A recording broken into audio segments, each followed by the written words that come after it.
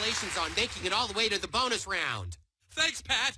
You've got some family here watching tonight. Yeah, they're all rooting for me. And I'm sure you have lots of friends watching back home. Yeah. Hi, everybody watching in South Park. That's us. Hey, Randy. That's us. Hey, Randy. Hey, good luck. Well, let's see if you can't make everyone proud. The category is people who annoy you. Okay. As always, we give you the letters R, T, S, L, and E. We just need 3 more consonants and a vowel. Okay, I'd like a B, an N, and a G. And the vowel? An O, please. Okay, well, looks like you're going to get a lot of help here. Category is people who annoy you. Audience, keep quiet, please.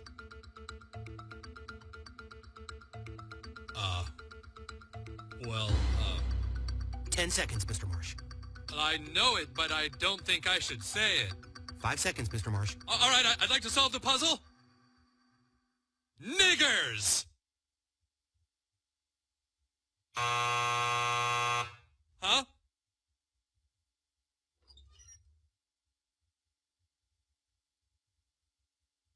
Oh. Ooh. Oh, naggers, of course. Naggers. Controversy we'll talk about after the break. Nice tease. We'll show you how ridiculous regular radio has become. We love being back on regular radio. I'm not going to lie to you, but it's so ridiculous. But there are certain aspects of it that are a bit frustrating. Everyone is talking about this Kramer thing today. Everybody. Yep. Everybody. The Daily News has KKK Kramer. KK Kramer, right? Yeah, it's KKK Kramer. Right.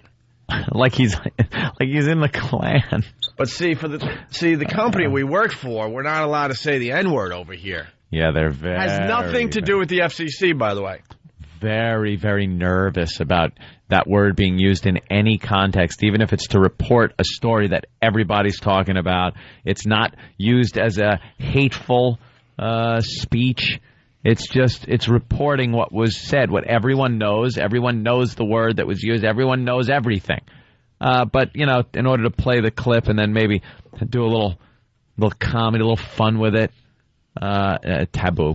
And the thing that's annoying is I guarantee you black hosts, and again, we've talked about not being allowed to say the N-word. Most times you don't need it, but in this case, it's legitimate to really need it to, you really need it to make the impact of the story. N-word. Yeah. And it's a real thing, and it really happened, and if it was a black host, they would allow it. This is purely a corporate thing, and it's not the FCC. Yeah, I got a message to Joel Hollander. You got to push back with these lawyers. You got to push back with these lawyers, or you're going to the business is going to be ruined. Yeah. Your own lawyers are effing up talk radio. They're dooming You it. want a show like ours that are going to talk about the topics of the day. This is one of the biggest stories. It's the lead story on all the morning shows this morning. It almost made the front page of the New York papers. It's on page 3.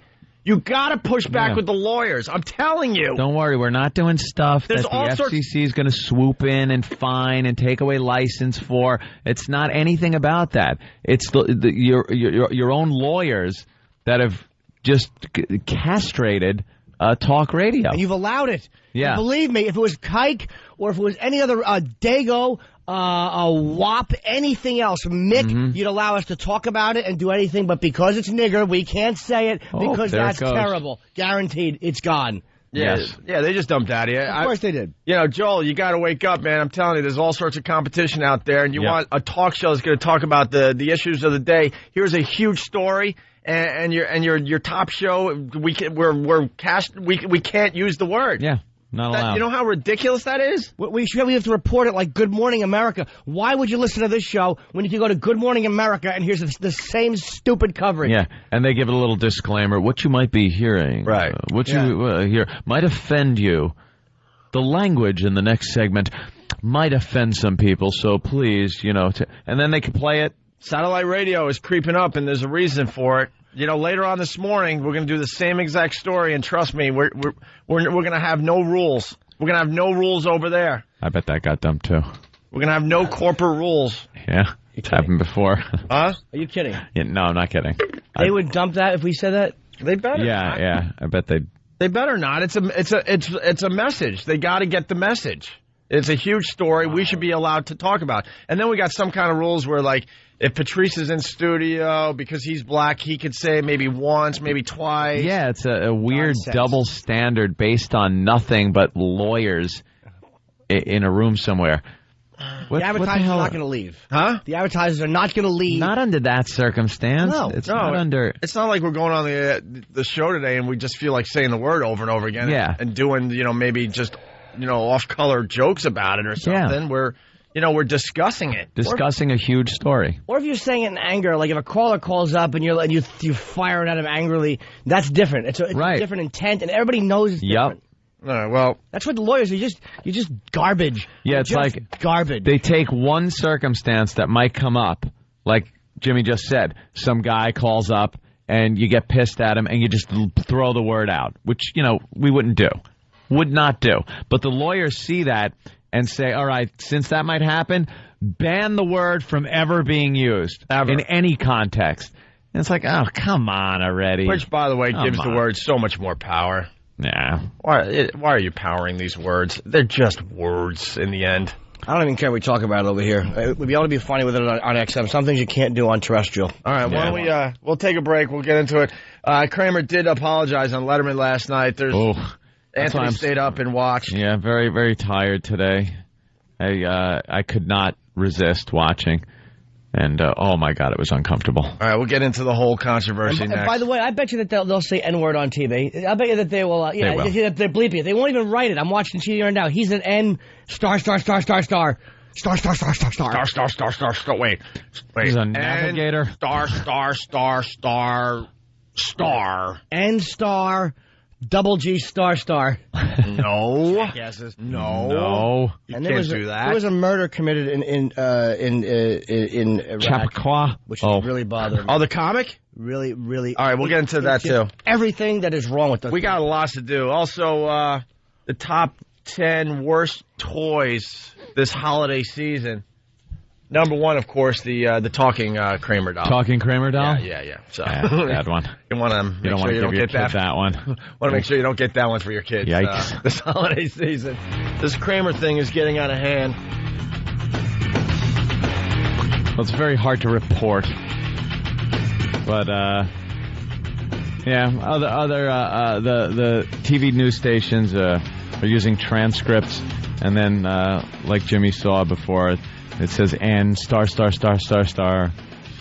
Did I get the right amount of stars? One more. And we got to use the N word. Star. Got to say the N word. You know what? We were saying, could we go to maybe the NI word? Can you say the NI word?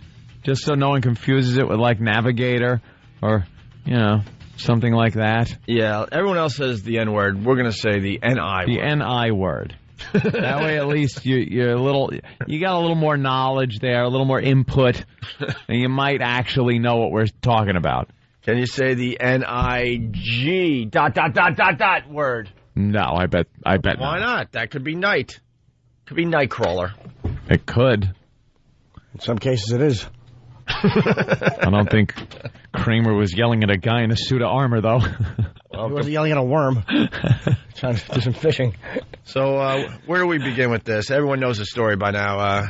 Oh, yeah. Mr. Richards there hasn't done much since Seinfeld. Season 7, by the way, available on DVD, just in time for the holiday. Just in time for all this hoopla. I got a thought about this. Jerry told Kramer to create some controversy to help the sales of the Season 7 DVD. You read message boards and blogs.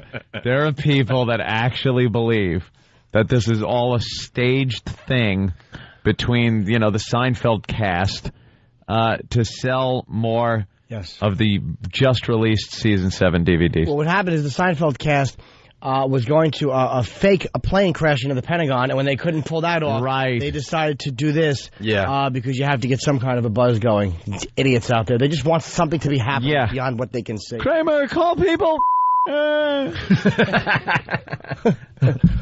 Who are these? And Elaine, you go after the... And I'm going to go after the... And Kramer, go after that.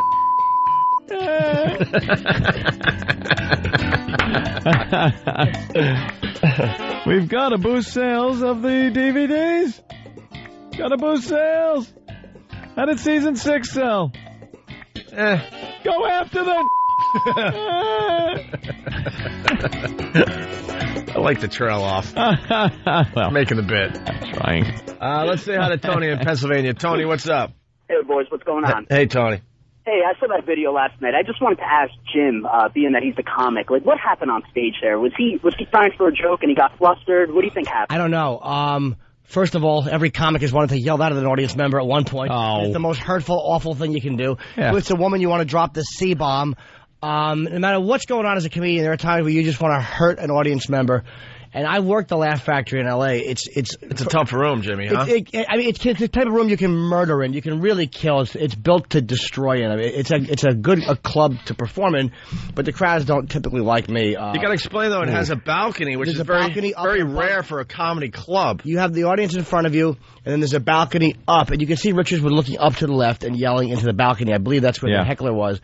It just seemed like he had nothing. Well, I don't know what was going on, though. What was the guy yelling? Was the guy saying the N-word himself? There were black guys. The guy going, yo, man, this nigga ain't funny. I said it. Get dump it. There's nothing I can do about it.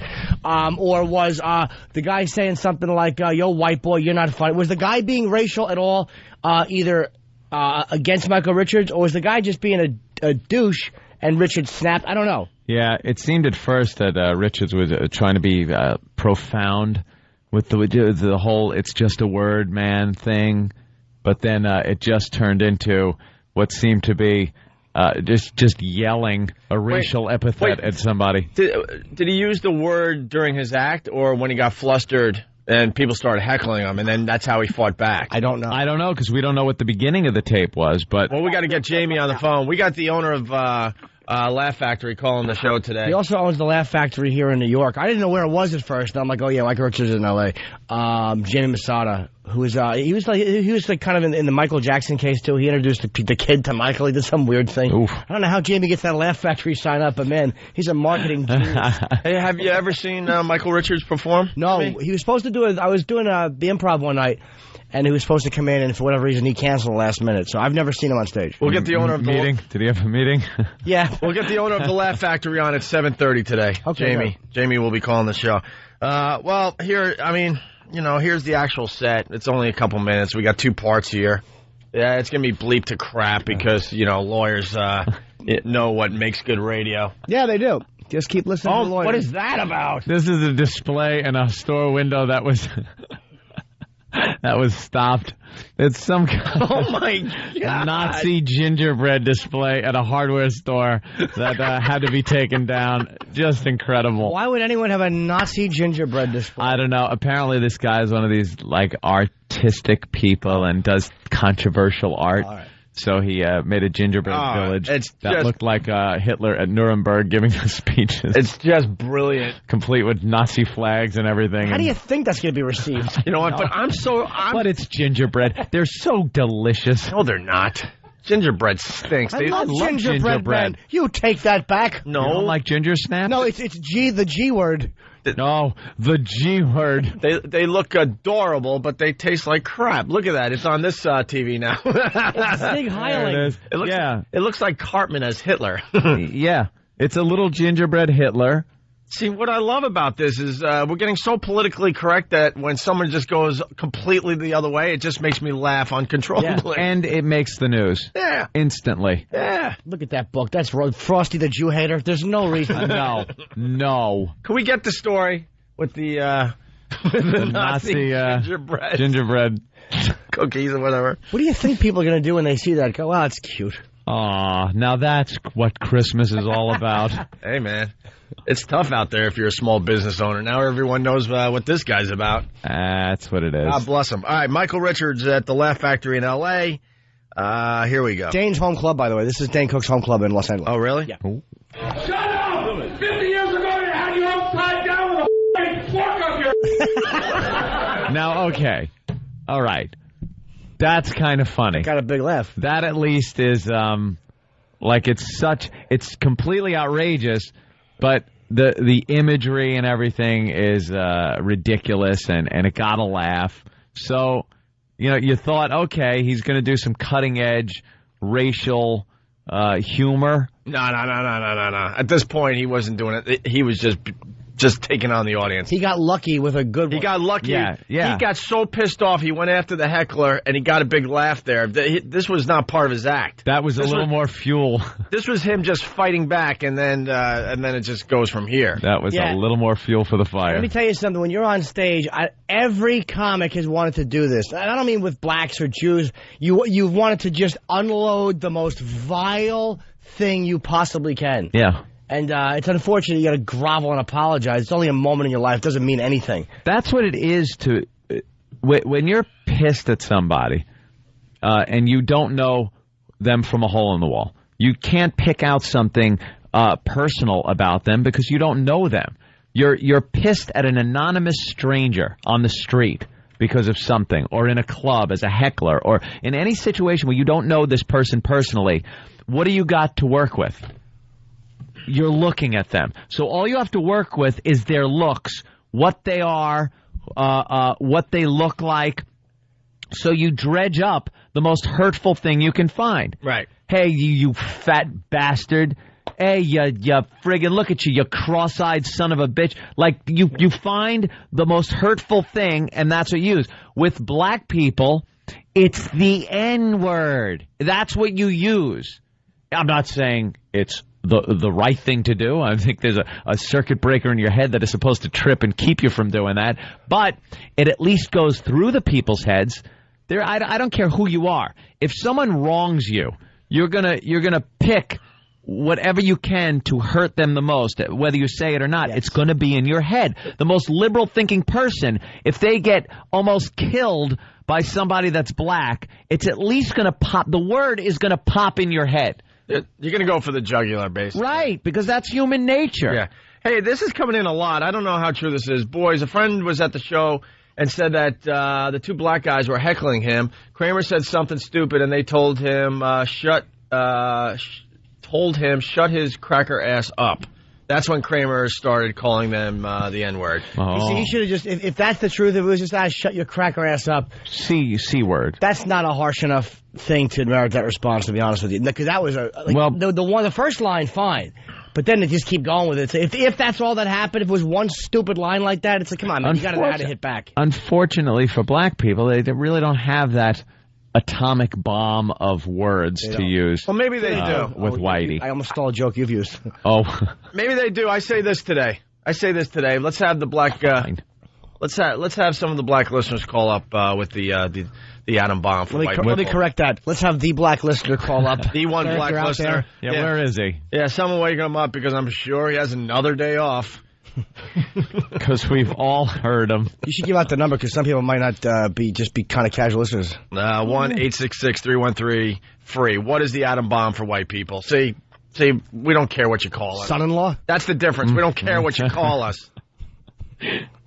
Yeah, we don't have any words that really are the big one. It's hard when you've been dominant. I guess that's what it is. I mean, I'm not saying white people haven't kind of brought on themselves, with me too, by abusing the word. It's not like it's an innocent word that white people are now victimized. We can't use it. Sorry, geez, so sorry to be white.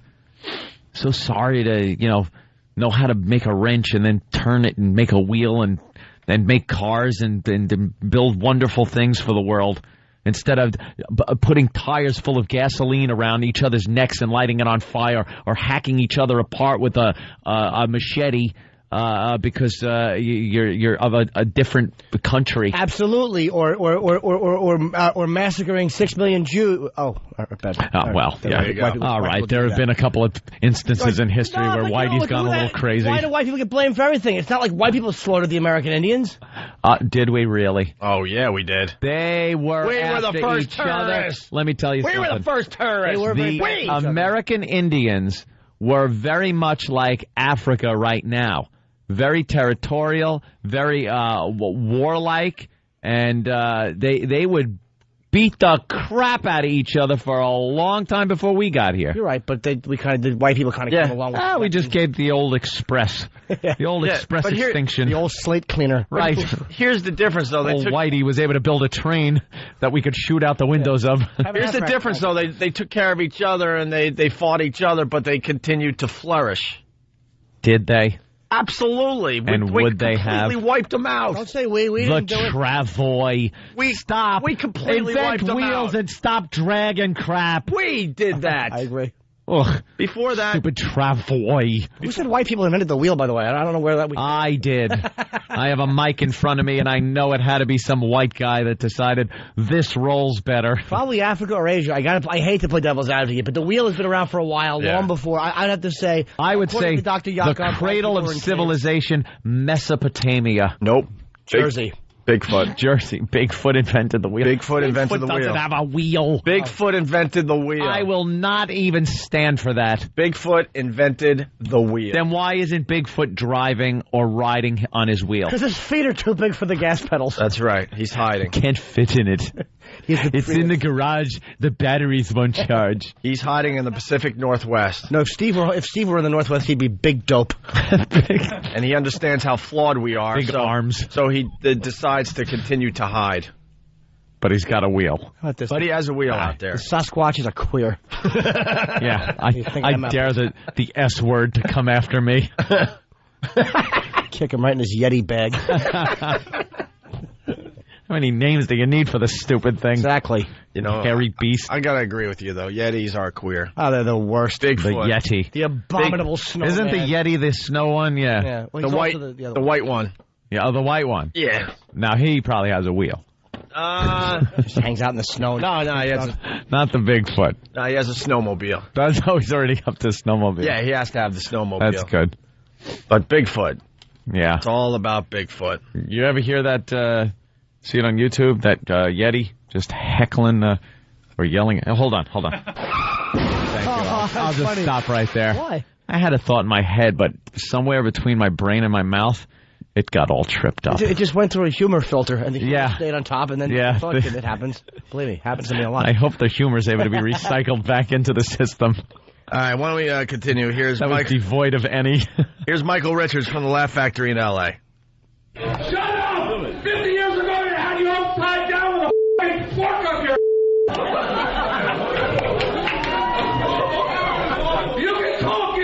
You can talk your brain now, mother. Rolls out. He's not. Oh my God.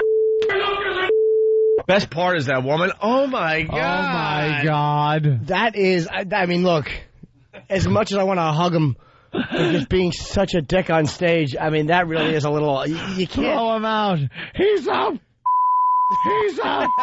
He's up. He forgot. Throw him out is what you say. The rest is what you think. Sometimes you have to have things that you just keep to your own self. Yeah, perhaps you just keep your mouth shut. Wow. No, it was interesting. He went on such a tirade that people got up and left.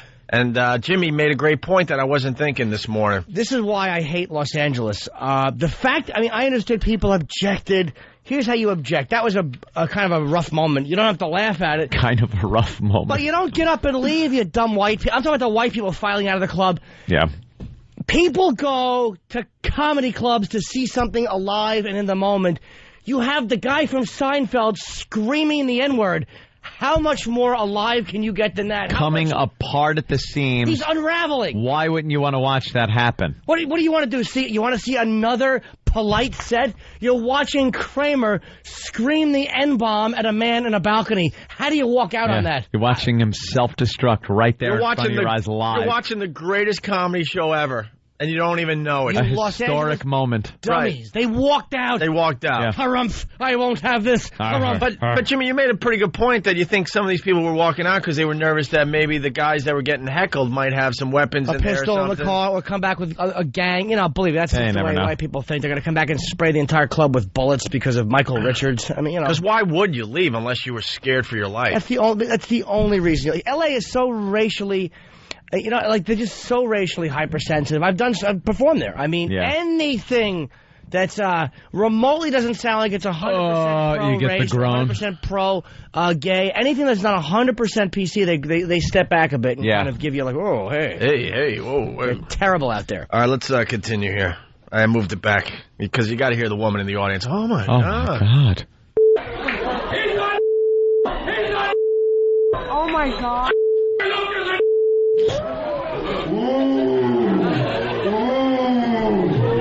All right, you see? It shocks you. It shocks you to see what's buried beneath your stupid mother.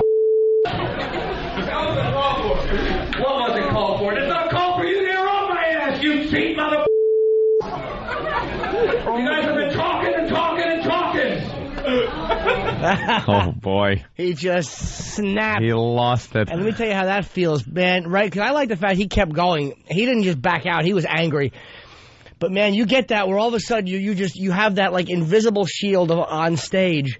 And then there comes a moment where all of a sudden you realize, I'm screaming. This is another human being who's, like, close enough to throw a ball at my face. There's really nothing in the way between us and them. And then the crowd turns on you, and that's where his anger came from. Oh, what? Oh, you want to bite their faces. Like, didn't you see what this scumbag did to cause me to yell at him? Yeah. And now you turn on me. You want to just bite the audience. Hey, how did the media get the tape?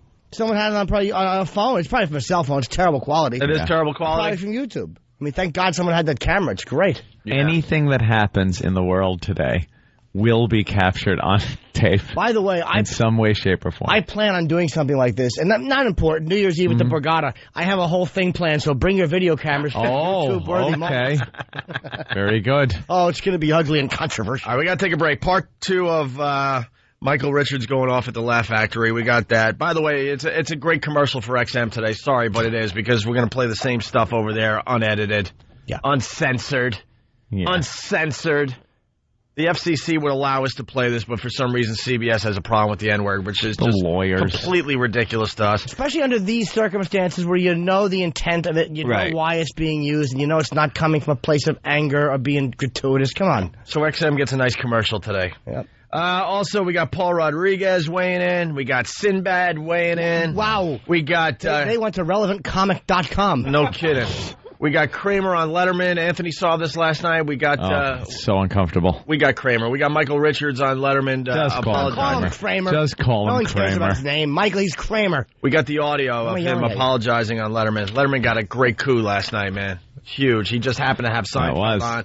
And they got the old satellite hookup, and they got Kramer on as well. Boy, do I love Seinfeld for that. Jerry thought it would be a good idea for Kramer to come on and apologize via satellite. Yeah. And he looked like he was in one of those MTV real-world confessionals. He's just kind of sitting there, and I'm trying to make sense of what he's saying, and he could not string together a cohesive thought. Yeah. It was just him babbling. He looked drugged out to me. I don't know. It might not have helped too much, and the audience was laughing. Dude, simple as this. If you're Kramer and you did that and now you got all this controversy and you're going to go on TV for the first time to apologize. Yeah. If I was Kramer, I would make sure I was as effed up as possible so people would go, oh, look, the poor guy. Obviously, the guy is in such a state. Obviously, he's got something going on. Right. We got to let him off the hook a little bit here. Look, he doesn't seem quite right. You wouldn't go on Letterman completely like normal. No. Especially since I had just defend this. I had just watched Seinfeld at 11. Yeah. And then Letterman came on at 11:30. They got to the whole thing a little after midnight. And I just watched the goofy, fun Kramer character on Seinfeld. So you're kind of like, I just want to remember the fun guy, not this guy who's he can't word the apology right. It's just really a wreck. My favorite Kramer episode was the one where he was at the Laugh Factory. That's my favorite Kramer episode. In the middle of the Kramer controversy, we got part 2 of his set. Actually, the set was probably a half hour or so, I would assume. I don't know what he does there material-wise. We only got where he went off and just got nuts. Here's the second segment. Yes, I was just waiting for it to queue up. Wait a minute, where's he going?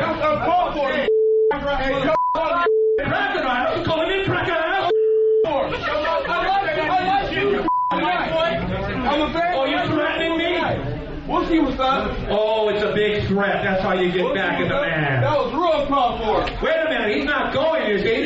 You're just not funny. That's why you reset. Never had no show. Never had no movie. Seinfeld, that's it. Oh, I guess you got me there. You're absolutely. You know, when you say, I guess you got me there. He got you. He got you there. Gotcha.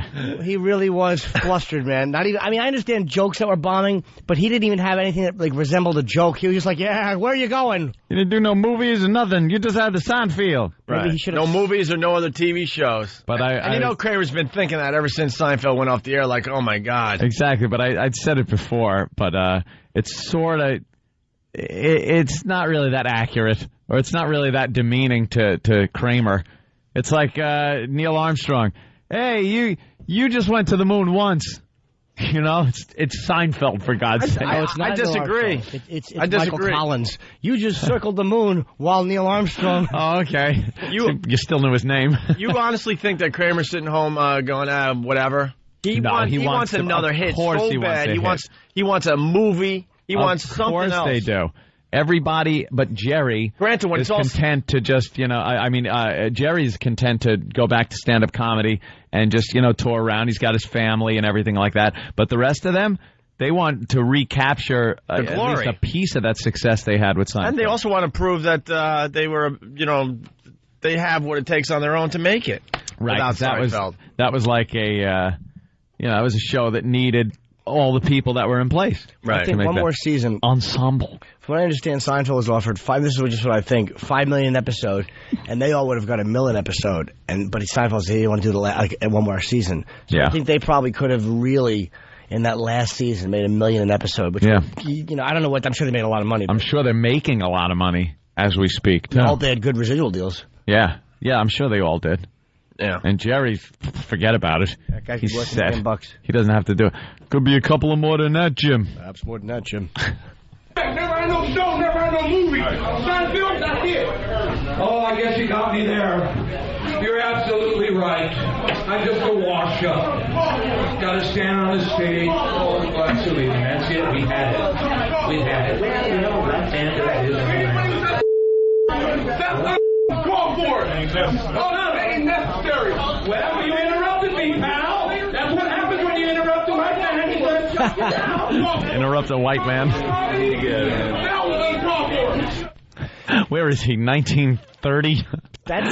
That sounds to me like, man, the guy was probably being a dick as a heckler, but the guy seemed so incensed that the racial stuff got thrown out there. That seems like just from what I'm hearing, it sounds like Michael Richards just fired that out of it. I would love to know what was said beforehand, because it is odd that he would just throw the racial stuff out. I don't know the guy from a hole in the wall. Could be the biggest racist ever on the face of the earth. Well, I don't know.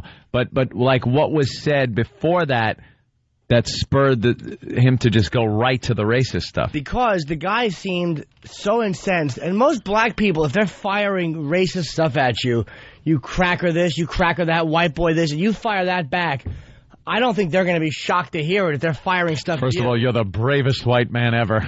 Because if they're calling me cracker and whitey, I'm in the wrong neighborhood and I'm running. Well, yeah, I'm running for my life. But you know what I'm saying? They kind of would expect some kind of a racial response. Yeah. If somebody was hitting you racially, they're not going to be shocked that you hit them back. And that guy seemed really outraged that he had gone there.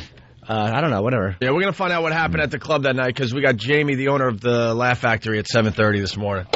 It is all over. Yeah, of course. I mean, I'm looking every TV I look at in this studio.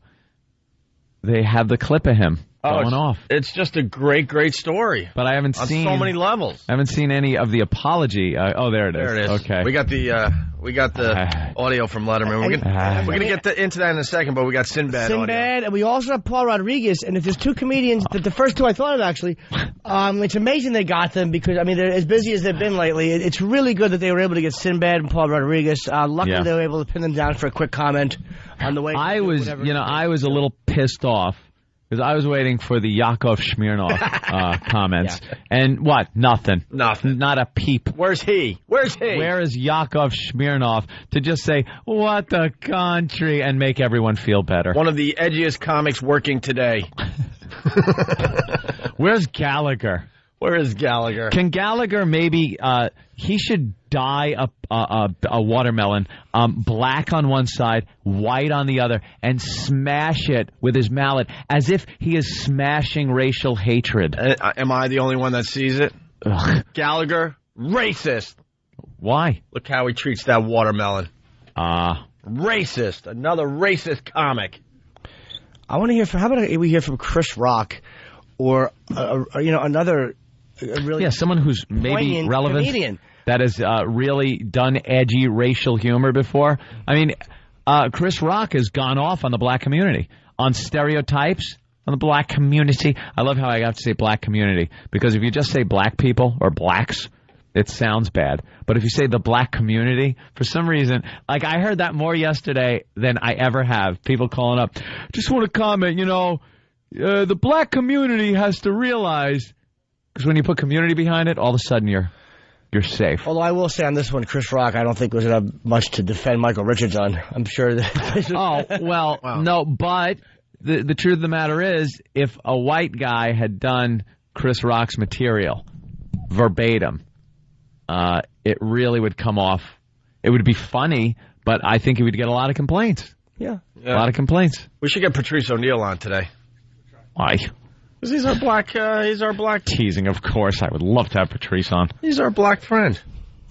Yeah, does comedy. that's so it. Kind of helps today.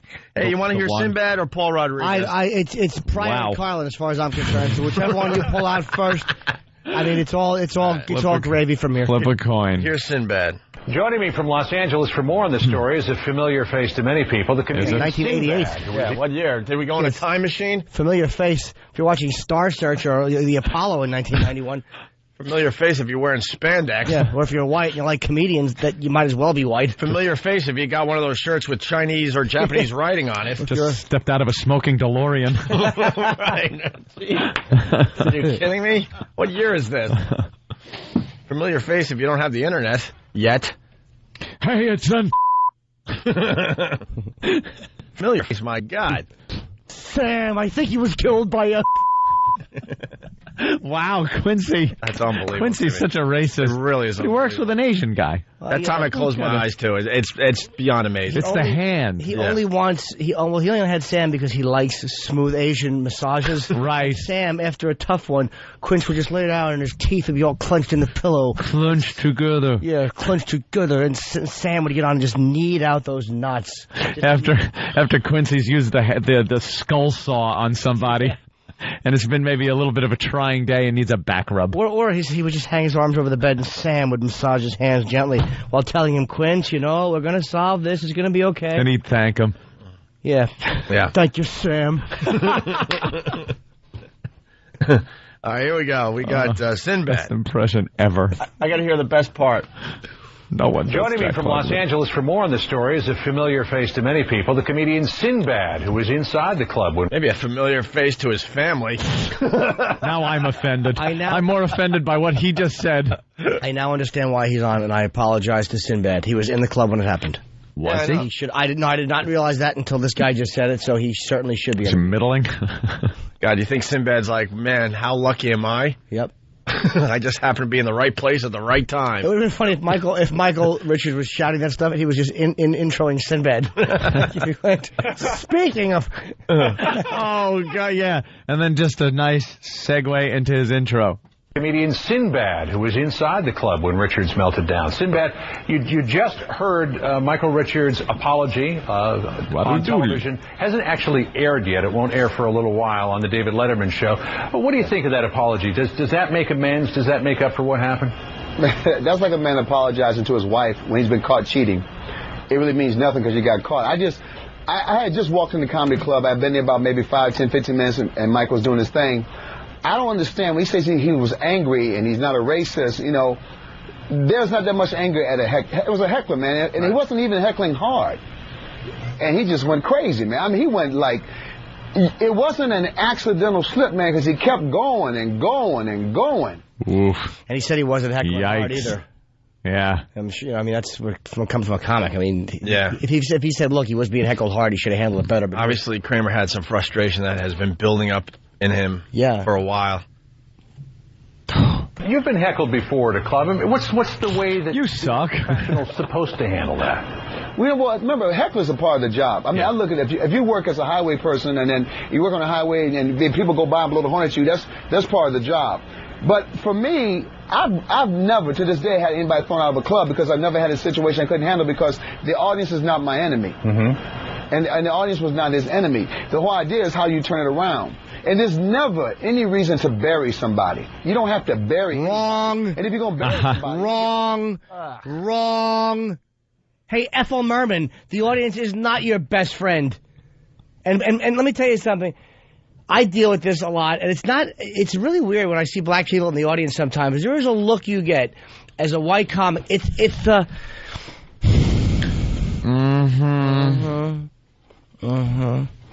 No one's saying anything. You don't address it because the guy's not being rude to you. Yeah. No one's yelling at you, and the audience can't see it. But as a performer, you can. Well, see what's it. that about? Is that black people don't want to give you the respect? I don't know if it's that or if it's just your humor's just not hitting them, or I really don't know. I've noticed it consistently throughout my career. Maybe it's just me. It's really interesting you say that because when you played Helium down there in Philly, I was in the back row watching black people watch you, and they wouldn't give you nothing. No, of course not. And the whole crowd was dying, and I'm like, and I remember thinking to myself, what's that really about? Do they think Jimmy's not funny, or they don't want to laugh at a white comic? Like, what is that? There's something pretty deep happening right in front of me here. Black people, and again, that could just be one set, but I've noticed it for years, and it seems like black audience members with a white comic are more comfortable when you have a certain vibe.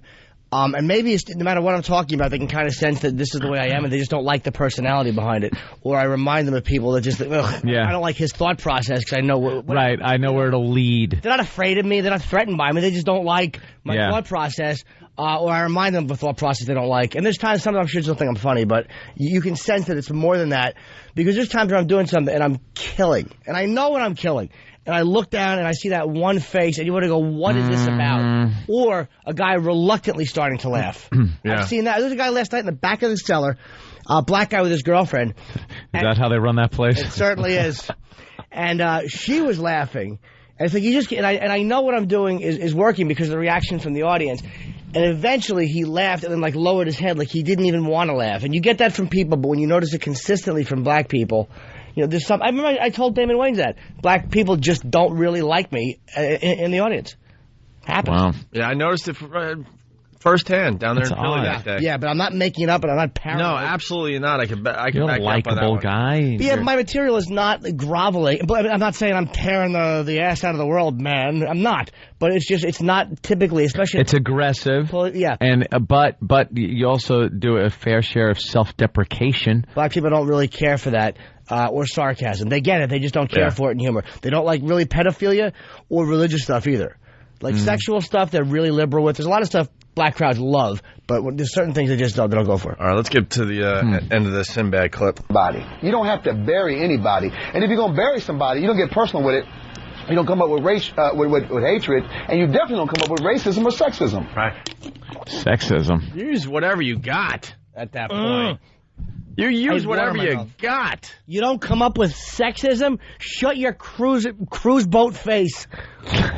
Shut up, boat act. God, does he annoy me. You don't come up with sex. I could see saying that was uncalled for. It was. But you don't come up with sexism? Should you call somebody a duty face and then smile at them with your tucked-in stupid satin shirt? Let me tell you something. If there was a party of women at a table and they were yapping during Sinbad's set, you don't think he'd turn around and make some kind of a woman joke about that table? Turn around and talk about, you know, or a bachelorette party is sitting there and he's just going to ignore the fact that it's a table full of women talking and not address them as women and make it fun by joking about something involving women? Of course you are. That's your ammo. That's what you got right there. Well, he's a boat act now. He's very family friendly, so I don't know. It annoys me. I agree with him at first, but that you don't ever bury somebody. Really? You don't, stupid? I wish it was the Andrea Doria. All right, Sinbad goes on. Bug me. Let me ask you this question, because, we dance around the N-word all the time. Paul Rodriguez, who was on the bill as well, fellow comedian of yours, said today in this press conference, anytime the N-word comes out of a white person's mouth, they've got some explaining to do. They better have a good reason. He said splaining, by the way. Go F yourself. By the way. Explain anything. Paul Rodriguez said, you got some splaining to do. He ripped off Ricky Ricardo. But in that sense, Rodriguez is right. I mean, you do have to justify it. You better have a reason for it coming out. Look, it's like in a perfect world, everyone can say everything, but there's better be a good reason. It's just the way it is. There's a huge double standard, and you got to deal with it. So, if you blurt it out in hate, you're going to have to pay the price. It's just the way it is. If you blurt it out in something hysterically funny, in a creative way, if it's used in humor like that, no problem with it. Why the hell can some comics get away with it and others not? When I've seen, how many black comics have you seen do the, hey, I'm the white guy, where they do the white guy voice? Well, look at me, I'm cutting the lawn, dear. That's fair game. By the way. It is, but if you get up there and go, Lordy, Lord, I've eaten my watermelon, and do a stereotypical, like a black guy, there's going to be a problem. Once again, devil's advocate, but we do have to acknowledge that for a long time, black people weren't even allowed to play black people. But I mean, sometimes there are things that are a reaction to a lot of behavior. And I can understand that. Like, look, they had to have white people with blackface. They wouldn't allow black people to act. I mean, it's like, I kind of understand it to some degree. Just too much time has gone by. Please. There's not one person. There's not one person that was alive at that time. Come on. Well, there are some. Oh, but they're old and crotchety. Over the age of they're old people. 40. Yeah, once thank God, because you do reach a certain age where everything disappears. Passion, lust, love, racism, where you just become old and crotchety. Doesn't matter what color you are or anything. You're just a doddering old fool. You don't even look your color anymore when you get old. So it doesn't matter. White people, you all turn kind of gray. You're at the home with the black guy. You're all going in your diaper together. Yeah. That's all. You finally, right before you check out of this planet, you finally get along with everybody. That's right. Hey, let's get to the end of this Sinbad clip here. Please. We got to get Jamie, the owner of the Laugh Factory, on. We got Patrice O'Neill calling in. We got Kramer's apology on Letterman. Got some explaining to do. They better have a good reason for it. Yet black comedians throw it around all the time. But where's the line there? Try to help us out here. Here's the line, man. First of all, we talk about family. Let's face it, the N-word, we call it the N-word now like people don't use it. Right. What's happening now in society, there's a friendly version of the N-word, which was, and then I guess the mean version is supposed to be. Oh, boy. To me, there is no friendly version. This is the problem. There is no time that word was friendly. There was no time in life that word was ever friendly. That's probably one of the most vile words that's ever been put on a race of people. Talk to your own people, then. Beginning of this civilization, this country. Well, black people didn't invent the word. I got it, But address the rappers that use it constantly. But they have no problem using it in a fun way. Guys, I'll say one thing, though. Sinbad, I never was that type of an act. And Cosby, he's a guy that has been speaking out against it and finds it reprehensible. Yeah, there are plenty of people that speak out against it. Plenty of black guys that speak out against it. But, I mean, come on. The multitude of black guys just hanging out. I'm not even talking famous people. Just people hanging out. Go uptown. You'll hear that being thrown around like crazy, just in conversation. They use it like the word "the." Yeah, it's just so how can you then make it a big thing where you can't use it in any context? It's very few words, I think, have that double standard. But I look, I don't really mind it that much with this one because it's very. You dating a black chick? No, man. But this is a very rare occasion you're going to actually legitimately need to use it, and it's like. It's kind of hard as a white guy to go, my rights are being stifled. They're really not. I mean, but when we're discussing it like a news story, that annoys me that we can't use it. But aside from that, it's like, what else do you want to use it aside from, when you're being, sexual with a girl or, or someone doesn't, get your food fast enough. That is legitimate. But, I mean, there's very few places to use it. Why don't we have any black guys that we can talk to? We got Patrice. We don't know any. Where's Patrice? He's on hold. We got to take a break, though. We have to. We're really late. And then we'll get Jamie from the Laugh Factory on. Yeah, I want to hear Patrice's opinion on this. Yes. He's slightly racially opinionated. All right. Slightly. Patrice O'Neill, what's up, buddy? Good morning, sir. How are you? There he is. What up? Patrice, I'm sure you've been up all night following this breaking story. Right. I ain't been up all night. thought I was getting stalked this morning. I got to call him. Hey, you know what? I got to tell you, man, CNN gets Sinbad and we get Patrice O'Neal. Yep. Well, they said, you know how Sinbad, Hammer Pants always has a good... At least we got a black guy. Well, Sinbad, don't say that. Come on. He's more white than black, Patrice. Come on. The guy's got freckles. Hey, look, man. First of all, about Cosmo, I'm old enough to follow him from Friday. He's one of these conceptual Andy Kaufman type dudes. Yeah. So when I saw the video, I thought at first, he was just doing some old weird, I only understand what I'm doing stuff. You know what I mean? I didn't think he was racist until he apologized. Until he's like, I'm sorry, because sometimes I have Tourette's racism and I didn't mean it and I just lose it. So I said, you idiot. Now, okay, and then you see he was on Letterman last night, which means last night he had 5 red dots on his forehead because Jerry sent out some hitmen because season 7 is coming out on DVD like in a couple of days. Yep. And he better hope all the guilty white people who's not going to buy season 7 is replaced by black people who think this is hilarious. It's funny to me. You know what? You bring up a great point, though. His apology was so bad. It was one of the worst apologies I've ever seen for anything like this. He was apologizing for being a racist. Yeah, and then he said he wasn't a racist, but then he said he's got his own problems. And then he said Afro-Americans, like he used a term from 1975. Was he eulogizing X? What's the matter with him? Yeah. Afro-Americans. All I'm going to do is picture him sliding through the door going, Jerry Coon. Jerry. I want to apologize to the Negroes, Jerry. How do I do it? We'll get you on Letterman.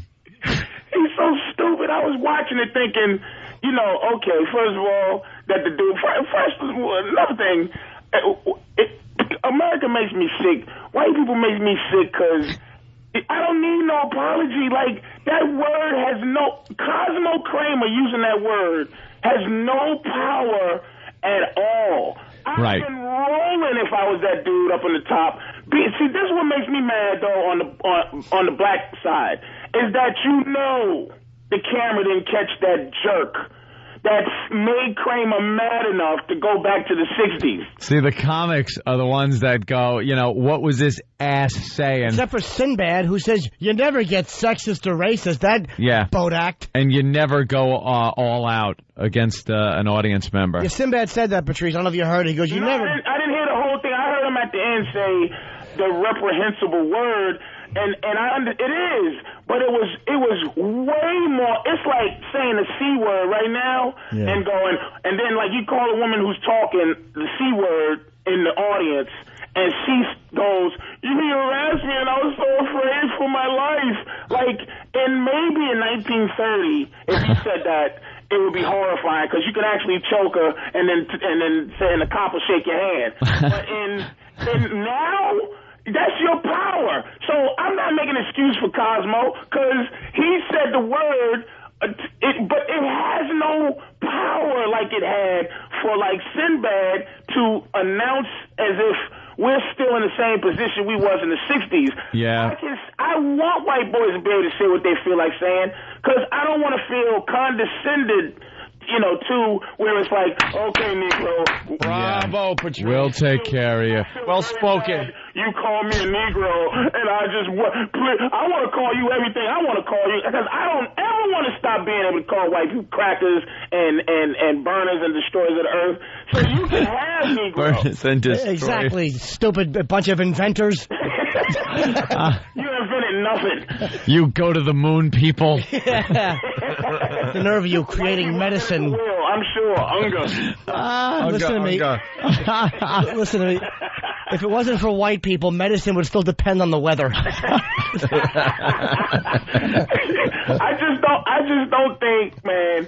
I didn't think he was a racist till he apologized. The apology was worse than what he did. Because he's a crazy type dude. If you ever watched that show Friday back in the day, yeah, he's out of his mind type of guy. He did all that. It was a weird character he used to do, and then he would just do, like you said, this conceptual stuff. So, but I don't think that's what this was. Nope. He became a regular. He really blew it, man, because his whole life has been set up to be this dude who wasn't attached. When I used to see him interviewed as a regular dude, he'd be like, and you go, all right, this dude's out of his mind. But last night on Seinfeld, who called and made him apologize, by the way? Somebody had a bullet to his, he was going to get killed last night if he didn't say get on there. Yeah, I think Jerry was going to be on Letterman anyway, right? Yeah, Jerry was on Letterman. Yeah, and he decided, you know something, let me get this idiot out of trouble. Wait, do we have the apology on tape? Yeah, why don't we get into that? You want that with Patrice on the line? So I would like to hear what his. Yeah, no problem. Stay right there, Patrice. Here's Kramer on Letterman last night. We have him live via satellite from Los Angeles. All right, this should be Michael Richards. Michael, are you there? Yeah, I'm right here. Hi, Michael. Welcome to the show. Hello, hi. How you doing? I'm not doing too good. Yeah. Why don't you explain exactly what happened for the folks who may not know? I lost my temper on stage. I was at a comedy club trying to do my act, and I got heckled, and I took it badly and went into a rage, and said some pretty nasty things to some Afro-Americans. Trash. This guy's a scream. Oh, all I wanted was for him to bring me a mint julep. A mint julep. Afro-American julep. Said some pretty nasty things to some colored people, Jerry. And you see the audience, colored people. You see the audience laughing? Because the audience is laughing. They don't understand that Kramer is a character. This is the slide through the door guy, Kramer guy. They can't understand that this is actually Michael Richards. They think they're seeing Kramer still. He's going to do something like they're laughing, waiting for him to do something weird. Right. Like, and then ring just went off, Jerry. Right. Like they're waiting for him to do that. So they're kind of nervously laughing, waiting. Bunch of dopes in the audience. They don't realize that he's a different guy. He's not that guy that lives across from Jerry Seinfeld. They can't separate the two. Do you hear him, though? He sounds like one of those hostage videos, man. Oh, yeah, and he looked like one. He was squirming in his seat. He couldn't put a sentence together without a big gap.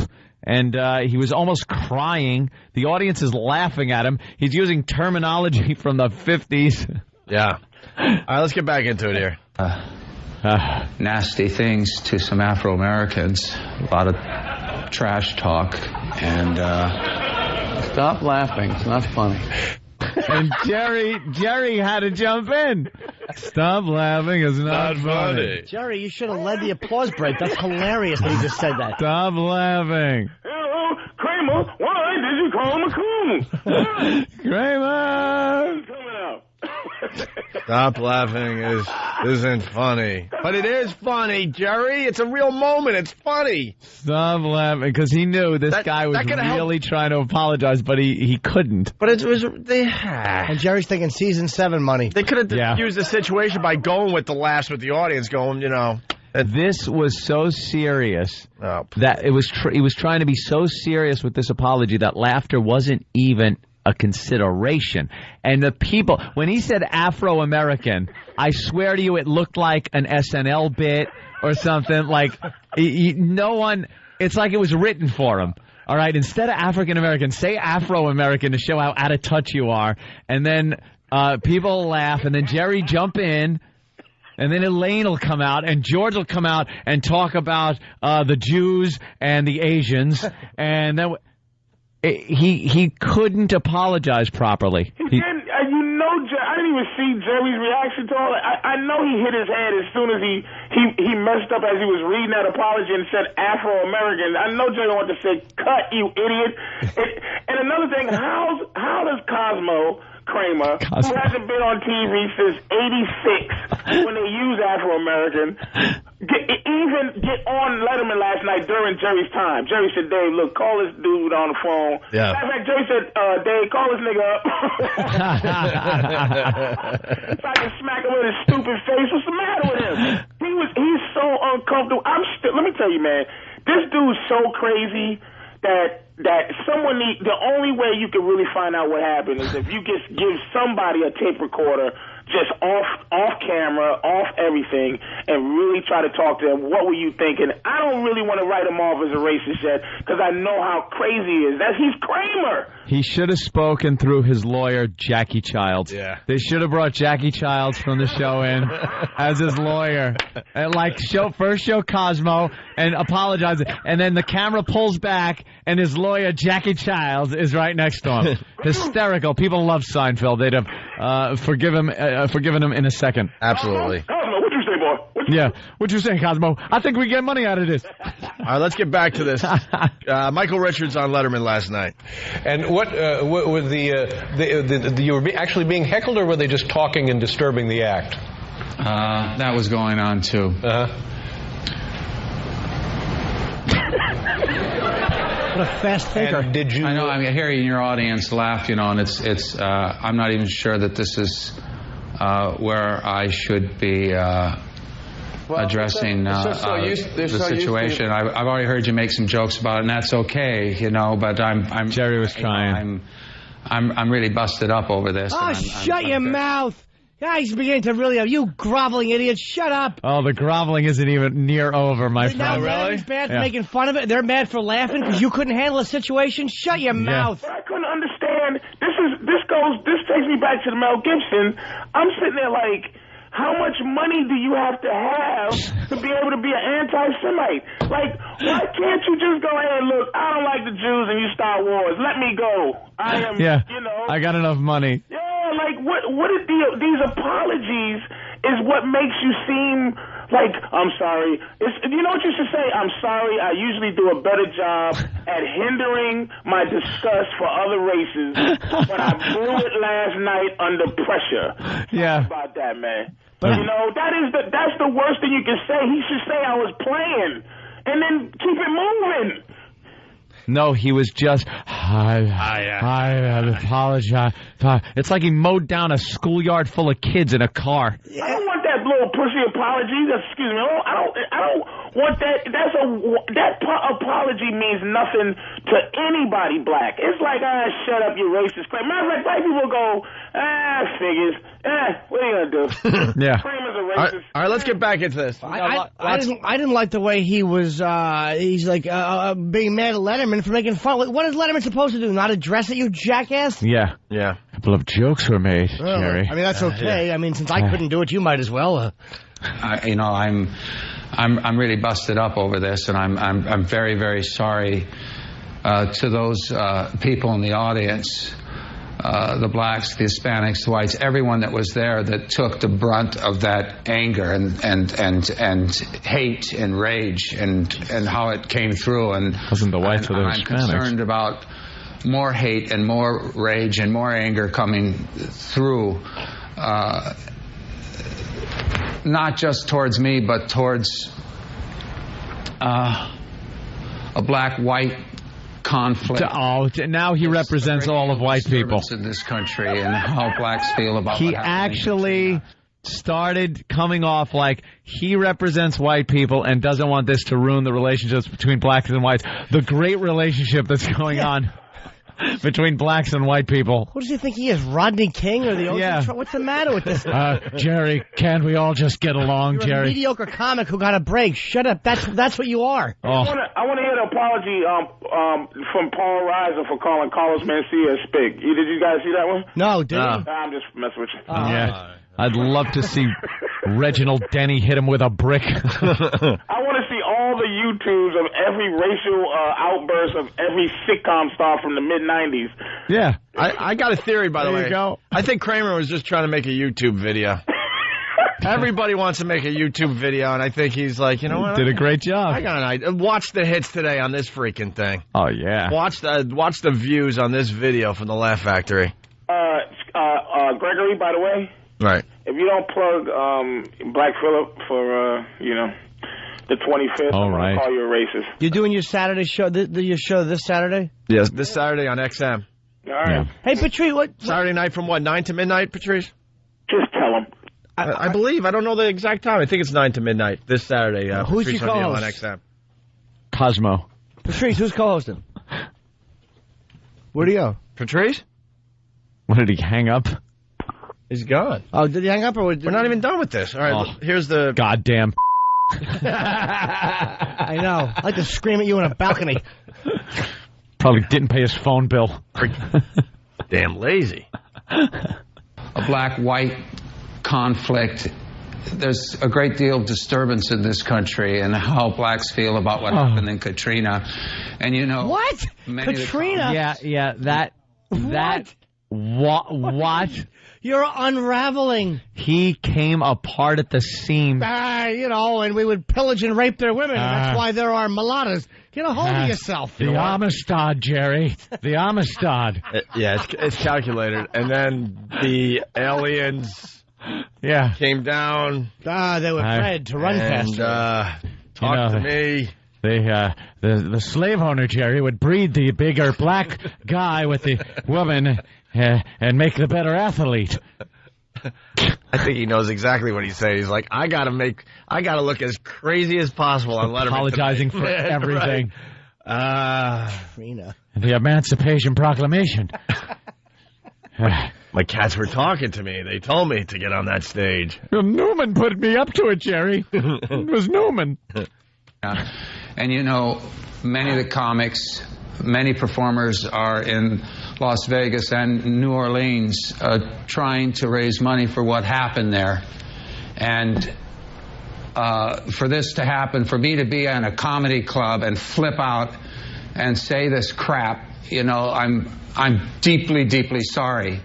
Oh, how much more sorry? God, did he annoy me with that? Wow. How about just like, look, man, I got really angry. I screwed up. I apologize. It was rather tasteless and stupid. You know, it's not the way I feel. But yeah, I was trying to handle it. Genuine. Trying to handle it in a certain way where it was going to be irreverent and a little, you know, a commentary on words, and it really came out the wrong way and looked bad. And, you know, sorry about that, but it happens. You know, you're flying by the seat of your pants up there, and you get aggravated, and, yeah. All right, well, we got more of the apologies I from just Letterman. apologized for him. Emmett Till, Medgar Rivers. Not Dr. King. We didn't Martin Luther King, Jerry, on the balcony. I don't know what to do about that, but I apologize. Really bugs me. Just addresses Jerry for everything. Right. Yeah, of course. I want to apologize for that last statement, Jerry. Jerry. Nazis, Jerry. He also sounds a little bit like Dr. Bellows. I was Major Nelson. I saw there was a woman here a minute ago, and then I came in. But Major Nelson was here, and then, I apologized. He was always so confused. That's how Kramer was last night, like Dr. Bellows, after he saw, like, a car disappear in front of his eyes. Right. Saw Major Nelson flying. But Major Nelson was flying, and the black people, Jerry. So we got Patrice O'Neill back on the line here. This Kramer thing is just taking over the show today. It's a huge story. Did you hang up on us? Oh, hold on a minute. I tried to get y'all before. Would you hang up on us? Yeah, what happened? I tried to hang up on y'all before you said people say you gotta go. We weren't even close to that. Hey, but listen. No, your phone card ran out. And here's the thing, I heard all three of you immediately. This is why thank you for letting everyone. Every white person is racist. This is why it's a good thing that Cosmo Kramer, because the first thing Opie goes is, he's lazy. And then Anthony goes, his phone probably got cut off. And then Norton goes, I like to talk to him on a balcony.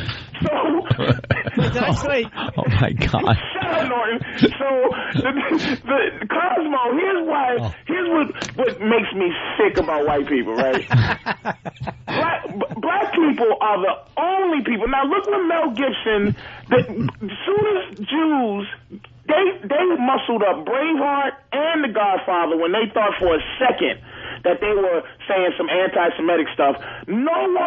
But white people are the only people that are in charge of black people's upsetness about the word, the N-word. Now you got black people saying the N-word. We are comfortable saying the word nigger. We're comfortable with it. We live with it. It doesn't mean anything to us anymore. And some people take that as some type of, oh my God, this is horrifying. But some people like me go, white boy, say what you want to say, man. I'm better than you and better than your stupid words. But white people, racism is a war between soft white people and racist white people. Yes, white guilt. Norton taught me about white guilt over the years. That's right. How we shouldn't have it. We have to keep fighting because they're getting. Oh. That's not what I meant. Hey, can we go back to the Kramer audio from Letterman? Patrice just said something that made me, I forget what I was going to ask you, Patrice. Yeah. You raised a good point. All right, let's get back to the audio. It'll come to you, Jimmy. Kramer on Letterman last night. We're almost done here. Michael, let me interrupt here for a second and ask a question about had the people doing the heckling or the people who were not paying attention, had they been white or Caucasian or any other race, what would have been the nature of your response then? It may have happened. You know, I'm a performer. I push the envelope. I work in a very uncontrolled manner on stage. I do a lot of free association and spontaneous. I go into character. I don't know, in view of the situation and the act going where it was going, I don't know. The rage did go all over the place. It went to everybody in the room. But you can't, I don't. Everyone in the room. Blacks could feel I'm not a racist. That's what's so insane about this. Oh, and yet it's said. It comes through. It fires out of me, and even now in the passion and that's here as I he's just lost it. Confront myself.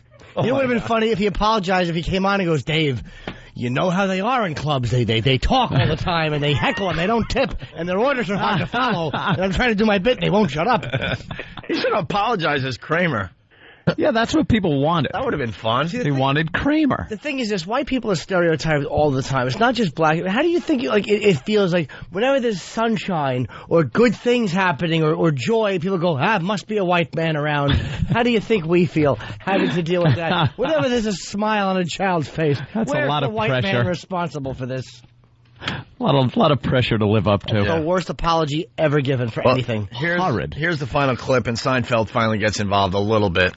When you say I'm not a racist, too, when you have to, blurt that out, that's a little rough. You probably are. Who cares if Cosmo's a racist? Agreed. Who cares? Exactly. Yeah, no one gives a crap in the end. He's just trying to, save his reputation so he gets some more projects. It's like no one is surprised except for white people who live in their goofy little lie that none of you are racist. All of you are. Hold on, but you are too, Patrice. I thank God. All right. I have finally made it where I want to be called a racist. That makes me feel like it's all equal. I believe everyone's a bit racist and everyone's a bit hypocritical. I'm not a racist. I just find blacks to be less enjoyable than my white friends. Yeah, and people get confused. They don't think black people could be racist. No. I pray that one day we can really be, because I'm ready to. You're ready to go? I'm ready to the forefront, baby. I think once it's all accepted, we'll get along like never before. The first thing I'm going to do is hang all three of you up upside down and beat the bottom of your feet with something hard. Wow. I know, our perfect pink feet. Hey, I've been writing it down. I'm ready. All right. Yeah, Patrice has a list he's got to get to. I'm ready, baby. And he doesn't even want to do that to hurt us. It's just a sexual thing for him. Maybe you can hang us on a swing in your bedroom, creep. My fault. I didn't finish, and also I want to tickle you. All right, let's get into the last clip here. Seinfeld getting involved near the end. And having apologized, is there much more you can do, much more you would like to do? You should have done a I just plug. have to do personal work.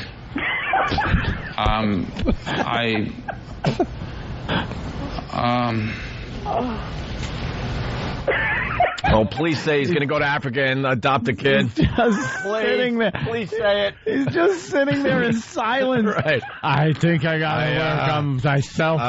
This is what you're going to... rehab! I'm going into rehab! Clear...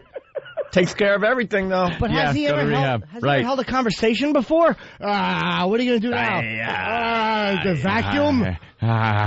he could have got out of that because he could lie about the context of the video. He could say we was all doing eyes or something. It was a half of a tape that he qualified by saying that he did what they're saying he did. He should have said, look, man, I didn't lose it. You know how I am. I'm nutty. That's why I am Kramer. That's how I got the part.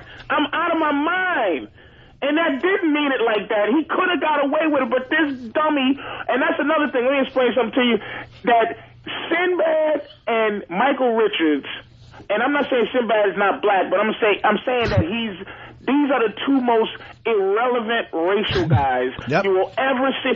Neither one of them have ever talked about race in their life in public. Now they're in charge of this situation. And Dave Letterman, and none of these guys, Jerry Seinfeld, none of these guys talk about race, and they putting pressure on Kramer for what? To give money to some black cause, to the NWA?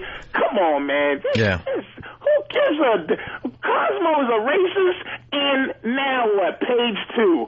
What's next? Yeah. All right, here we go. I'm still reeling from this. It's just been a few days. I don't know yet. Jerry, is there anything you want to say to Michael here? I know Michael many years, and I know how he works on stage, and none of that justifies what happened. But I've been talking to him today, and he's someone that I love, and I know how shattered he is about this, and he deserves a chance. That's why I wanted him to come on. He deserves a chance to apologize, and that's all he wanted. And thank you for letting us. Oh, my pleasure.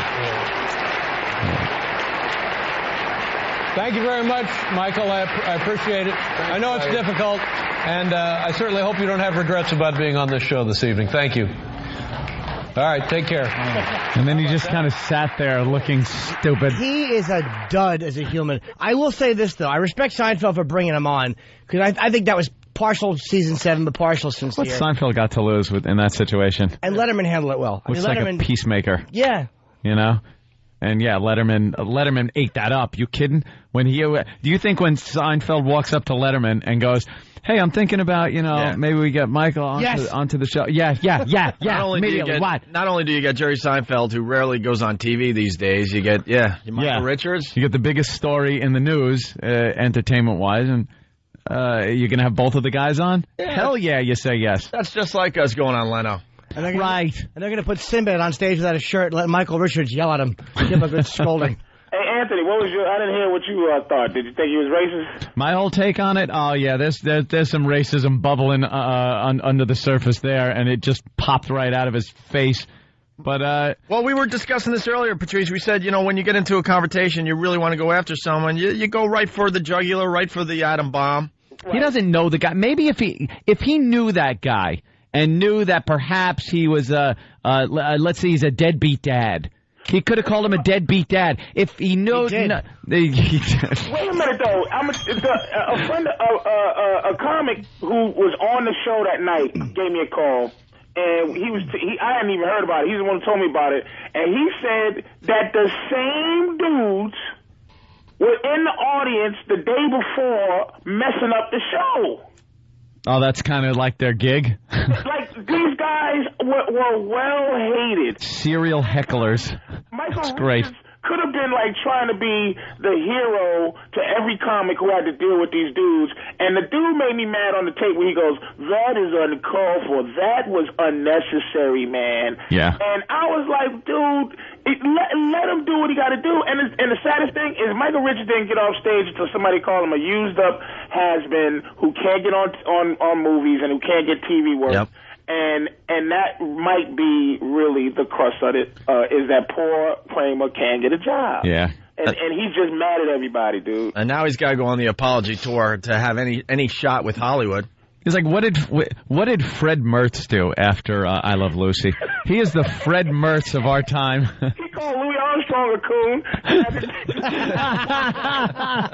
in the middle of a cigarette commercial on what's his name, on the Milton Berle show. Yeah, I want to tell everybody to smoke Lucky Strikes, and I'm sorry about what I said. During a Lucky Strike commercial. Hey, he had to go on talk shows and smoke Cools to prove that he didn't mean it. You know, me and Desi used to hang out and. Yeah, he's a PR. Huh? Yeah. He's one of the swarthy mud people. I think, light up a Lucky and share it with a black man, but just don't let him end-lip it. Oh, my God, man. It's just, look, man, it's news because I guess it needs to be, but if you ask black folks, man, first of all, half of them will go, who's Kramer? Because barely anybody black watches Seinfeld. No, black people don't like Seinfeld? We're not Seinfeld. Not black people who would get emotional enough to care. Like, yeah. It's like, I can't think of a white show where if they came out that somebody was racist on it, that we would all go, oh my God, this changes everything we ever thought. Kramer's not beloved in the black community. It's like, you watch it. I mean, thank God, I never watched it up until syndication. And for syndication, I got a chance to watch it. But when it was out, and he's not beloved. He's beloved to white people who could get to escape the fact that they are racist. And that, what is it going to take now for people to know that it's out there floating around? At least y'all talk about it as fun, as you do your thing. I mean, Anthony's really racist, but at least it's fun to deal with the fact that you are racist. I can have an actual argument with you or Norton. It's fun. Or Opie. It's like I can argue. I can't argue with these white people who are now saddened at Kramer. What's it going to take for there'll be a blooper or something? One of the Scooby-Doo characters say it by mistake or something. That would be... We're all real people. I thought Casey Kasem made us understand that these phony balonies are real. Yeah. Hey, you got something? Yeah. Here's what I wanted to ask you. Why do black people not like me when they're in the audience? Say that again? Why do black people not like me? I see. You know the look I mean, too. And you look like somebody we shouldn't like. That's exactly what it is. He's right. You are, first of all, you're bald and you're just white. and you know what it is? You look like somebody that we all should be robbing. But no, it is and another thing that bugs me about you is every time somebody goes, uh-oh, Norton's getting mad, watch out, I go, you can just put Norton inside of a wallet. Means nothing. So it's like, but black people look at you like you represent things like, okay, you know what you represent, Norton, to me, and not to me, but I'll tell you what you represent to black folks. You represent, and this is why I love white people being racist, because I like to be mental, because I'm a big black guy, so here's what I've been dealing with. It's like a white boy that looks like Norton, when I was younger, would call me that word and then run as I'm chasing him with my hand around his throat. And then I go, wait, he called me this word, and then it doesn't matter. I get suspended from school. I get arrested. I get whatever. So I had to learn how to deal with that. Norton represents, like, why black people look at Norton and go, ugh, is Norton represents somebody who they want to smack in the face but has this attitude that he can't be touched. I.e., like, Kenny. Like, somebody might go, boy, you lucky that big dude ain't with you, man. I like to pop you upside your little white head. But that's what you represent to... Just from looking at him on the stage? Yeah, well, because I knew part of it was the way I present myself on stage. Black people with white performers or white comedians, they like it goofy, they like it silly, they don't like you to have an attitude about race. And then or an attitude in general, probably. They don't like it. They don't like an aggressive attitude. Yeah. They like an apologetic or silly attitude. They don't like an aggressive attitude. They deal with empowered white people and I even said all the time. They don't want to do it at a comedy club. Call Billy Burr and ask him about what it feels like. Because Billy does, a lot of black rooms, yes. Man. He knows. But Billy gets love, and Voss gets love, Right. So I don't talk about the black community the way Billy and Voss do. I don't talk about it like, I don't knock it either, but I don't talk about it like, oh, you got to watch out, the sister's mad. I'm not saying that's all they do, but there's an attitude coming from that I don't have, because I'm not up there trashing black people either. I'm talking about, there's something about the way I talk. It reminds black people of something they don't like. Yeah, and it's not something I'm saying. You are somebody that black people just instinctively don't like. It's just you look like somebody that black people shouldn't like. That's exactly what it is. You look like a cop that a narc that'll get beat up if he wasn't a cop. Well, I don't want It looks like he'll get beat up if he wasn't a cop. But I don't think I would get beat up. I mean, I'm a nice guy. That's right, man. I think there's like a latte place right on 125th and Frederick Douglass, and they'll be changing those names pretty soon too. No more Adam Clayton Boulevard, no more Frederick Douglass. It'll be a nice whatever white people mean. No, Frederick Murray Boulevard. Cosmo Kramer Street. Cosmo, there's the joke. Cosmic Lucille Ball. William Frawley Boulevard. Patrice, always a pleasure. Thank you. I'll tell you one thing we're doing at XM today, replaying the Stalker Patty bit. Right. And we're going to say nigger a lot. Oh, come on. Oh, Jesus. Jesus, good timing. Wow, you just passed. Wow. This is New York City, Opie. You're in the middle of the sidewalk. Yeah. Why don't you just yell pigeon? I decided to roll the dice. What the hell? That is so annoying, though. A huge subject like that, and you got to say the N-word. Really annoying. Fucking FM radio is... Dopes. They're self-destructing. They really are dopes. They're self-policing to the point where they're going to be a non-entity. Today was one of those days where I'm like, thank God we have XM. Absolutely. Yeah. Thank God we have XM. I like that every day, though. I love going. I really do. But in general, we could do our show on regular radio. Right. But today is one of those days where you realize, oh, God, broadcast radio is doomed in the end. The big story of the day, of course, is Kramer at the Laugh Factory out there in L.A. Everyone's talking about it today. Everyone. And we can finally play it uncensored over here. Yeah. On XM satellite radio. People very sensitive about language. Yeah, the first half of the show, they don't allow us to say the N-word, which is so ridiculous. Yeah. And in the context of a news story like this, it really puts a little more detail into the story. It makes it a little more understandable than, having to speak like you're in the third grade. Using statements like, the N-word was used. Well, here it is. Come on. In case you missed it, here's Kramer on stage at the Laugh Factory in L.A., and he's just going off. Here it is uncensored. Shut up! 50 years ago, you had you upside down with a fucking fork up your ass! You can talk your brain now, motherfucker! Roll his ass out, he's a nigger! He's a nigger! He's a nigger! Oh my God. A nigger, look, there's a nigger! Ooh. All right, you see? It shocks you to see what's buried beneath your stupid motherfuckers. What was it called for? It's not called for you to hear on my ass, you cheat motherfucker! You guys have been talking and talking and talking.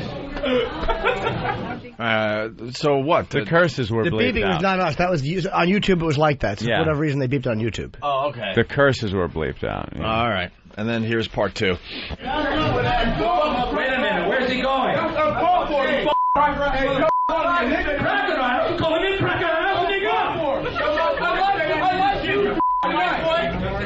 Oh, you're threatening me? What's he was up? Oh, it's a big threat. That's how you get back at the man. That was real called for. Wait a minute. He's not going, is he? You're not funny. That's why you reject. Never had no show. Never had no movie. Sign film. That's it. Oh, I guess you got me there. You're absolutely right. I'm just a wash-up. Gotta stand on the stage. Oh, absolutely. That's it. We had it. We had it. Well, you know, that band that is. That's unfucking called for. Oh, no, that ain't necessary. Well, you interrupted me, pal. That's what happens when you interrupt the right man. He's gonna chuck you down. That was uncalled for. And there you have it. Oof. Wow. And we have Jamie on the line. He's the owner of the Laugh Factory in Los Angeles and the sister club here in New York. Yes, Jamie, what's up? Hey, man, how you doing, guys? Good. How You're getting a lot of attention today, huh? Oh, man, that kind of attention I don't want to get, man. That's no, attention. I don't know what's happening with me. I always get the wrong attention. With Michael Jackson, I got wrong attention. It's no good deed gone without punishment. That's what's going on, man. I'll let the guys go on the stage. That's what I get. Wait, what was the Michael Jackson attention again? Oh, you remember that kid was from our comedy camp. He was a kid from our comedy camp. He came in, and he went with Michael, and he went to his house, and the kid was dying of cancer, and we introduced him to Michael Jackson. You were the one who introduced him to Michael Jackson? Yeah. God, you're a hell of a friend. Please, be nice. Be nice to me. Don't start going. Please, I know where you guys are going with that. Now, were you at the club when this happened? Yes, I was. So you were. So you saw the whole thing. I saw the whole thing, and I saw it, and I felt sick in my stomach. I went outside. Everybody started leaving, and I started giving them all money back, and I gave them money for their drinks, everything. I gave every single person their money because, one thing, I have a policy in here that anybody comes in here, we guarantee them laughter. We are the only clubs we guarantee laughter. If they don't laugh, we give them their money back. And that night, I felt like after 28 years being in the business, that's the first night I ever refunded everybody's money for the drinks and food and everything. Not only would I not give my money back, I would have tipped like 25%. That is entertainment, my friend. Let me ask you a question, Jamie. Don't even go there, man. Wait, Jamie, it's entertainment, though. I'm not even kidding. Jimmy brought it up today. If you go to a comedy club and you see someone like Kramer having a complete meltdown and getting completely racist on that stage, you can't pay for entertainment. One of the things people go to comedy for, you know this, as a comic I know it too, people like to see the unexpected. They obviously didn't want to see that. But when you see one of the most famous characters in television history is Kramer, and to see him having a complete emotional breakdown on stage, it might not be pleasant, but man, you won't forget that for the rest of your life. Do you think people would have remembered the Hindenburg landing at Lakehurst without incident? Oh, God. No one would have remembered. Hey, let me ask you, Jamie, what was going on? Like, what were they actually yelling? Because I heard those guys had been in the club the night before. What was happening with those guys? What were they yelling at? They would keep yelling, "You're not funny, you're not funny, get off the stage, you're not funny, get off the stage." And all of a sudden, the guy had poor guy, I feel bad for him because all of a sudden, I think he's not a racist. Maybe something happened, clicked in his mind because all of a sudden, what's happened is the confidence as a comedian, the confidence is gone, and he start blushing back at them. Jamie, we're all racist, first of all. As people. As people, yeah. But when he was on that stage, was he doing any racial humor?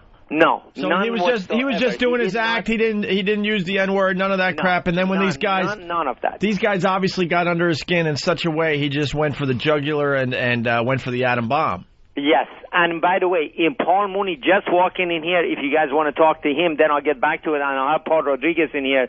Then after that, I'll get back to you guys. Yeah, I would love to hear from Mooney because I would like to hear his angle. Was he there or no? Yeah, Paul Mooney, he wasn't in here, but he saw the tape. He's talking to CNN and everybody about, because Paul Mooney, don't forget, Paul Mooney and Richard Pryor, they were the first people that opened my club in here 28 years ago. And Richard Pryor and Paul Mooney, they were the first people. They went on the stage, they used the N-word. And the reason they used the N-word, they were telling me because of take the power away from that N-word. And that was the billion ways they did that. But, Michael did it because of hate-wise.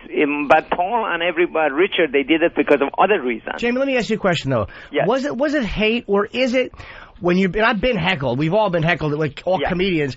Is it hate, or is it just when somebody hits you on a certain level? Like, the worst thing you can say to a comic is you're not funny. I mean, that really hits you at your core. Exactly. Isn't it human nature sometimes? I'm not saying what he said was right, but you want to hit them back as hard as they just hit you. And with a black guy, it's a racial thing. If it was a woman, he probably would have called her a cunt. If it was a fat guy, he would have just, whatever. If it was somebody in a wheelchair, he would have called him a cripple. He went for the most hurtful thing he could hit with because he had just gotten hit with something that, as a comedian, let's be honest, that really is emasculating. You're absolutely right. We all seen that. I've seen everything from Sam Kinison on the stage to, usually they used to, a lot of Robin Williams, all of those guys, they used to come in a club, they used to watch Paul Mooney performing and, taking all of that stuff from, it was amazing. Anyway, why don't I put Paul in, because then I get Paul Rodriguez, then I'll get back to you guys, talk again more, or whatever you guys want to do. I love both of you guys. I think you're the funniest people on airs, man. I want to get you in a club in New York City. Come to Laugh Factory in New York City performing there, guys. We can make a deal. This is what I suggest. You get Michael Richards for a month at the Laugh Factory in New York. You want to see crowds there, Jamie. We'll plug I'm going to do it. If you said I'm going to get a crowd, I'm going to bring him up there. You got to understand promotion, my friend. Has he been banned from the club? He's been banned from the club. I'm the first person, and this is the first time in my life I've banned somebody from the club. Wow. Are you going to lift that ban, do you think? As if he make it good with everybody, with African American and everybody, he make it good with them, and then at that point, we concern. Just lift the ban. He was just being a silly goose. He up didn't there. mean it. He didn't mean silly it. Silly goose. I know. Just being a. If you guys said he didn't mean it, I believe you guys. Because you're both comics, you know what's going on. You know what's coming next? Rehab. Yep. That's right. That's rehab. Right. And talking about rehab, here is Mr. Paul Mooney. All right. Yeah. Hey, Paul. Paul, how you doing, man? What's up? How funny was that the other night? Opie Anthony, Jimmy Norton, of course. What's your take on it? I mean, obviously. He had a nervous breakdown. Yeah. No, he had a complete nervous breakdown. The take on it, if you know comedy at all, see, he hung those guns up. That's why Jesse James got shot in the back. He hasn't been on that front line. He's had it easy. He's been on that TV. He's gotten all that love. And he came back to do that stand-up, and you can't walk away. You get out of step. Right. It's like being a soldier. And when he got heckled, he didn't know how to handle it, and he flipped. Because I'd heard about it. I got phone calls about it. I mean, I say a lot of things. I mean, I don't care what anybody says. I'm not usually offended, but I was offended by the anger, by the truth that just poured out of him. Because he said on the stage, "Now you know how I feel." And I kind of felt like I thought maybe the South had won, the way he was screaming and raving about it and saying nigger and fork in your ass and hell upside down and all that other crap that he said. And it just oozed out. So what bugged you wasn't the fact that he said it. It was the fact that it was almost like something blew his real feelings out. That it was a breakdown. It was a nervous breakdown. Him, OJ, and Mel Gibson should do a movie together. Three crazy men, and thank God there's no baby. Oh, brand new record at the box office. That would make. Do you think I'm just saying, it was freaky and it's weird, and it was actually personal. He had personal problems because that he was saying, and that anger, and he just got out. It's like that liquor and that emotion, and race is a very important thing. I mean, I've been doing this for a long time. I've been telling everybody, but they all look at me like I have three heads. Race is a very, very important thing in America, and it only could happen in California. Well, were you surprised that people walked out? I mean, look, as comics, when something weird is happening in the room, I mean, why did people walk out? Obviously, was it their moral objection, or were they afraid the guy's going to come back in with a pistol? No, I think they walked out because they got afraid of what was going on, that somebody would get hurt. Listen, my friend that's dead, Eric Douglas, he said one Monday night at the Comedy Store, he said, "I hate nigger night," and a black man got up and knocked him in the head with a chair. Wow. Yeah. But wasn't it billed that way at the club? What? He said, what did they call that at the club? Why would he say that? He said, no, it wasn't billed. He's kidding. No, that was black. That. And who hit Eric Douglas in the head? Was it Kirk or Michael? I mean, I kind of knew Eric. He tried to take me to a club one night and party. He sued the Comedy Store. I don't know if you remember that. No, I actually never even heard about that. Yeah, he got hit. No, he got hit in the head with a chair. And he sued for lack of security? Let me tell you something. It's a very dangerous. You're in shark-infested waters if you start playing around with that word and you don't have any experience with the word, or you haven't been around with the word. And it gets to be real weird. The youth react to it differently. I mean, I have youth in my house, and they want to kill him. I mean, for my generation, I mean, we're always marching and we want to sit down and discuss it. If you can't ride on the bus, and we'll all talk about it. The youth, they want to turn the bus over and burn it. Nobody will ride. Well, what is now? Look, you do a lot of racial stuff. I've seen you enough times. Not do a lot of it. I mean, the person that started with the N-word was Dick Gregory, and then Richard took the ball, because I've written for Richard for 30 years. Well, I don't even mean the N-word. I'm saying just racial issues in general. Yeah, racial period. Right. So what is the worst reaction you've gotten by doing that stuff? Because I know a lot of white people or don't like what you say on stage. What's the worst reaction you've gotten? A lot of black people don't like it. Okay, what's the worst reaction? Everybody thinks race is color. It's race is mentality. It's not color. It's mentality. You could be as black as Wesley Snipes and not like black people. Well, have you had bad reactions from audiences? Mentally, huh? Bad reactions. Have you had any type of initial? I've had black and white people get crazy over race. Race is a very emotional and important thing. I can get out of an audience in 15 minutes more than their psychiatrist can get out of them in 15 months. You ever surprised? Because they hide it. Huh? You ever surprised by the way they react? No, not surprised by it. Not in California. No. Now, in California, you have to remember, this is where you have your police stuff. It only happens here. Manson, it only happens here. Do you think California has burnt 3 times racially? Do you think in the right context, a white comic can go up and use the word and not have a problem? No. Why? It's just because it's very dangerous. But because they have no experience with the word, and because white people created the word. You can't listen. You can't create something that you've used against a group of people that black people are actually a conquered race. When you take a person's religion and their name from them, you do them. I mean, I have a European name. I don't have an African name. White people who are born in Africa say they're Africano. They don't have African names, do they? No, they keep their names. No. They're not conquered.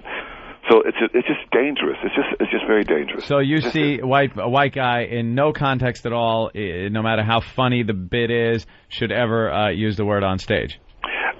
I can't say ever because it's been done in movies and it's been done on the stage in a theatrical thing. It's okay, Yeah, but I mean, on a one-on-one, that stand-up is personal, and unless you've got some kind of connection that's real heavy, it's very dangerous. But I've seen black comics unload on stereotyping white people and goofing and sometimes getting pretty nasty about it. But that's okay. See, it's not okay. It's because white people haven't been lynched because they're white. You understand? Well, I understand. So how much time has to go by, do you think, before it's acceptable for us to for everybody to get up and goof on each other and say what they want? Right, complete freedom of speech in a comedy club. Well, you're going to have to get rid of Bush for starters. Well, I think you got that. I think that's in the bag. It's just a matter of time. But we haven't gotten over Reaganomics yet. So once you do some stuff, it's still trickling down. Yeah, but we haven't gotten over Reaganomics yet. So Bush got 2 more years. So we just have to wait around and see. So you're saying that race is more black people have a different kind of a different freedom with race on stage because it's more of a reactive thing than with white people who have been. Well, also the youth run around calling themselves nigger. Let's face it, my nigger, your nigger. Yeah. The youth has a different. Listen, the youth in my house have a different reaction to this than I do. I told you that. I mean, that Kramer stuff, they want to kill him. Yeah, is that right? Oh no, the youth? Oh no, they don't have any patience. No, they want his ass beat or him hurt. Oh yeah. So what I'm getting from talking to you though is that there is a First Amendment double standard as far as race goes as to what is acceptable for people to say on a stage. But the Constitution amendments, they weren't written for black people. We were animals, remember? You're forgetting. There's a lot of whir here. Yeah, but it wasn't here. Yeah, but I'm just saying it wasn't. Listen, don't be offended because you got white skin. Don't get uptight. It's the reality of it. When we talk about reality, putting words in my mouth. Can't get angry about it. I'm not putting words in your mouth. You're putting words in my mouth. No, I really have no sense. Believe me, I have no sense of guilt whatsoever, my friend. Paul, you don't understand. This is the most guiltless white guy ever. I have no sense of guilt. Paul, that act's not going to work with us. We don't have that white guilt that you like to work, Paul. I'm working with you. Listen to me. Okay. Listen to me. I'll listen. Longer than you've been white, okay? What? I've been black longer than you've been white. I'm older than you. I'm not by much. Kid. These two are fucking believe me. They look a lot younger in their press photos. Yeah. But it doesn't matter. I'm just telling you the facts of life. So what does that mean? Thank God we're in America. We can argue and be like this. There's no problem. Yeah, but I'm saying, what does that mean? There's a double standard on the First Amendment as far as blacks and whites go and the use of that word. There is a double standard. The use of what word? Nigger. Saying it on stage in certain contexts. Where did nigger come from? Since you're an expert on it, where did it come from? I would believe probably a country's name in Africa where they brought slaves over from. Who do you think the first person was called nigger? I would say a slave. Yeah, who wouldn't work, who was defiant to the master. Probably by a black slave owner. Huh? By a black slave owner. That's another myth. See, a black slave owner. You're trying to connect it up to say, well, you did it first. Slavery was different in Africa before the white man came. We're not interested in what we did in Africa before the white man came. Well, we're kind of. I'm only interested in what happened in the Western We're kind of not interested in what happened before slavery was abolished. Once it was abolished, there was still a lot of racism and hatred. But some people don't see any improvement over the times when lynchings were acceptable to now. Do you know you have black blood in your veins? Of course, I'm Sicilian. Because of slavery? So, no, I don't care what you are. You do know that because of slavery. And I have white blood because of slavery. And that's why we are arguing right now. Nobody hates like family. My brother. Well, I know it. That's why. If I was your friend, listen, you'll be on your deathbed. Your brother, your sister, you'll die saying that bitch or that motherfucker. But your friend, forgive him, have him come. It's the way it is. And that white man is the responsible because he carries the name. He screwed all the black women. Don't get me into this. You'll get me crazy. But why? Get crazy. Who gives a shit? Get crazy, man. It was very nice talking to you, and I'll see you in the next ride, okay? All right, Paul. Take it easy, man. Oh, my God. I'm sorry. It's a fine discussion. I would have liked to have spoken with Paul for a lot longer. I'll get him back online again. It's absolutely fine. I got no problem talking to Paul. Let's get Paul Rodriguez on it. Here it is, Paul Rodriguez. Well, this is a great entrance. Hi, Paul. How you doing, man? It's Opie. It's Anthony. It's Jim Norton. You were actually at the club when it happened. I was. What? When did you realize? All right, well, this is getting fucking awful fast. Well, with Michael, you want to give him a lot of leadway. I still kept thinking he's making a point. He's going somewhere with this, you know. See, he's not a road memorization guy. This guy does a lot of all ad-lib, you know. From night to night, he doesn't say the same thing like other comics that have a set routine, you know, where how far along they're in their act by the jokes, you know.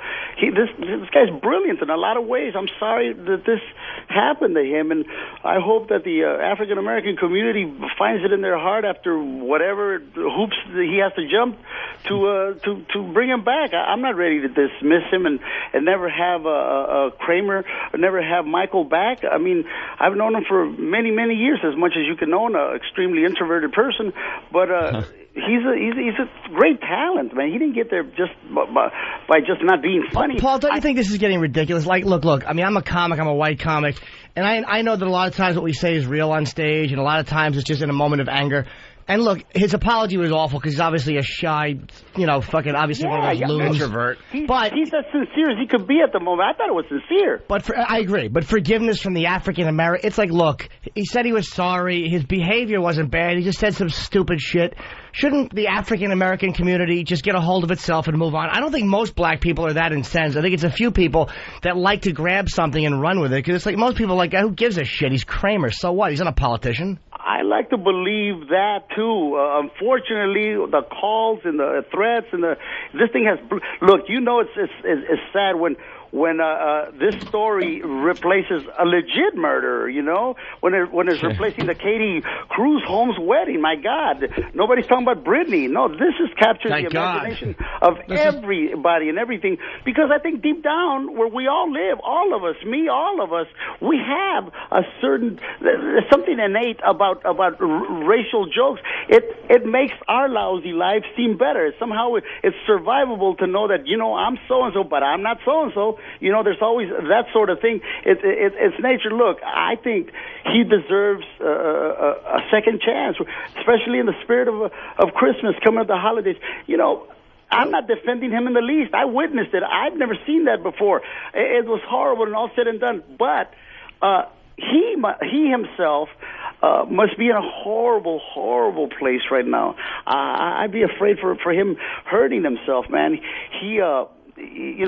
This is just a down payment on what cell phones and the video cell phone is gonna. There's a lot of people gonna be caught with their pants down. You mark my words. When is this is the thing that bugs me, because I think you got to apologize sometimes. You say something stupid or you got to hey. But I mean, it's like how much mea culpa is he gonna have to do? It's like black people never gave a shit about him. Are they gonna care about him now? It's like, so what? He said something stupid. He did say he was sorry, as awkward as it was. In all reality, though, fellas, it's just been 2 days. Come on. Yeah. Now, even I'm not ready to cut him that kind of slack. But I'm not ready to dismiss him forever. I'm not ready to, there will come a time where cooler heads will prevail and realize that, look, you know what? Have you seen I've seen African American comics, and may I say this at the risk of getting more hate mail? Look, you cannot have hit after hit after hit rap albums making all this money where they use the N-word as an adjective, you know? Right. End this and end that. And look, Paul, if it's so offensive, start there for a change. You know, you got these white kids in the suburb trying to be all the coolness, all the hip things, all the trends are started in the ghetto. African Americans have a tremendous influence on that. Okay, well, if you continue to hoe and to pimp and to bitch and to, you know, where all kinds of romanticism is gone, nothing but AKA fire and all of that, it has a devastating effect on the African American community. Well, you know, maybe this crazy man, this lunatic, whatever he was that night, maybe he listened to too many Ludacris albums. Paul, aren't you, like, as a comedian, I mean, look, there's a difference between what he did, which was, you know, look, it was obviously real anger that came out. First of all, the sin Don't you get sick and tired, Paul, don't you get sick and tired, though, of having to say African American and the N-word like we're children? Doesn't it seem like it's just condescending and childlike? It's like black people can handle being called black people. I did that last night on one of these networks, I forgot, and my email is clogged. You use what? I used the word. In what context? He was in talking about. Context? He said. I said, you know, I feel stupid using the N-word. You know, we all know what we're talking about. Nigga, there, I said it. What, the world didn't end? You know, I don't know, but you know, again, it's the inflection. Do we have to go to take Ebonics? If we say nigger, that's horrible. But if we say nigga, is this happy? Is this party time? Look, either write down some pamphlets, some rules where we all could all abide by, or just realize that people are human. We have off days. You know, I mean, he had a horrible Magna Carta off day, but I want to believe still that there is a Santa Claus. I want to believe that this dude will do us a lot more good in the long run. You know, he himself, one of the things I found the most offensive was, I'm rich. How crass is that? Did he say that? You're rich. Yeah, he says, I'm rich. You're going to have you arrested. I said, well, you know what, Michael, if you are rich, which you are, how about buying every turkey there is and taking it to South Central or wherever? Or how about somebody addressing the piece of shit heckler who wasn't thrown out of the club? Why didn't they dump the guy who kept yelling, "You're not funny, get off the stage"? Why didn't they throw the... Before the tirade started. Listen, that didn't come off the top. That came after, you know, sometimes it's funny, sometimes not. That came after 15 minutes of he was just not hitting his mark, man. It was just not funny. And I'm telling you here, you know, the biggest crime is if you're not being funny, get off, go, goodbye, it's over, chalk it up. Yeah, he got under his skin though, man. He couldn't take it. The guy as a comedian, man, when someone says you're not funny, get off the stage. I mean, that really is the worst thing you can say to us. Yeah. So he was hitting back as hard as he could. Yeah, well, you try, you know, and then you know, you go to you hop on your Porsche, and then you go to your big house. Yeah, right. At that point, though, we're all humans, and all bets are off. And he went for the jugular and the A-bomb. Dude, the man had a period. He had a man period. You know. Yep. I mean, dude, it could happen. It could happen again. Hopefully not to him, but which one of us who calls ourselves a comic is immune from dying? I don't care who you are. I saw Pryor die. Yep. You know, so it could happen. If it could happen to him, it could happen to anybody. And just put yourself in his place. I'm not in a position to forgive and forget because although he did make a couple of cracks of Latinos, I'm not the defender of the faith. What I'm saying here is that the only crime that I saw was that he was not funny that night. No. Now, for that, I'm not ready to throw the baby with the bathwater. But entertaining as hell, huh, Paul? Hey, we're talking about him. Look. No, but I mean, you're sitting there. You got to admit, you realize, wow, I'm seeing something here tonight. I was saying to them, it was entertaining the same way that the Hindenburg. It was entertaining the same way that you saw a car wreck. You know, it was uncomfortable, man. But how do people walk out? Like, look, people come to see the shows. You want to laugh, but I mean, you want some kind of a live. But God Almighty, The guy from Seinfeld is shouting nigger and breaking down. How does any audience With member impunity. walk out on and that? It was over and over. You just saw it. That girl you just saw, a little teeny bit. She got the camera. She got the phone out. No videotaping is allowed, but that might as well be thrown away. She got the videotape. There's others that I'm aware of already that capture some of the beginning and some of the stuff. But here, to say the truth, is the black guy up there, that whole crowd, those guys, they were innocent as far as I'm concerned, because and I'm not defending either way. They were innocent because they didn't set out. They're fans. They didn't set out heckling you ain't funny. They gave the man 10 minutes. Look, you don't get a laugh in 10 minutes. Maybe you're not funny that day. Right. Yeah, but all right, I understand that. And they weren't going, but they weren't going with anything racial at all. No. Okay. The racial thing was started, but man, I'd love to be able to have a tape to go to defend. When it's all said and done, we're like the cops. We stand up for each other. We want to, but you can't defend this. He's the one that started. I figured that do this brilliant, and he is, man. He's had moments of unbelievable lucidity. I go back to Fridays, that show on ABC years ago, Cutting Edge. He had brilliant moments where he begins to talk like dogs of different ethnic groups. He does funny stuff, But this particular moment, he was trying out something. I don't care how famous you are. You get, for that kind of fame, you get maybe a minute. Maybe a minute. They'll cut you slack a minute. After that, we're all equal. I don't care who you are. Gotta leave. After that, You're not we're all getting equal. laughs. You're eating it, and when you're eating it, and let's face it, it's like gambling. Every time you go out there, you don't know where. Sometimes you're rolling sevens. Sometimes they're rolling you. Well, how much time was he supposed to do? Well, with a star of that magnitude, we pretty much leave it up to them. But they usually don't abuse it. They'll do. Chappelle will come in, but they do their 20. They pretty much stay on time. Well, let me ask you. As a comic, being banned from the club seemed like a weird. Especially since it was only a language. I'm sure comedians. Jamie said he'd never banned a comedian, but I'm sure there's been physical confrontations in there where guys weren't even banned. This was awful, but it was only verbal. Do you think banning the guy from the club is right? Or is it temporary? It's the only bullet we have to fire. It's the only bullet we have to fire. We can't send him cookies and milk. Well, the funny thing is you don't have to ban the guy. Yeah. You know what balls it would take for him to go back on that stage? He banned himself. Hey, how you doing? What do you think of his apology? I think he meant the apology, but geez, it was just he did mean awful. it. You got to know him. You got to know him to know the dude is extremely introvert. I don't think in the 20-something years that I don't think we've said 10 words in a row. The guy off stage, he's a totally different dude. On stage, he's this brass, this crazy maniac. You don't know what he's going to do. That's the appealing thing about it. Off stage is, hey, what's happening, Michael? How you doing, man? I saw you on this. He goes, yeah, all right. Hey, Paul. Hey, how you doing? That's it. Yeah. No more than a whisper. I bet that's as loud as I've ever seen him. I know that's as loud as I've ever seen him. How many guys were there at the table that were heckling him?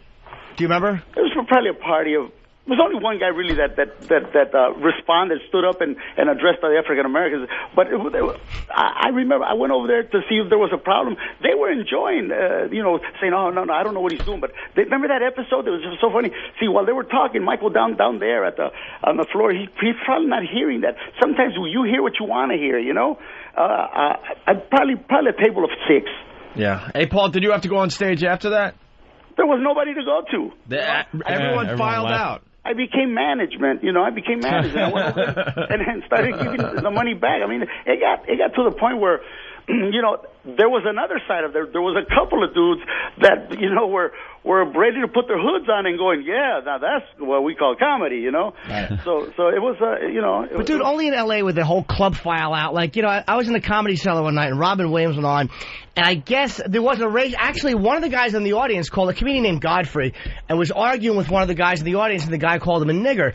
And Godfrey is a pretty ballsy guy. Godfrey Cambridge? Yes. No, Godfrey Danchima, the comedian, black comedian. Yeah. And Godfrey addressed it. So the guy walked out, and as the guy walked out, there was two, they looked like Samoans who were fans of Godfrey.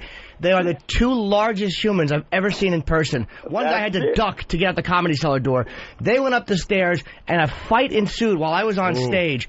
And you could hear giant tables being thrown. Not one person walked out of the club. The whole club sat there, looked up at the ceiling, and I tried to MC the fight, and everybody stayed. No, only in L.A. where they all file out wounded. Dude, I remember when Johnny Witherspoon got into a fight with Eddie Murphy. Right in front of me and Paul Mooney, as a matter of fact. I remember a lot of fights, but those are innocuous. Things is going to happen, you know. You have a couple of drinks, you look at somebody, sometimes you just want to fight. You get into a couple of fights here and there. You know, in my younger day, I threw some scat, but to tell you the truth, this was a fight, a bloody nose. Tomorrow you wake up and it's all right. What was the problem you had? I remember I read something about you years ago where you mentioned the death squads or something, and you had a real problem with somebody in the audience. Yeah. It was during the conflict in El Salvador. I was working this dive bar in East Los Angeles, and let's face it, when I started, I was the aberration. I was the Latino community. I was the only comic. And when we started, I did a joke in Spanish about how ironic that a country named after our Savior Jesus, if you're of the religion, should be the bloodiest country. So in Spanish it rhymes, El Cristo Sangriento, the bloody Jesus, And this guy from El Salvador took exception to that, and in hindsight, I respect him. He was fighting for his guy. It's just that I got the better of him because I had a microphone stand. What did he do? I put it to use, and the funny thing about it is that he falls on the floor, and I go on like nothing happened, and the audience is dying. They found that hilarious, and I was scared to death. Yeah, so you hit it with the mic stand after he came after you, and then just kept doing the set? I saw him from the corner looking at it, pick up the mic stand, I tapped him. He falls, and thank God he wasn't legal because he'd have sued me. Wow. I didn't have nothing. Well, thanks a lot, man, for coming on. Fellas, hey, love your show, man. Keep it up, and there should be Requiem, man. He should make his amends, and I don't want him banned forever, I mean... What do you think? Rehab for Michael? Well, whatever he has to do, he has to work out. Well, rehab seems to be the thing in Hollywood. You go into rehab, and then you come out, and it's like, okay, he did something. I'm all better. Maybe there's a chair over there with melon thallions. I don't know, but whatever it is, I hope that humor will prevail at the end. All right, man. Thanks a lot. And thank Mooney and Jamie. Well, let's get Jamie back on. Okay. Yeah. We'll wrap up with Jamie. Thanks, Paul. All right. Well, if I can find him, right, I will. Oh, yeah. He's a busy man today. Just roaming around. Yeah. What's going on there? We'll give him the big part. Let's listen. You tired of talking about this thing yet? Yeah, I am, because I don't want to, it's sad, and I don't want to feel like I'm capitalizing on him, but we've got so many calls, some of them scary, threatening arson and things like that. I know that it's a small, minute part of the African-American community. Look, in the spirit of things, I hope that people realize that, although I'm not defending... He just ran to another interview. You saw it, and that was just a little bit that you saw, not the entire, because it was even worse. But I think we're all entitled, not entitled, but we're all going to have a bad day. Is it possible for them to have a period? He had it. He had the worst day you could imagine. But then again, put yourself in this place. Dude, that's Carlos Mencia. I swear to God. I don't think that's Paul. His apology, sure he had to say. That's got to be Paul, yeah. I did, yes I did. Jesus. I buy it. I wish the African Americans would have known him a little. Paul Mooney gets me. Oh, could I just argue with him all? Yeah, but I'll tell you why I like him. He didn't fucking mince words. He said what he had to say without being politically correct. That I like about him. That's the worst part. He will. There's so much revisionist history going on, but he'll say it as an educated guy, and here's how it is, and he'd be like, no, that's not how it is. Do you think he is? But I mean, you can be honest with Mooney. And he's going to be honest back to you, and you're never going to agree. Well, I just hung proud with him twice. You're never going to agree with what him. he thinks honesty is. Yeah, of course. I mean, just without his idea of it. I mean, the whole thing with that Opie brought up with black slavery. There's a whole nation, a country over there that was just cutting through their own people and enslaving them. And then when Whitey came over, they were helped out by black tribesmen to enslave black people. For some reason, Paul said, no, that never happened. Oh, okay. All right, Paul. It was the next logical stage, man. Yeah. They were enslaving their own people. And what's the time limit? I asked him, what's the time limit? Obviously, a couple 100 years isn't the time limit for the time that slavery ended. maybe 70 years for when, blacks really started getting rights in this country but didn't really have them? Is that the time limit? When we stopped sicking dogs in fire hoses, is that the limit? When is going to be the time when anyone could get on a stage and speak like anyone else in context of comedy? Because Paul, believe me, I asked him. He wasn't even for, white people getting up there and using the N-word under any circumstance in comedy. Carlin used it in a great bit he did about the power of words. It was a sincere bit. It wasn't, Carlin says whatever he wants. Yeah. And he was talking about it's not the word nigger, it's the racist asshole in the corner that's using it. And he went through this whole long thing about, he goes, Eddie Murphy and Richard Pryor used that word, and they're not racists. They're niggers. It was really a funny bit. I'm not doing it justice, but I mean, Carlin made a great point with the word. Let's listen in again. Do Carlin. Let's see what's going on at the Laugh Factory in L.A. And no when to say when. I ain't forgetting you fellas. I'm going to go look for him. See? All right. Wait a minute. Is Carlos Mencia at the club, too? No. Carlos is counting his money someplace. Did you jump into another interview? Huh? You jumped into another interview. Did you just jump on? Yeah. No, that was me. That was using my own voice. Now, it's there's that was me using my own voice. There are so many stations out here. You would think that Britney Spears is fucking somebody on the roof. Yeah. Give us some comedy, Paul. Let's go. It's too serious around here today. It's bleak. It's bleak. You would there should be some ray of hope, but I mean, it's gotten to the point where we've gotten arson threats, death threats. Wow. They've taken this too far. Fortunately, here we're in the capital of Gang City. Something could happen, but you know what? I ain't going down like that. I'm packing. Hey, what are you going to be in New York? You got any New York stuff coming? I got to finish a picture, and then I was in New York. I did comics. A while back. It's a terrific club there. That is nice. That's the new place. That's the new place. Cool. Yeah. There's a terrific night there. I want to go back to New York, but right now I got to keep up with the Lopez's, so I'm working on a TV series here. All right, well, we'll see you when you come to New York, buddy. All right, fellas. Tell Jamie thanks, okay? We'll do, man. Nice talking to y'all. Take care. Right on. Paul Rodriguez, everyone, and yes, Laugh Factory. We got one right here in New York City. Yeah. In Times Square. I did a cringe humor show there once. It's the old Show World on 42nd. It's really fucking weird to walk up. Do you know you know how weird it is to perform someplace you've scrapped 100 loads? But it's a cool club, man. I mean, it's like right on 42nd 8th. It's got like a really weird vibe to it because of the history of it, but you are in upstairs in Show World, and they haven't changed it that much. Like, it's a nice club, but they left some of the original, like, mirrors and shit. It's like the vibe there is kind of crazy. Cool. Well, you have been there a few times if you recognize the mirrors. Dude, I recognize the floor tiles. I'm like, look at that. That's my gum. I dropped my gum. My contact there. I put it up. You recognize old loads on the floor. Gum with a C. That's one of mine. One over here. Oh, geez, that's mine, too. Oh, boy. Hey, what's the latest on Kramer? Well, he's front page news again. Yeah, congratulations to little Jimmy Norton. Yes. You got a mention in the Daily News today. A little quote. Little Jimmy. Oh, did I? Yeah, on-air apology off in a sorry state of affairs. Most people say, and the apology he did on Letterman was just god-awful. And comedian Jim Norton pointed out on the Opie and Anthony radio show yesterday that every stand-up has at some point wanted to lash out at someone in the audience. Good stand-ups control that urge. Very good stand-ups turn it into jokes that get the audience on their side. Oh, nice. Who wrote that? David Hinckley. David Hinckley, our favorite writer for either paper. David Hinckley. Since that conflict of interest writer was fired from the Post. Oh, was he no good? Ugh, enough of him. Good riddance to that guy. I wonder whatever happened to him. How come we still have to read his stuff? Yeah. No one else does. He's still writing articles. On us. Only we get to read them. Jesus. Calm down, John. Might want to get a hobby. And at 6:02, what I didn't like about the show was this.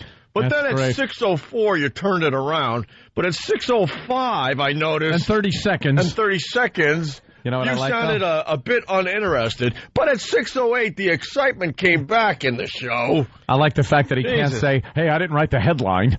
Right. And John, you don't have to include a picture of us with the memo, okay? We're talking, of course, about John Manelli, our John program Manelli director. used to write for the New York Post, a radio column. He did a terrific job. By the way, he got fired, and Free FM thought, what the hell? We need a program director over here. We'll hire him. Yeah. So now he's our boss. And I just asked him one day, what do you think of the show? Holy crap! Wow. Then at 6:17, that was amazing. Get like a booklet. Right, a booklet is right. That was really something. He's insane. The guy's dedicated. You got to give him that. All right, back to Wants Kramer. win. So what's up with Kramer's? Well, apparently the comics, like Little Jimmy, Little Jimmy's type, they are publicity whores. And what I was saying, by the way, is everybody wants to yell racist things on stage once in a while. You want to just hurt somebody. That made me sound too nice. Like, well, you always want to lash out, but a good comic turns it around. Turns it around and keeps it nice. I was saying every comic has had that urge to just really chop somebody's head off on stage verbally. Yeah. But, all right. Yeah. Well, some comics came out of the woodwork and decided to talk about his past and what a raving lunatic he's been over the past over his whole career, I guess. Yeah. People that have worked with him on Fridays. When was Fridays on? Fridays? The early 80s? That was early it was to mid-80s, right? And they dragged people out from back then to talk about how, he's always very sensitive about his craft. You don't interrupt it. And he's really crazy about punctuality. Like, if you're not punctual, if he doesn't get to go on stage when they told him he was going on stage, he's like in a bad mood, and he'll get up there and just rip people apart. But you know what? The comedians in general get really mad at that. A guy going over in front of you. I guess he's never had Patrice on before him. You want everyone really piss him off. You want everyone to to do their time and get off stage when they're supposed to. Yeah, that's the mentality of every comedian working. You ever look at as an audience member, if you're at a comedy club, there's a red light that comes on. Yeah. You can't really see it through all the lights. It's not like a red light shines on the comedian, but from the stage, you can see it in the lighting. A red light comes on.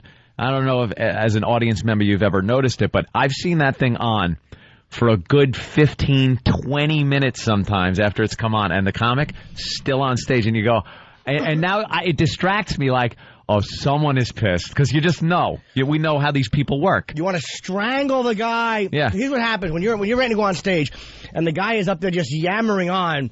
Either he's killing and he just can't get enough of the good feeling, or selfish is bombing and can't just be a man and walk off the sideline. Wants to finish big with something that works, and then he can leave with some dignity. And the same guys do it over and over. Michael Richards, first of all, sounds like a baby. It's like, shut up. Yeah. We know you're quirky. You're a genius who's just a little quirky with his craft. We get it.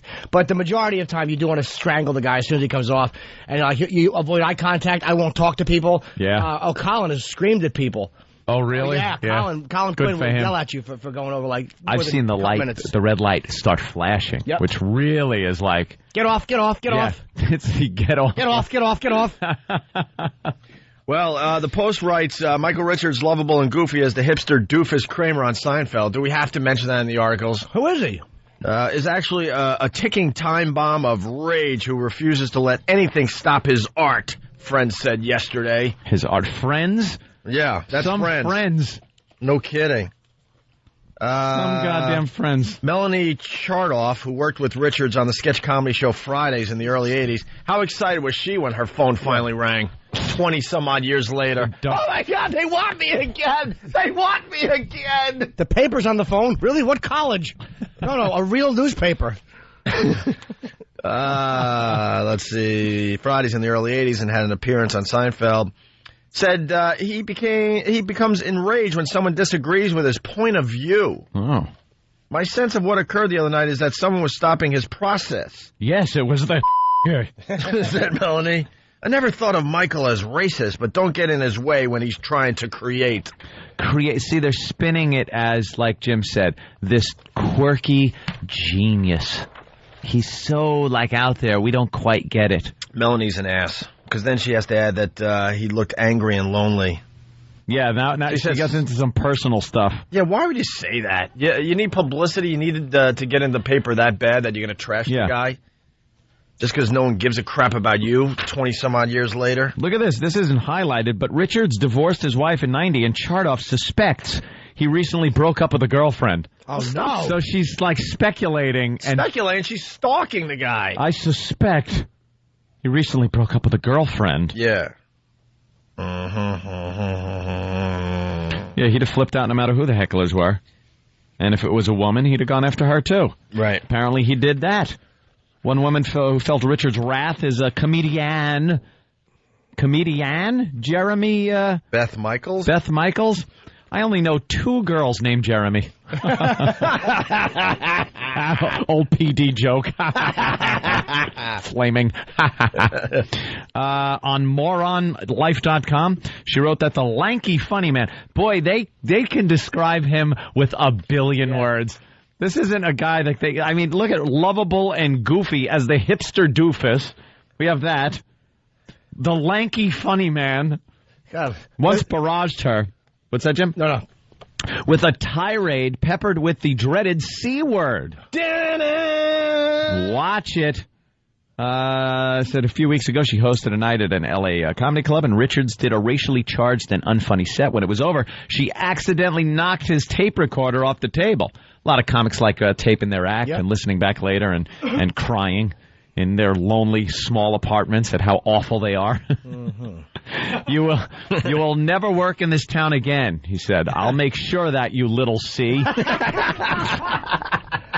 She quotes Richards as saying, he's going to ruin her career because she knocked his tape recorder over. Tape recorder off of the table. Hey, be careful, you dumb C is acceptable. Right. But you'll never work in this, what is it, 1940? He's Howard Hughes? Yeah. I'm going to ruin you, C. So then he started yelling, you're a dirty little on and on. And I started thinking to myself, I only accept those kind of things as a term of endearment from dad or grandma. She made a little joke about it. That's funny. Oh, boy, she got a joke in the paper. That's terrific, Melanie. Not from some who used his fame to be a she wrote. What? Yes, I'm beeping. Shut up. Wow. Well, at least the black community is taking this in stride. Yeah, they are. You turn the page. Gotta love the C word rant, though. My God. The Reverend Al Sharpton called the Letterman venue unacceptable. Oh, really? He's saying he should apologize to the people for whom his remarks were directed and most offended. In all due respect to Letterman, it seems strange that one would insult African Americans in a long tirade and then go on a white television show and mostly white studio and viewing audience to make a statement of apology. I didn't know Letterman was classified as a white show. Oh, he is. It's a white show? Sharpton is out of his mind. First of all, was Kramer supposed to go on Montel? I can't even think of a black show. Tyra. But here's the deal that... We have racist Kramer! Panty! Ring. That's banana phone. What's that? Hold on. Wrong button, Opie. That's Party! We'll get to that eventually. But this is what Sharpton fails to recognize. It doesn't matter what show Kramer goes on to apologize, the media is going to pick up on it, and it's going to be everywhere. It's going to be everywhere. So what does it matter what show he picks? If he goes he could have picked a public access show in the middle of Alabama, and it would have been picked up by everybody. So what does it matter? It's what a show? Tyra party!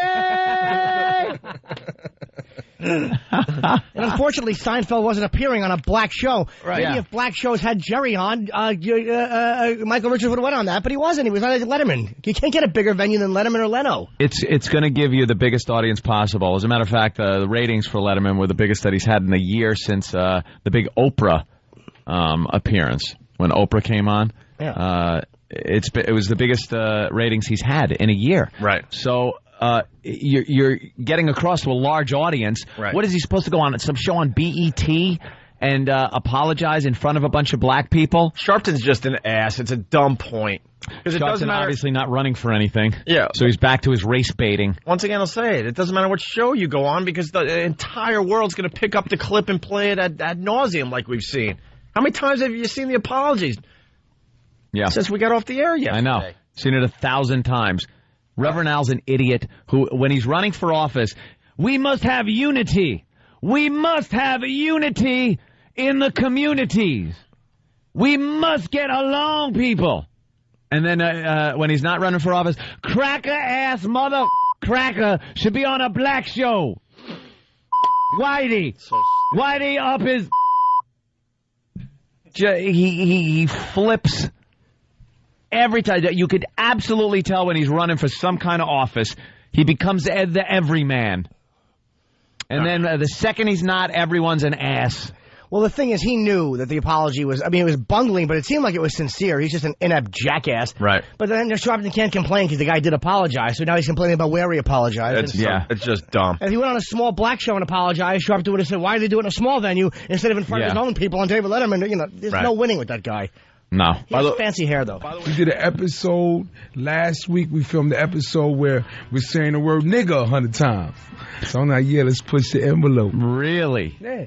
Well, see, we're white. We're not allowed to say the word. Yeah. That's what's coming out with this Kramer thing. Michael Richards, special guest on that he's episode. On fire right now, baby. He certainly Peel is. back the layers. But if you're white, you can't say the word. That's what they're telling us. He said it. He's on fire. Yeah, look at him. He's on every show. He stole the headlines from OJ. Yeah, he's on fire. And if the Cribs get a hold of him, he's going to be on fire again.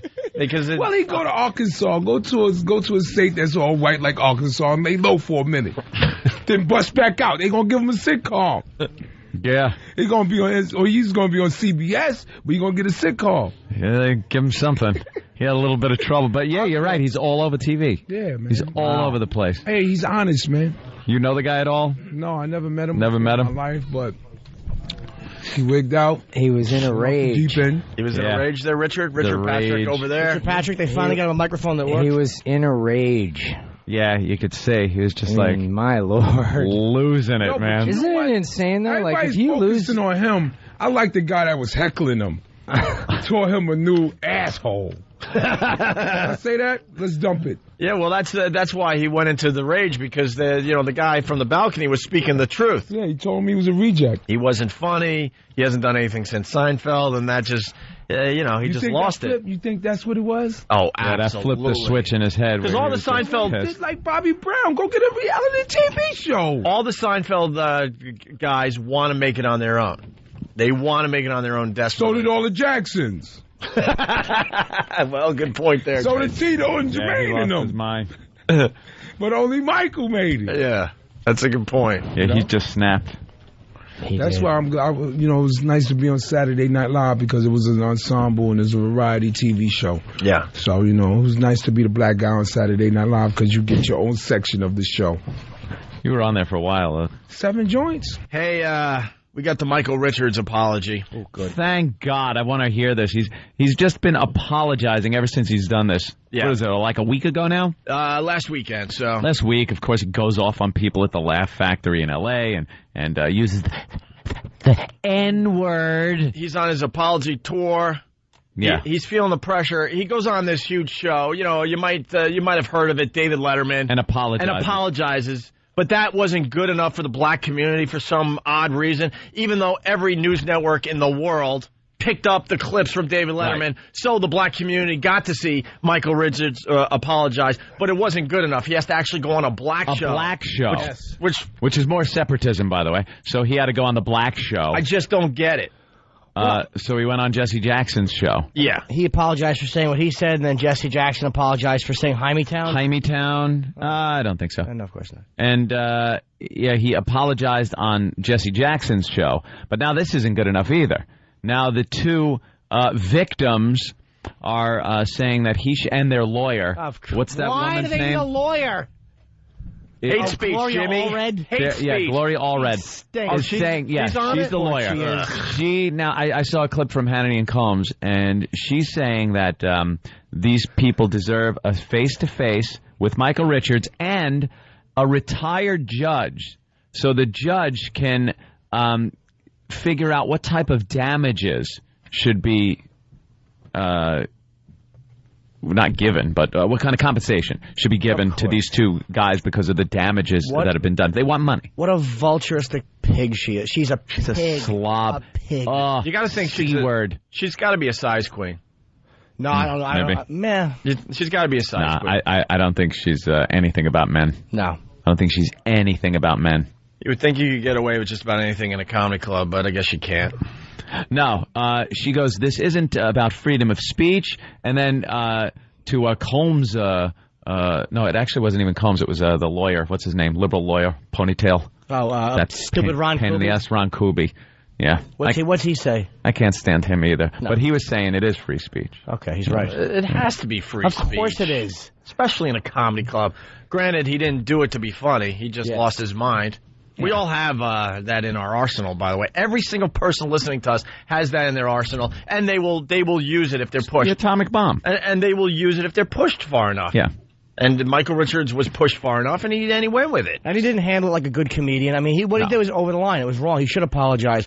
But it's like enough groveling. You said you were sorry. Just mean it as a person. Shut your face and move on. Yeah. Stop it, you worm. You got $60 million in the bank. What do you need? You gonna go out and do another mediocre comedy tour? Yeah. Nobody cares. So you guys want to hear the apology? Certainly. They're the two black guys that are the victims. Yeah. Their account of the whole thing was hysterical too, because it was all done through their lawyer. Like you could tell the way they were talking, it was all set up by their lawyer, and it was all, well, we had come in and we were late, so we had to sit in the balcony, and we were ordering drinks, and perhaps we were being a little too loud to the... Right, that's what like, happened. you know something? That's what How about you understand first that even if that was the case, you ever walk into a comedy club and people start ordering drinks loudly? Yeah. You want to turn around and smash them in the face? Nah, you know what? Do they know where they are? Dude, that's BS. Those guys purposely were obnoxious. They were and being went obnoxious. after Michael Richards. Michael Richards came back at them way overboard, and that's what happened. That's what happened.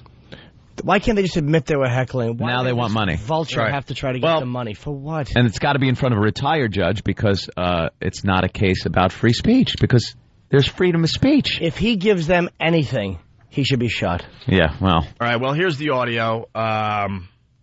Everyone wants to hear this today. This is Michael Richards on Jesse Jackson's radio show. Was it a radio show or a TV show yesterday? Who knows what he's got? Did you even know he had a show at all? No clue. I'm sure it's good. But here you go. Michael Richards apologizing yesterday on Jesse Jackson's show.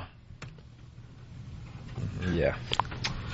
Yeah, that was a wonderful setup with You didn't put the CD in? and the CD's not even in the player. You didn't put the CD All right. dramatically hitting the button like, here it is, and there's no CD in the player. It's in there. Anyway, I just want to say that I'm sorry. I lost my temper, and I probably shouldn't have. I took it out on you, and look, if I've caused you any problems as a result of my behavior, well then, I'm sorry. I apologize. Even though you know, Barry, between me and you, we both know that you started it. I mean, who's kidding who? But they tell me that you're very upset, and God forbid I should disturb the very important monkey. I'm just hoping we can put this behind us. Let's just move on with our lives, okay?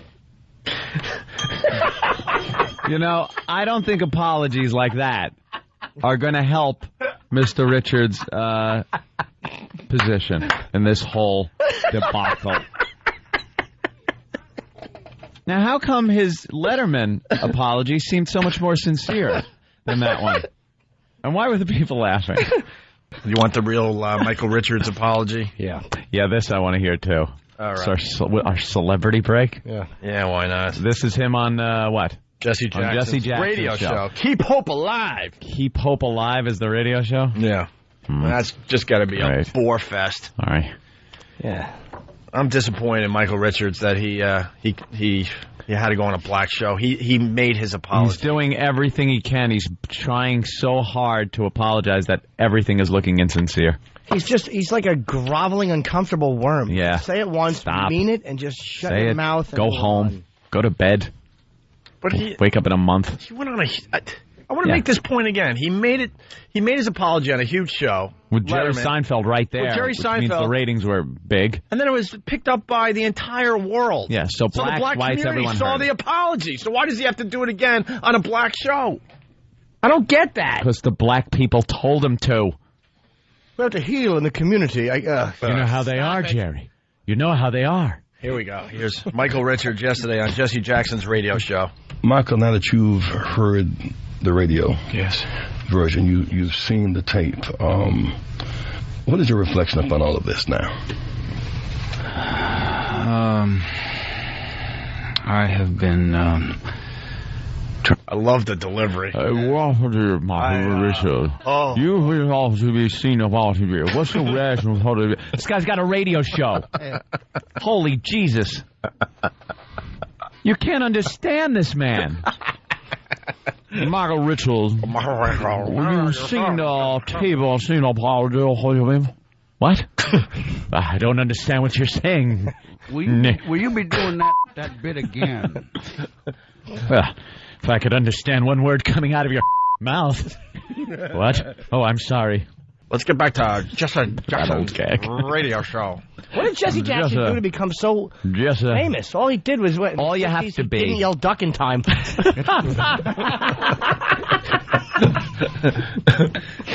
All you have to be is an activist. And you're in. You're in for life. Mr. King, I don't want to be the bearer of bad news, but... Coretta Scott, I don't want to upset you, but... You know, I told him. Why, don't go on the balcony, it's dangerous. But he didn't listen. No, that wouldn't be the news. He'd be like, Mr. and Mrs. Earl Ray, I don't want to be the bearer of bad news, but they caught him. Stupid club soda Kenny. I told him. I don't know why James Earl Ray's parents should be named after his middle name as well. Mrs. Earl Ray. But stupid Kenny would say that. Yeah, that's why it works, Jimmy. He would. Yeah. Mr. and Mrs. Earl Ray. Derek the Dodo. Yes. Mr. and Mrs. King Jr. Oh, boy, here comes Derek the Dodo. Yes. You know, a lot of people don't know this, but a relative of mine was the Secret Service agent that told Martin Luther to check out the view from the balcony. All right. Wow. You ran in for that. Oh, boy, did he. He probably stopped in mid-conversation because a gem flashed. Somebody's still talking right now, and Kenny just ran in. He was gem alert, gem alert. He was all the way down the hall. He started skipping to the studio. He was excited. I get to be a racist. I got it. Just skipping. Can't wait to get in here with that comedy gold. All right, here, let's get back to Jesse Jackson and radio show. Michael, now that you've heard the radio version, you've seen the tape. What is your reflection upon all of this now? I have been trying to get to the source of where that anger comes from. I've been trying to get to the source of where that anger comes from, Spot. It comes from Priceline.com. He's doing the best Shatner impression I've ever heard. Jesus Christ. You know he doesn't want to do this. What a weasel. Stay out the bushes. Yes, please, Jesse, everybody. In the course of doing a show and getting tripped up and using racial language to hurt those that I felt hurt me. Warning. Wow. Warning. Using that language to hurt. And then seeing the pain, of course, that's come from this... oh, no, Jerry, it's Robo Kramer. The show is over. I've learned you are pretty sensitive. Just screw the whole thing up already. Enough groveling. Yeah, no kidding. Get back to the funny. Yeah. Or if, after the question came, if you went, could you repeat that? I didn't hear a word you said, boy. Stupid. Just how insincere does he sound? It's just awful. He's petrified. That's why he's insincere. I know, petrified. Choose each word very carefully. Just don't say. Don't say. Oh my God, I'm saying it, aren't I? I'm saying it right to your face. I'm telling myself not to say, but I'm saying. I'm sorry for saying. While I'm apologizing for saying. I think I should leave. You're onto something. That's why he's slowing down his speed. Yeah. Please. I must resist temptation to say, holy, there it goes again. Jesse, I want to apologize to you and every out there. Did I just say again? I'm a stupid. All right, here he continues. I need, to do these stand-up act. Everyone thinks I'm rich, but hey, gotta eat. Oh, jeez, I said it again. Or a quarter is 5. I meant nickels. I don't want to be out there with a squeegee like the rest of you. So I went to the club and... Oh, I did it again. Oh, God. You didn't just curse. You unleashed rage, cursing, the repetition, use of the word, and then the lynching scene. I mean, have you been here before? I mean, how deep is this? No. Have you said this before? No. Liar! Let me think now. Liar! Jesse, let me think. One time. No. Oh, the pause is great. I've said coon. That count?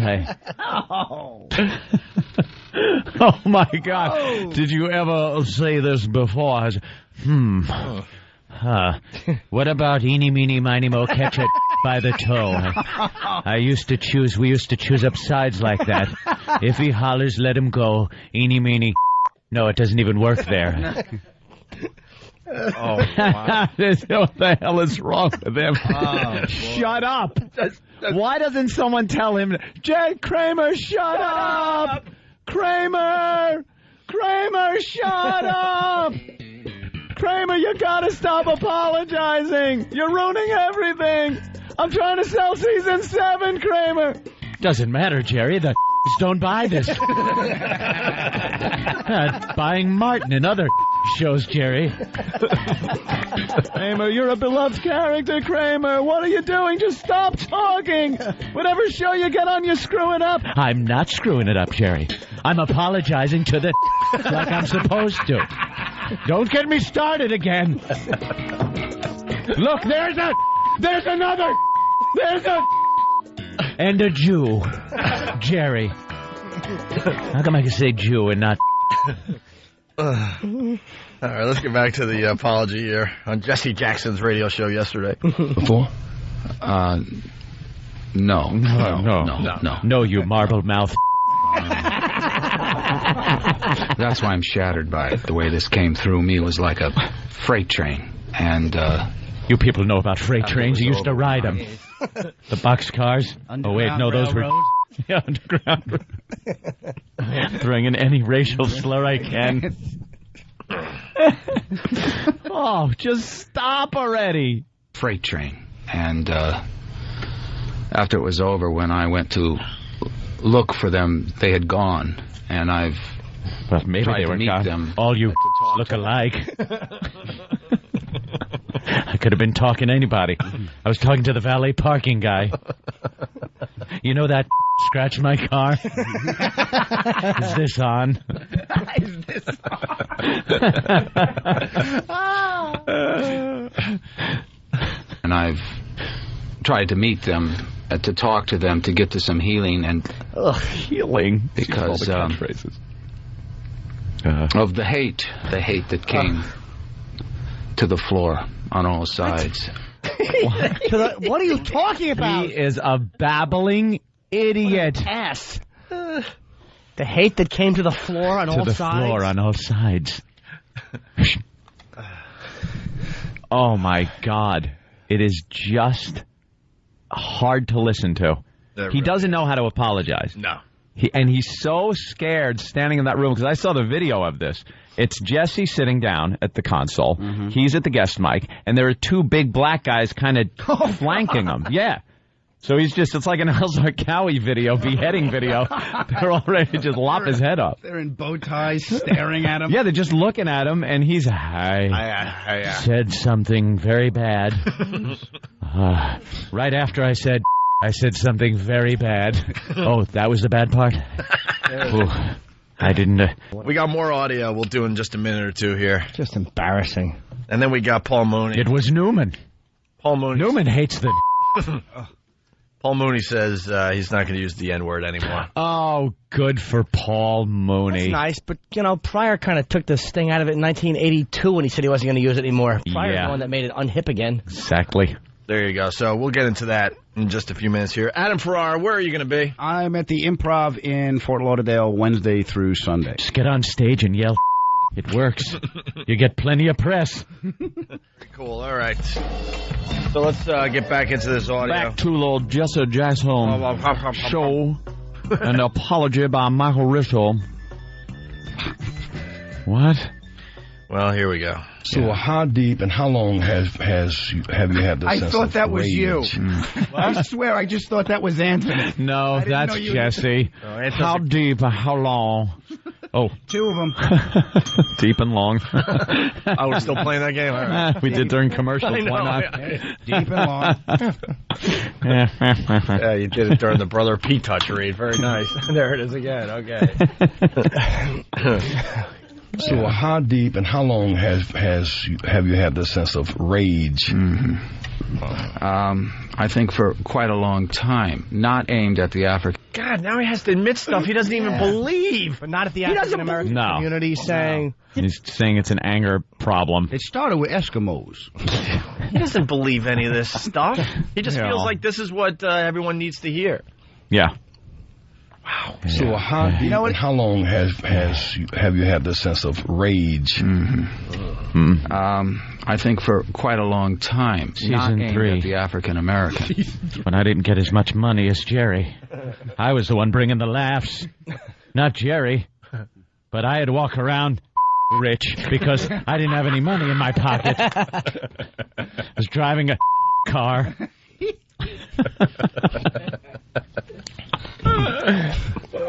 I was made out to be Lee. I was the of that show.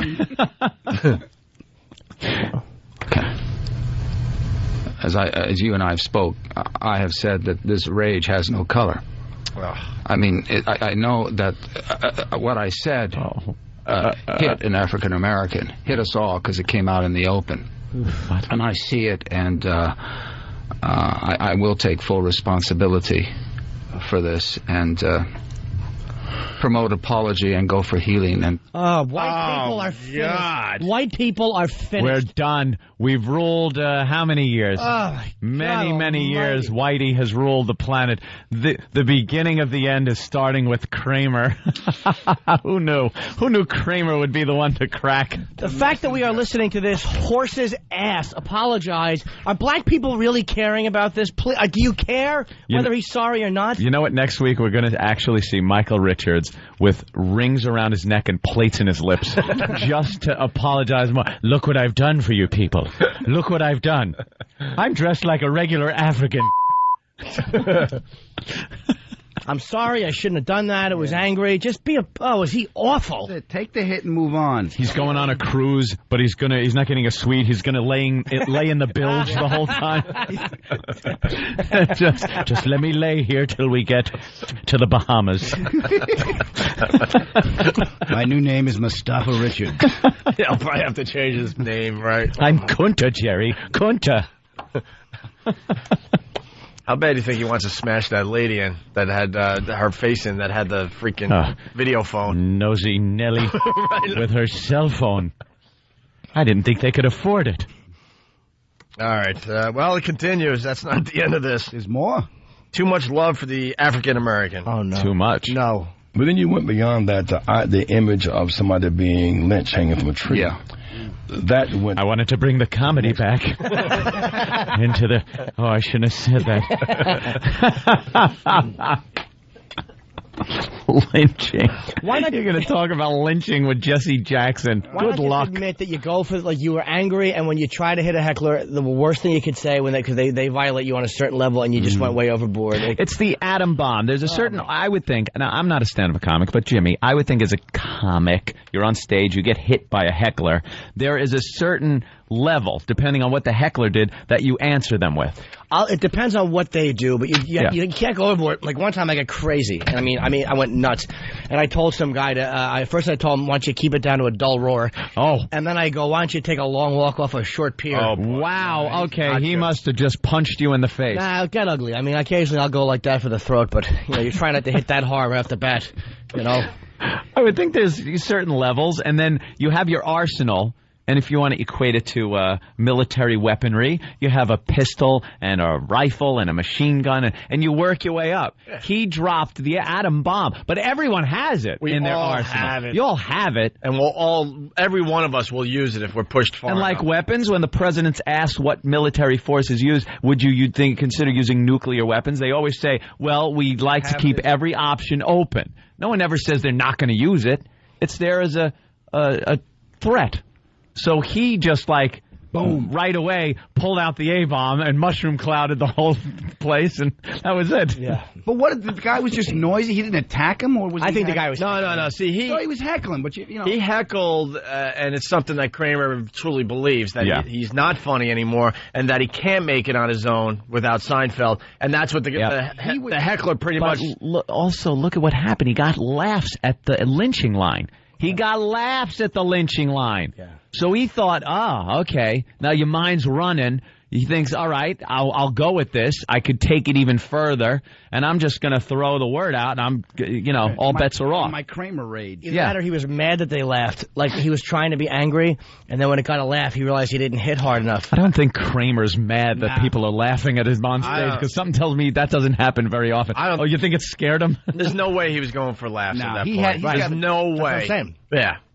He was angry, and he said, you ever been arguing with your girlfriend or whatever, somebody, and you say something and they laugh, and you don't want the laugh there, you don't want the situation diffused, you're angry and you want to hurt the, that's when you punch their teeth down their throat. Yeah, actually, that's usually the way it starts. That's what starts the argument. They disagree politically, the teeth come out, and all of a sudden you're a bad guy. I thought I was sorry. It's like, all right, look. That sentence ends with, and that's what happened, officer. Yes, they're dragging you out. All right, well, it continues. Here we go. Yeah. That went to the next level. Those feelings had to have been thought up for a long time. No, that's not an image I carry around every day. And every time I look at an African American, I think that he should be upside down. Just isolate that. Way to heal. Just isolate that. Wow. When I see blacks, I don't want them upside down. All right, well, we're all healed. I want them upside down. That's not an image I carry around every day. And every time I look at an African American. Right. And now here you go. Wait, I gotta find it right. It's right there. And every time I look at it, I gotta get it just right. You gotta get that clip. I want it from my machine too. Every time I look at an African American, I think that he should be upside down. Apology accepted. That's a ringtone. Every time I look at an African American, I think he should be upside down. To my knowledge, they didn't lynch people by their feet. Yeah, what kind of image did he They didn't lynch people by their feet or ankles. Yeah. I'm mad his racism wasn't accurate. Come on. And every time I look at an African American, I think that he should be upside down. But he should have a fork up his... They didn't do that either. No. And if you're upside down, the fork would be down, not up. No one's going to waste their cutlery back then. It was very hard to come by. You dyslexis racist. Dyslexis, the new car from...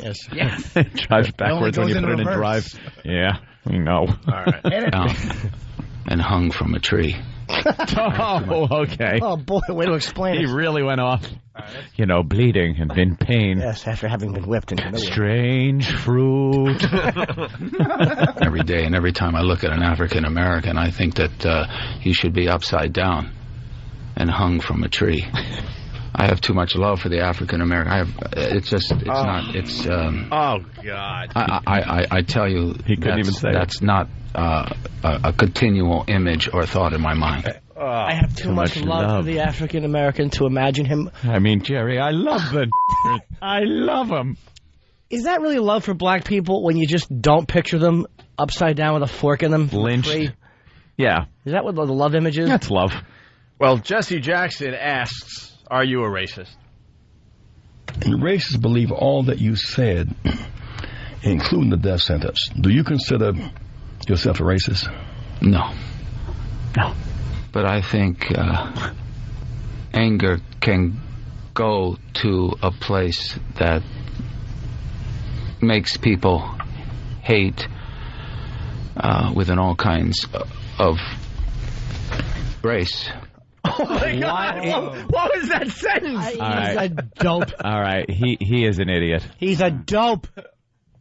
He is that an sentence? idiot. God, what a- And the delivery so slow and exact. Hate. I can't. The hate on the Anger. floor, and black people shouldn't be hung trees. The love I have for the I can't say it.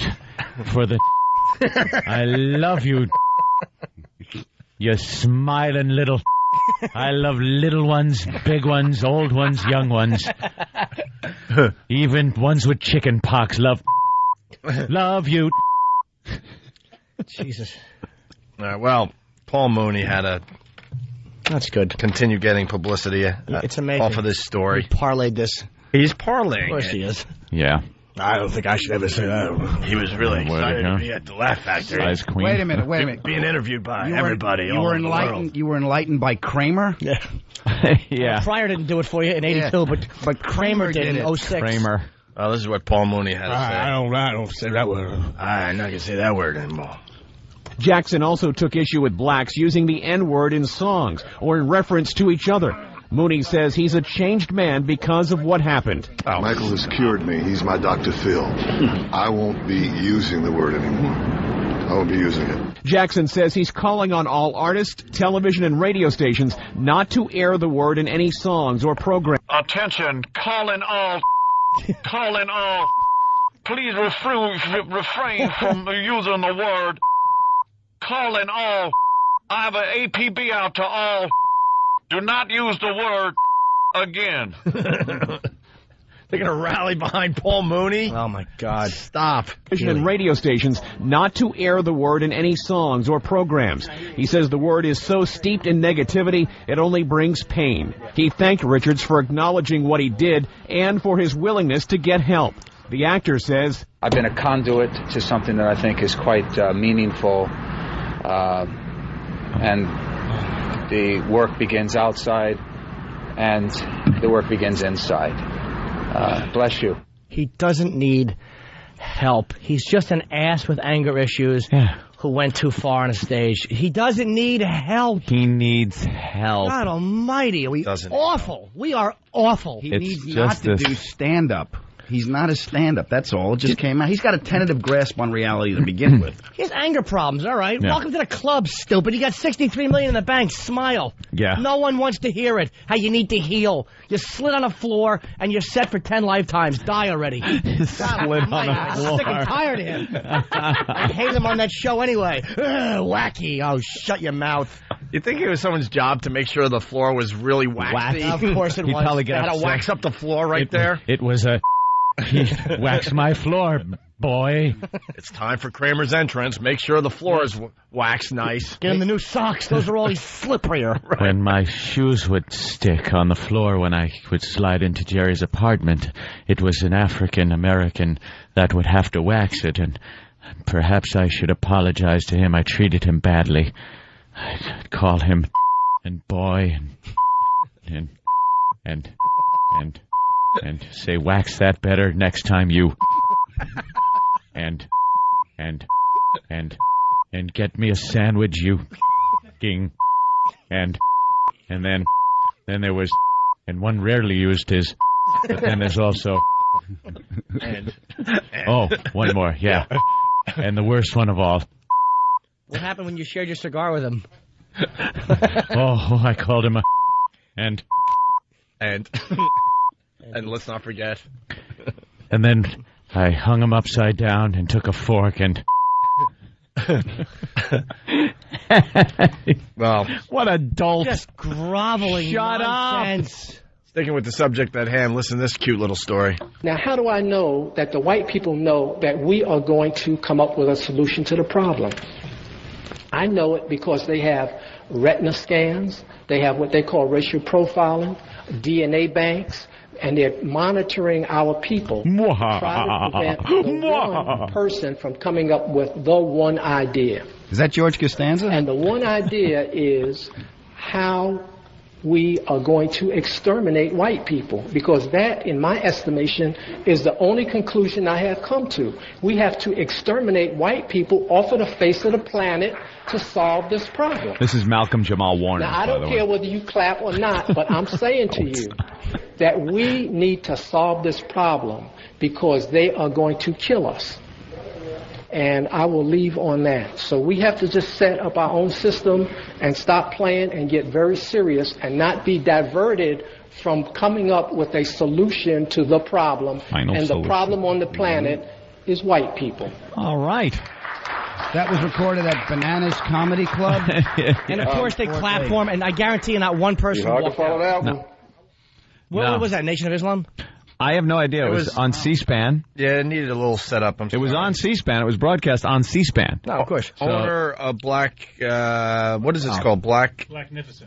Owner of Blacknificent Books says white people should be exterminated. Well, where's the bookstores saying they won't sell it? Where's the outcry? None. No one cares. How about that right there? Any black person would come up and say, well, that's freedom of speech. Yeah. Come on, that's freedom of speech. And he's right. But what Kramer did is hate speech. That isn't freedom of speech. And that's why lawyers and stuff are saying that these two guys can sue. Because it's hate speech. It's not protected. It's not freedom of speech. What that guy did right there, that's hate speech. Where's the lawsuit? Where's the outrage? Where's anything? That guy's calling for the extermination of white people in a political forum. This wasn't a joke. It wasn't a comedy club. Right. This guy's calling for the extermination of whitey. That's much closer to inciting people to riot than some dumb sitcom guy yelling the N-bomb. That's instructions. I want that guy on our show to apologize. Just a white show, right? I think it is. Why won't white people? Squeaky white. White people won't do it, A, because that kind of black guy terrifies white people, and B, because, again, they have a different standard. Because blacks, well, that's just what they do. They're supposed to talk like that. You don't hold them to the same standard as you do smarter intellectual people. Right. That's the way they look at it. Let's address Mark Quinn from Philly on the instant feedback. I hope he's kidding. Uh-oh. I hope he's kidding. From Philly, maybe not. And he's not this stupid. He might be. Could be. Okay, what the F? Please tell me the censor... All right, please tell me the censor bleeps on the XM side of the CBS show are just part of the effing bit. I thought the XM side was uncensored and clear. Please address. It's not uncensored. XM censors the N-word. Everyone censors the N-word. We're not allowed to say that on XM either, sir. Good point. Glad you wrote in. You are a idiot. Yeah. Your mother should every in this room right now. That's right. Because you are a idiot. You can't be that stupid. Sometimes having the bleep is funnier. Don't you get it? And by the way, do you honestly think that somebody is bleeping this show? Do you think I could be able to talk over the bleep? Can that work? Ant just did a brilliant bit, and this dope thinks that it's being censored by XM. Well, how does he think somebody is sitting there with their finger on a button knowing when to push it? Exactly to push it, you asshole. See? Did that go through on XM? Oh no, the bleep didn't work. Oh my lord. Did you get that on XM, did you? Jackass. Nigger face, did that go through? Oops. The beep guy missed it. Oh boy, you missed it again. You missed it. Jackass. You missed the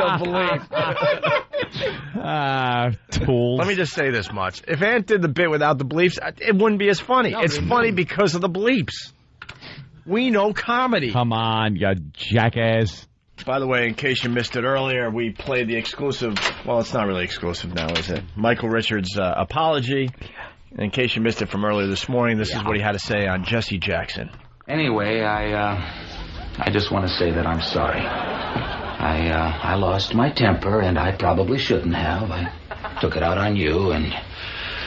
Look, if I've caused you any problems as a result of my behavior, well then, I'm sorry. I apologize. Even though you know, Barry, between me and you, we both know that you started it. I mean, who's kidding who? But they tell me that you're very upset, and God forbid I should disturb the very important monkey. I'm just hoping we can put this behind us. Let's just move on with our lives, okay? So there you go. Kramer on Jesse Jackson yesterday. A little more natural in his speech, but not quite as sincere. A little more comfortable there. Maybe somebody should fucking script out an apology and that horse's ass can act it out. That's what they should have done. And then just do it like it's a Seinfeld episode. Give him an entrance, let him let him slide into the studio. What was that episode about? Why was he apologizing to a monkey? I know I'm missing It's from a movie. Yeah, monkey. Hey, why are you tearing down the seventh wall, Jimmy? What? He went to the zoo, and the monkey was mad at him, and he spends the rest of the episode trying to apologize to the monkey. Oh, and make the monkey like him again. I stand corrected, James. All right? E-Rock? Sure. Give me that. What is it? Oh, probably money. It's probably money. Ope just got handed a big envelope. Oh, great. Thanks. I got to walk home, Jesus. Well, Patrice was on Hannity and Combs talking about Kramer. Yeah. Our buddy Patrice. Joining us now is stand-up comedian frequently heard on the Opie and Anthony radio show, Patrice O'Neill, and the comedian who performed prior to Michael Richards last Friday, Sully McCullough. Sully, what was going on there when you were there? Tell us what you saw. I'm still trying to figure it out. It was ugly. All the comics were upstairs watching, and then it took a turn for the worse. And I've seen comics bomb over the years, but that was something else. What do you think he was thinking? I think he was thinking, how can I stop myself from talking? Even an insult comic isn't going to say those things, you know what I mean? I think he just had an out-of-body experience and couldn't, once it was done, he wished he could clean it up. I mean, everybody was shocked here. We didn't, I've been here for a regular here for a while, and I've never seen anything like that. Who's Sully? What is he saying? Out-of-body experience. At least Patrice, puts it in terms people can understand. Patrice is honest. Yeah. Yeah. He said it. He didn't think anyone had a stupid video camera phone or whatever. And Patrice is not outraged. No. He doesn't care. No. All right, here's Patrice weighing in. If you listen closely, you could hear Patrice tell Sully to shut the fuck up. Oh, shut up. It's hysterical. Patrice, we're looking at the apology here, and you're not too satisfied with that apology. You don't think that came from the heart? No, he looked like a terrorist hostage, man. That dude, he didn't even, he's socially inept. Well, what would he have to do at this point to... Can this all be fixed in any way? No, the apology, I didn't think he was so bad until he apologized. Why? Look, man, when you mad on stage... Maybe he needs to go on BET. What'd you say? Shut up. I said maybe he needs to go on BET. Yeah, well, was it the venue where he apologized? Nah, it was, look, first of all, we didn't see the whole tape. Second of all, when you're a comic, if somebody is annoying you, and the only thing you got to defend yourself against that anger is to call them what they are. Like if an Indian dude's heckling me, I'm just going to call him some type of goofy Indian word. But I'm not saying that word is goofy, but it's goofy in the mouth of Kramer. Are you saying he should have said nothing? He should have lied and said he was doing some kind of conceptual thing that he used to do on Friday. He's a goofy guy. And that would have solved the problem. But now we're having this is a racially charged situation because Cosmo, the dude that slides into Seinfeld's house, is now having us talk about race. And another thing about race, race has become a thing between you two guys, like where meaning the perceived racist and the perceived not. But to you just two white guys to me. You should let black people run racism. When Mel Gibson said what he said, when The Godfather said what he said, when let me ask you this. We run it ourselves. This is. He is so right. Yeah. He's right. That's it. He's right. Absolutely.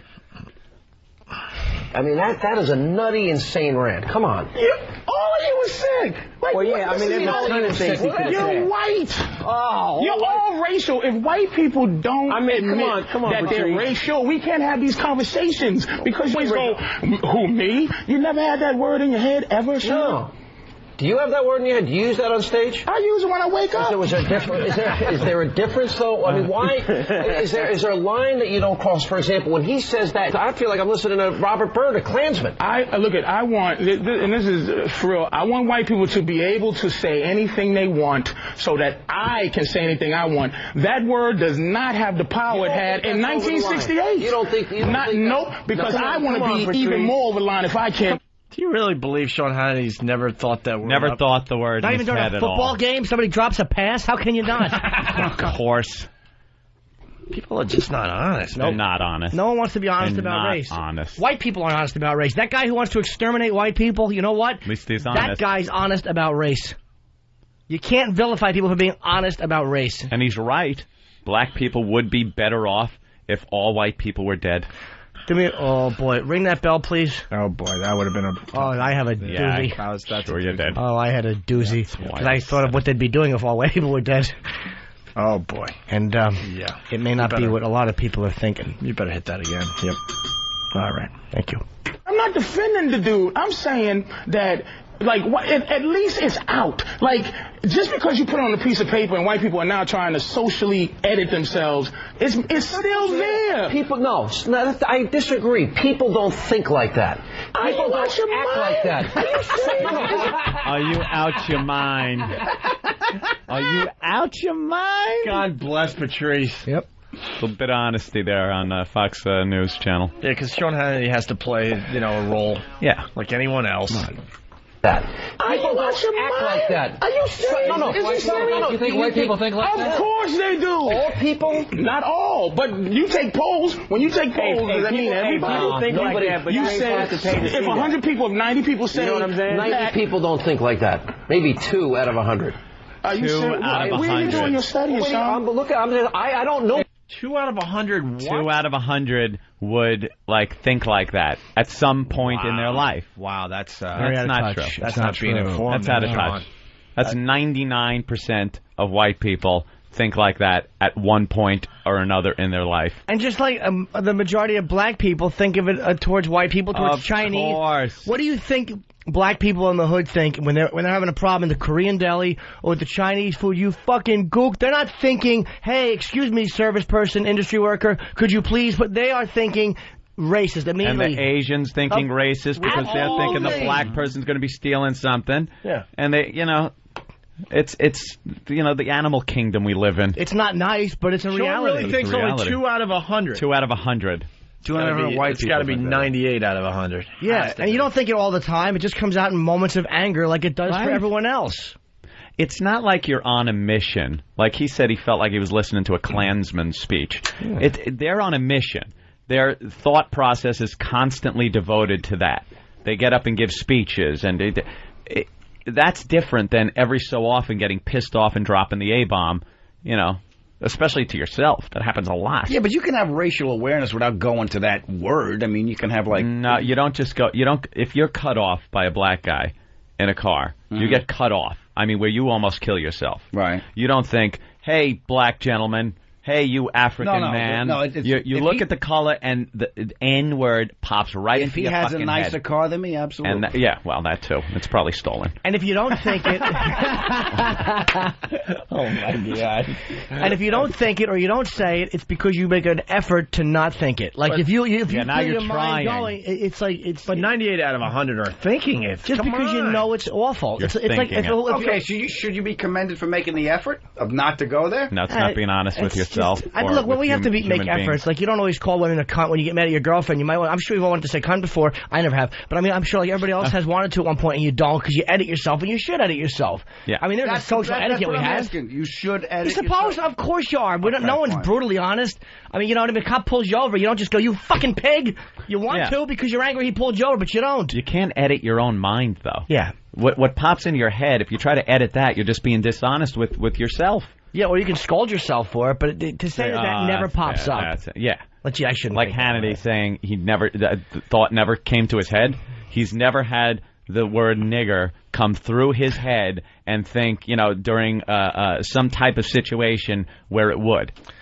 Where, I mean, he's being dishonest. He listens to us every morning. Is he around? We should try to get him on. Well, like when I heard about Daryl Littlejohn, I don't know if he's guilty or not, the black bouncer that apparently killed that girl. Again, that's the allegations. That was the first thing I thought of.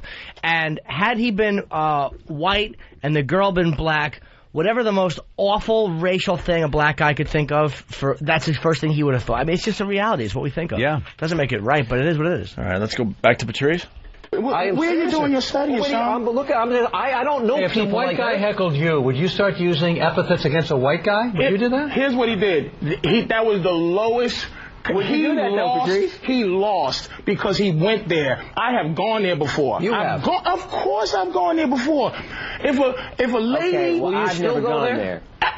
Who the hell is this Sully guy? Oh, Sully, he's a comedian from L.A., and He never goes there. He's trying to pipe into this interview, and he's just getting pushed to pushed to the side. Because it's like the Patrice is just being brutally honest about the way he feels. He's not trying to sugarcoat it or find a solution. He's just telling you the truth. If a lady, will you still go there?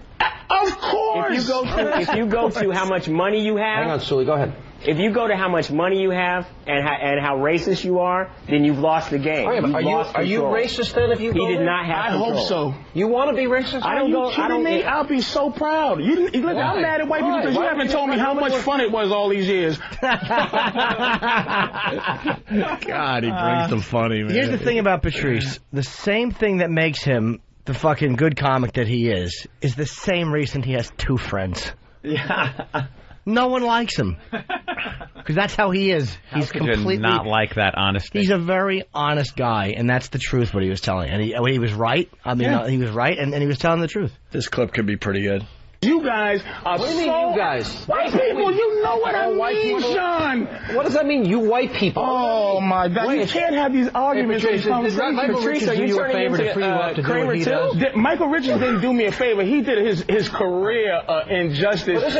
And now, I'll tell you what y'all should fight for. Get rid of cell phones. Because that's messing y'all up. Isn't racism morally repugnant to you, or no? Of course it is. But, okay, is it more morally repugnant to be it or morally repugnant to get both? By the way, someone brings it up on instant feedback. Can't take credit for this. I bet you Sean Hannity's thinking the word right now. Yeah. Absolutely. Could you let me get a word in edgewise? I have an argument with Patrice. If you don't think it, there's something wrong with you. Look, you mouthy. Someone from their cell phone. They didn't leave their name on the instant feedback, but very good observation. Yes, Patrice was being uppity. More morally repugnant to be it or morally repugnant to get caught being it? Oh, Bob, I would say to be it. You are. But just because someone says that you are not to be one and you can't frivolously be one anymore. We'll be listening on Opie and Anthony. Oh, Sean, you going to cut me off like that? Oh. Only a 1 hour show. Thank you guys very much. See you later. Coming up, UCLA. The masses putting you out of the house into the field. Well, first of all, they should have after that dope attempted to say frivolous and tripped on it. Frivolous. I've never heard Patrice. I've known Patrice for 10 years, and I've never heard him say frivolously. Frivolously. That's a white person word, Patrice. Yeah, stop it. Black people don't say frivolously. Redding from Whackbag. Yes, I did say Patrice brings the funny. Oh, I wanted that one back. I believe it. I did hear you say it. I wanted that one back. And it was either ignore it or bite him. In a funny briefcase. Does he put it in a briefcase of comedy? Opens it up. I'm bringing the funny. Here comes some funny. I got the chips, the dip. What are you bringing? As soon as I said it, not even a pause. I looked at all of you guys like, oh, shit. That's right. What an ass. What happens? Russ in Ohio. Russ? Hey, Hannity's full of shit, I think. He used to be a construction worker, and I don't know a construction worker that's never dropped the N-bomb. Oh, my God. I think look, if comes Hannity, right after hand me the hammer. or you're late again.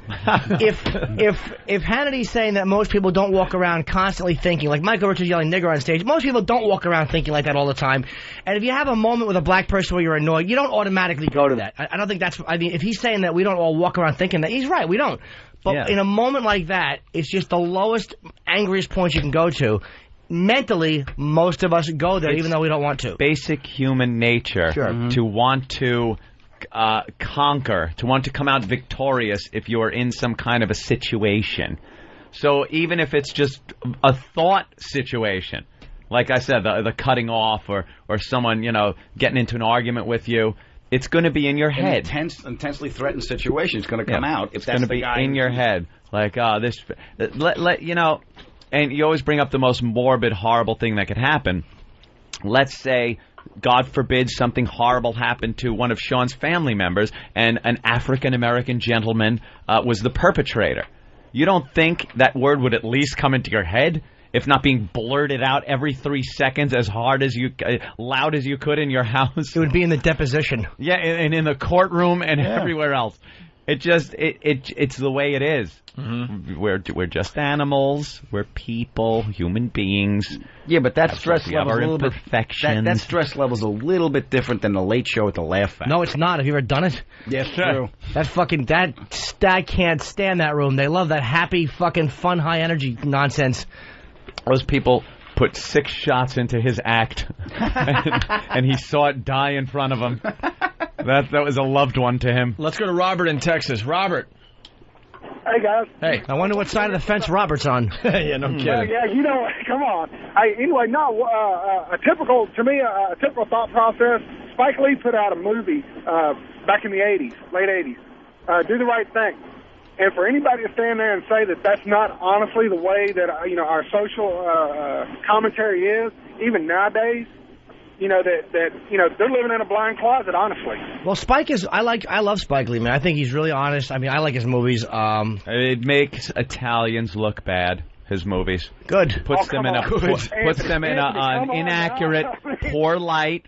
We don't run around saying those horrible words to each other when we're alone together as just Italians. He makes a fucking great point. He paints Italians as a bunch of fucking hateful pizza makers, and that's why I love Spike Lee. Cops are all racist, and Italians are all fucking guinea pizza makers. What I meant was they didn't put the word in enough for Italians. He made them look too pleasant and accepting. Dishonest. Ladies and gentlemen, Sean Hannity. Sean. Hey. Hi, Sean. What's up? You guys don't mind I stealing your guest, do you? Not at all. No, you got the plugs in. That's all we care about. By the way, he was very funny. He was very entertaining. Patrice is a riot, we man. love Patrice. Although I got to be honest, there was a moment there, I was like, man, who cares? And I think the whole studio, you could hear a pin drop. Yeah. Well, he doesn't give you the typical black guy answer. Patrice is very honest. He doesn't play like Sully to me was giving the typical, answer, whereas Patrice was coming from a different angle going, it didn't bother me. Who cares? Yeah. And I think Patrice was right. Some jackass from a sitcom had dirty talk and the whole country's up in arms about it. And a lot of black guys, especially the L.A. crowd, they don't want to face it honestly. And I think Patrice did a good job of interpreting what happened very honestly. I think he really, in terms of just a pure debate, putting aside what view you're on, I think he smoked the other guy who was debating pretty good. Oh, Sully stunk. Hey, Sean, your numbers seem way off. 2 out of 100? What did you mean by that think like that? Did you we might misinterpret how you meant. What was the quote? I forgot. I believe Patrice O'Neill was saying that if you're white, that thought has at least crossed your mind at some point. Not the same type of tirade that Michael Richards had, but the thought, that racist thinking mindset, depending on what situation you're in, has come across at some point. And you at one point said, no, it's got to be more like 2 out of 100 people would think like that. I don't know anybody that thinks like that. Honest, do people think in those terms? Are there people? Sure, but I think that's the small minority of people. Look, there's black on white racism, white on black racism. People think that, people say that, but look, it's not even politically. It's not acceptable, rightly so, in society anymore to be that way. I'm just thinking this way: when Patrice asked you, "Have you ever thought that word?" He put it right to you, and you said, "No, I think that's dishonest." I think at least in certain situations, just being a human being, and of course it has been rumored that Sean is superhuman, but being a human being, you're put in you're put in a certain situation where your basic primal animal instinct comes out, where you want to use the biggest weapon in your arsenal. And I'm not talking about blurting it out. I'm talking about you get cut off on the highway and an African-American gentleman almost put you into a wall. That thought, the word, didn't cross your mind ever? My honest answer to you, and this is my honest answer, and maybe it goes through your mind, I don't think in those terms. Do you drive to work? I drive myself every day. Yeah. All right, I got to say, because I'm just being honest, that when that happens, I will pull the worst possible thought will come to my head. If it's an Asian gentleman, I will use and I'm not yelling it out the window unless it's a cab driver. If somebody cuts me off or somebody's being obnoxious, I might think you blankety, sort of the stuff that you guys say on XM every day. Right. And, I might think that, but I'm not thinking in racial terms. It doesn't come to racial terms. That race did that to me. I'm just thinking, somebody's a jerk. So, how about, so what, you just used the word jerk? Yeah, well, yeah. Hey, do you shake your fist at him too, Mr. Wilson? You kids, you meddling kids. Get off my lawn, you. How about this? When something comes up like a case like the... I feel like I'm in a confessional. I've like got, bright lights in my eyes. All right, Mr. Hannity, have you ever... Have you ever... Well, we're going to get some stuff out of you eventually, Sean. You know that. During like something like when you read about a case like the Central Park jogger case, or some type of an awful, like, the way Fat Nick was crucified in the media, and black on white hate crimes are never reported to be hate crimes because there's a real, you know how the thinking in the media is, at least. They don't really report them the same as far as what's a hate crime and what's not. Let me answer your question with a question, and I'm not avoiding it. Do you really think most people are racist? Because I don't. Oh, absolutely. No, not racist. I don't think most people are racist, but there's a confusion here in this country where because you're thinking a racist thought, that it automatically puts you, wham, you are in the whole category of being a racist. You can think bad words. You could think and look at people on the outside and think, oh, God damn that. Well, you should hear what I think when I'm thinking about Combs every night when he's on the air. Well, all right. Oh, does he stink? See, now, if there was a racist term for bedwetting liberal. Hey, you know what? We never talked about when we did your show last, and you were controlling the interview like you control every night on that show. And all of a sudden, he started talking. It was an honest reaction from me. I actually looked at him and said, wow, he talks. Oh, I know. Did you guys talk about it after we left? Because it looked like I really hurt his feelings, but it was just an honest reaction from me. Kevin, now that you're kind of waking up, what do you think of Jesse Jackson? He's calling for everyone to ban the N-word, especially in entertainment. The N-word. He's talking about movies and music and TV. I mean, I guess he has to start within the community, right? Because that's where it's used most prevalently. Yeah. Apparently, he said the entertainment industry, which people are assuming is rap artists, but he also mentioned movies and television. Now, I haven't really seen much on TV, but the news doesn't even show it or use it or show it in transcripts that are underneath video. They blocked it out when Michael Richards' video was being played. But movies now, and that's your line of work there, Kevin. And I've seen a couple of movies where perhaps that word was used. Yes. Yeah. And it is, I'm sorry, it's always funny to hear in a movie. I don't know why. It's all context, right? Yeah, Roots? It's all context. No, not in Roots, you idiot. Jimmy. But, we were bringing up movies where, God, where would taking that word out really just destroy a movie? And Pulp Fiction is one I could think of. Well, Pulp Fiction and more than Pulp Fiction was Jackie Brown. Yeah, Jackie Brown. Jackie Brown was where he used it, he used it to the point that Spike Lee chided him for using it so much. Yeah, I remember that. Quentin Tarantino got, bitched at. For using the N-word. We're adults saying the N-word, by the way. By the way, we don't say the N-word over at XM. No. So CBS, for some reason, they have banned that word from radio shows. It's a CBS policy, not an FCC policy. But if a black guy comes in and uses it, and it's okay. Not in a derogatory way. As long as he does it only twice. It all has to do with whether you're using the ER ending or the A ending. No, they didn't. They don't even want the A ending. Nah. Wow. They don't even want, How does a rapper come in and talk about his friends? Yeah. Well, a rapper's able to, as long as he's not K-Fed. Is this all stemming off of the KK Kramer incident? No, this is before that. This is from the FCC has radio companies petrified, and they're afraid that, if a word is used and a letter is written, that every sponsor will just pull out. So they're very petrified. Or I mean, the thing is, I have mixed feelings about it because I'm like, now? It happened in the midst of the civil rights movement. Wouldn't that be a time where you're like, let's get rid of that word? But now, 40 years later? Yeah, I know. It makes no sense whatsoever. A lot of power has been taken away as far as that word goes over the years, and now it's totally. Now that what they're trying to do is bring the power back into the word. by doing this. Totally. I mean, you're talking about a word that has been kind of sapped of most of its energy because it's been appropriated by, in the same way that the gay community uses queer to queer. I just don't understand why you would campaign now. Well, there are certain words in the gay community, like, you know, you can't use, like, you know, they dump us if we say, if we finish fag. If we go beyond that, describing gay people, they dump out of it. Not on XM, by the way. Not on XM, no, only on CBS, of course, because it might affect sponsorship. Yeah, like I could say, like, hey, someone goes, you know, hey, Kevin, you want to go out tonight? And you go, nah, I'm tired. And then you go, don't be a faggot, come on out. That's fine. But you can't use it in a derogatory way to a gay gentleman, or else it will be dumped out of. But isn't that 6 of one, half dozen the other? Exactly. Yeah, it is the rules. Strange. Like I would imagine the prior usage, you want to go out tonight? No, I don't want to go out tonight. Oh, don't be a faggot, is more incendiary because it's really it's taking the term and turning it into an even deeper negative. Yeah. Yeah, it's adding another negative to it. I mean, but I don't want to give them ideas, so keep using.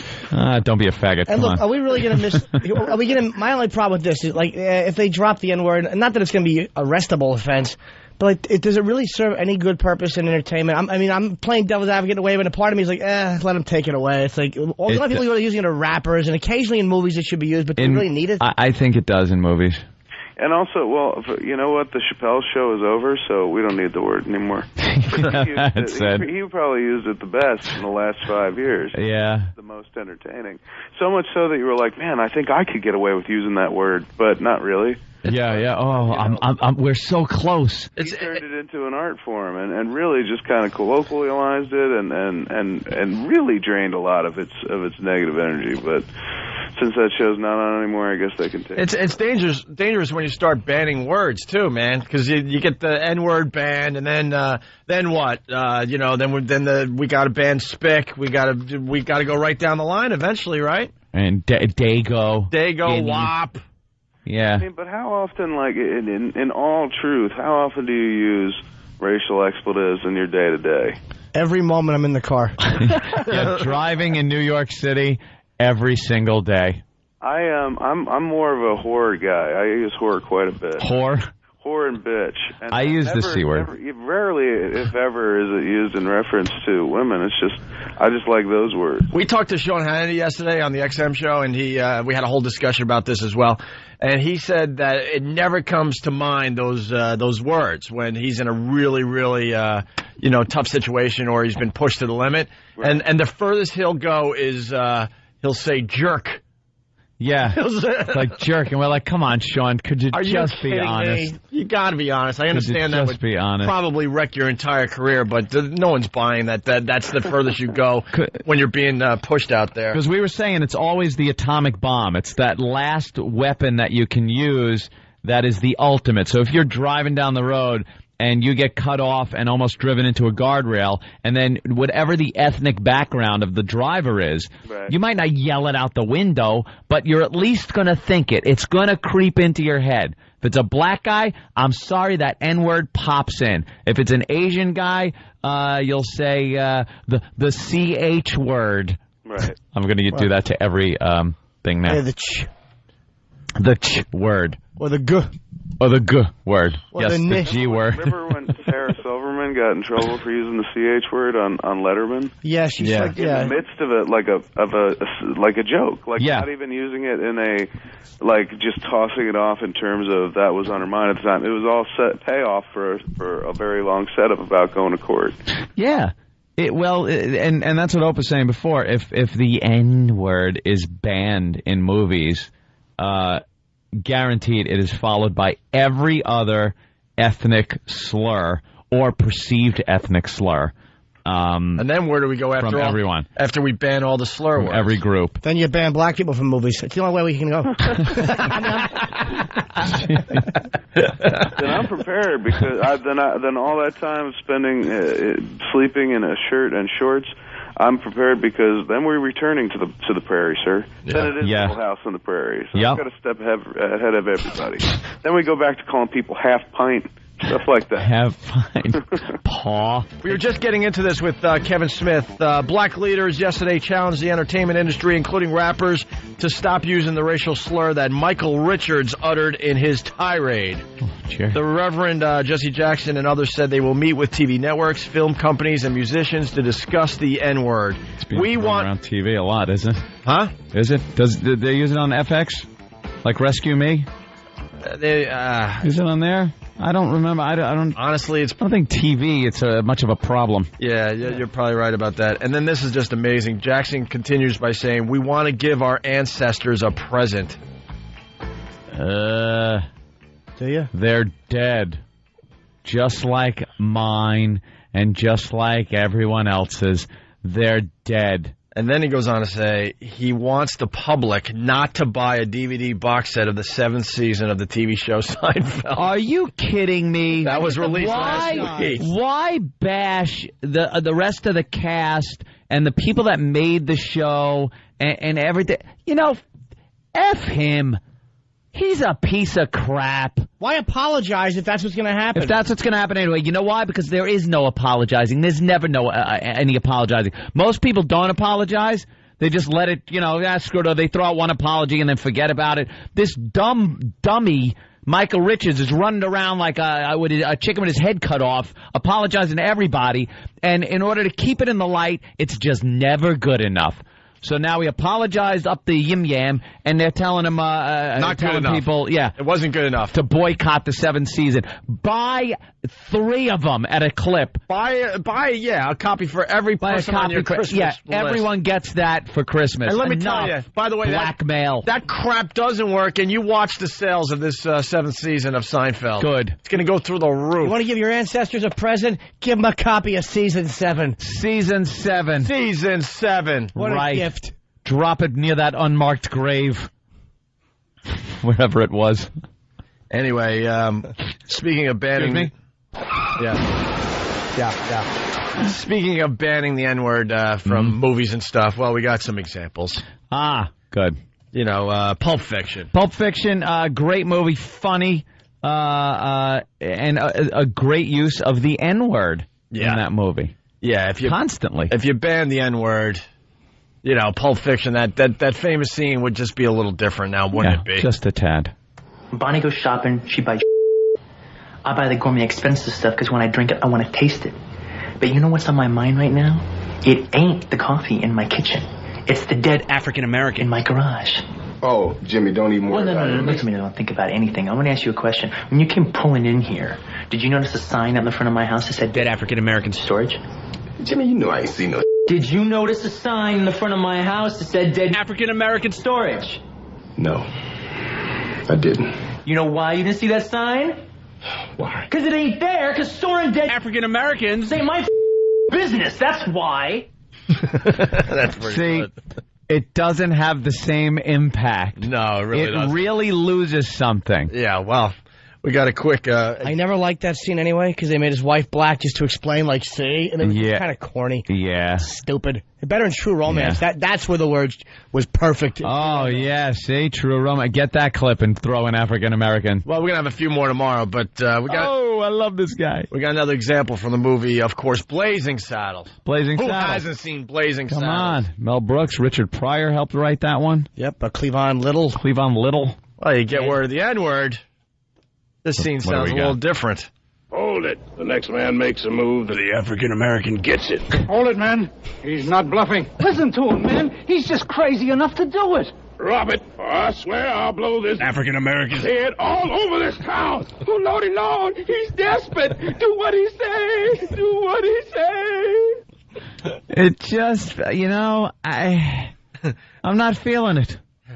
Doesn't have the same comedic impact. The boys work fast behind the scenes. We'll have many more tomorrow. Oh, we please. can guarantee you that. And they'll enjoy watching the movies that they came from. They're going to order popcorn and pizza and some beers. They're going to stay up all night for this bit. The Godfather, Anthony. Here's a quickie. All right. And going with what we said, you start with the N-word, then you got to start banning every other race, creed, color, religion. Everything is going to have to want their word banned too. With that in mind, here's something from The Godfather. Let me tell you something, my German-Irish friend. I don't remember it sounding like that. It's not funny at all that way. Or this way. Let me tell you something, my half German and half Irish friend. Somehow that line was funny when he said it. Now, not funny. Yeah. So, we'll have many more tomorrow, Ant. We're on to something there. Hey. Hi, everybody. It's the Opie and Anthony Show. XM version. Strictly XM. Nigger. So, any of you niggers want to call in and say cunt, feel free. It's XM satellite radio. Wow, how things change with a short walk. Speaking of that dreaded N-word, the Laugh Factory banned the N-word. Every comedian will be FIEND who uses it. Fined. What? Fined? Yeah. Fined? Yes. No, you got the story? Saw it on Channel 11. Call that dick up. That can't be true. The comics should rebel and just not play his room. It should be a rebellion. It's freedom of speech. I'm going to side with Jamie, and I'll tell you why. I'm going to punch you. No. I have a reason. He's got a good... I agree with you. He's got a good angle on this, okay. Actually. Jamie is in a very tough situation. I'm and believe listening. me, siding with a club owner, you really do feel like the fucking slave siding with the master. But the reality is, he's in L.A., which is gang territory. There's been race riots there. He's getting death threats and arson threats. Are you kidding me? He is worried what did he do? that someone's going to burn his club down. I'm telling you, that's what it is. Oh, self-preservation? But on a real level. And in L.A., yeah. I mean, he's probably worried someone will do a drive-by at his club. I mean, oh my God. That's a major problem for him. And he's just trying to weather this storm because it's not going away. And as much as he loves publicity, his insignia is on every fucking person that watched Michael Richards yelling, sees Laugh Factory behind it. Yeah, that's true. So I think he's just worried about... I don't think he's trying to restrict freedom of speech, even though it is pukey Los Angeles. I think this is just about preserving... Because Jamie Masada's been around forever. He's seen a lot of stuff over the years, a lot of great comics. He's just reacting. Some crazy stuff in his club. I would leave it just the way it is. You could use whatever language you can muster up. I don't care if you use the N... Would that be the end result, do you think? I think he's just worried about his club getting the windows knocked out or again, getting burned down one night. Some fucking maniac burns you down because of the Laugh Factory. What about this? Masada suggested Richards donate at least $500,000 to charity for every time he unleashed the derogatory term. Masada also said the comedy club will ban comedians from using all hateful words. Wow, he's really trying. Hateful words? Wow. All right, fuck him. That's no act. Yeah. All hateful words. You know what? Then go to the Comedy Store. Yeah. Then There's just go to the Comedy Store, there. which is right down the street from the Laugh Factory. You're going to do an act. And I'm not, believe me, I'm not saying that the word nigger should be banned from comedy clubs if there's a place for it. If you're doing it to be gratuitous, like to me, that one Tarantino scene where he's going, is this dead nigger stories? He's just trying to be the hip white guy.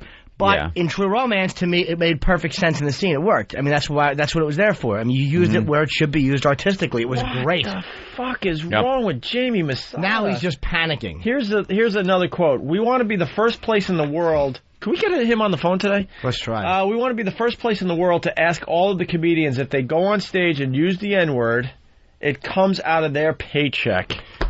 All right. We've lost all reason and sanity. If it's only for that word, he is simply panicking and trying to avoid his club from being burned. That's the only word I can understand. You know something? For self-preservation, that's one thing. But all how words? About, I like to... I'm saying this not being in his situation. Right. But that situation... There has to be a bit of bravery. This is the biggest right we have in this country is the freedom of speech. The protection thereof comes from people that gave their lives, that were very brave to make a stand against this kind of thing. He is cowering, buckling under, and giving in to fear and forfeiting a right that you have in this country. It's easy to say because I'm not in his position, but the guy's a coward. He's a coward. For his own safety and protection, he is taking away the rights of other people. I agree with you in a sense that you're correct. You can't argue the point that it's correct, and I agree that as an artist, I agree with it, of course. Yeah. But I do understand why he's doing it. I don't think it's coming from his heart. I think that this is going to pass, but right now he's in the middle of it unwittingly. I mean, he's just there. Yeah, he got and he's got to into react somehow. So when they say, "What have you done?" even though he knows it's horseshit, we ban the use of the word nigger. Comedians will be fine. Almost like saying, "Look, that's all I can do. So don't fucking put Molotov cocktails through my windows." I mean, I don't know if he's being a coward because, to me, a freedom of speech issue, which I agree with you, is if it was a political thing or somebody was criticizing blacks and he buckled, I would completely agree with you. But this is such a violation, like, you understand, of what is, like, by standards of what people behave in public. He's just panicking and trying to keep his club from getting fucking Molotov cocktails thrown to the window. He also jumped right in the middle of this whole thing. I mean, he didn't shy away from this. You know, he had press conferences with the logo right behind Paul Rodriguez. Maybe he didn't know it was going to snowball. And Paul Mooney. He was thinking, oh, great, I'm going to get the name of my club out there. The story's got legs. Yeah. Big, thin Kenyan legs that can run for miles. Yeah, and I'm not saying I side with the club owner banning the word nigger. I think it's disgusting, but I won't go as far as to call him a coward. I don't even work the Laugh Factory, so I'm not sucking up to him. When I'm in L.A., I work the Improv. The Laugh Factory audiences don't like me, so I don't work the club. I see it as a bit of cowardice, though. Maybe, but, I mean, understandable cowardice. You want to think that people are brave and will stand by their rights and say, no, I'm not backing down. This place is, especially a comedy club, is really that last stronghold of free speech in this country where people can go in and say and sit and listen to ideas and language that you just cannot hear anywhere else. Comedy clubs really are a very unique place for freedom of speech. You sit in an environment where you can hear things that you will not hear outside those doors. They are taboo and will get you in trouble outside those doors. Completely agreed. But had Michael Richards been doing a bit and nigger was the punchline, or he was using it, I would be 100% with you. But it's such a weird time. In a comedy club, it's very rare. You have a white guy yelling, "We could have hung you, there's niggers in the back." It's very rare you have this kind of situation. Right. This is a bizarre... I mean, no one's saying he should go to jail, so his freedom of speech isn't being violated. It's a very odd situation where you have a guy screaming something for real at black people as they walk in. But other people's freedoms are being stepped on because of this now.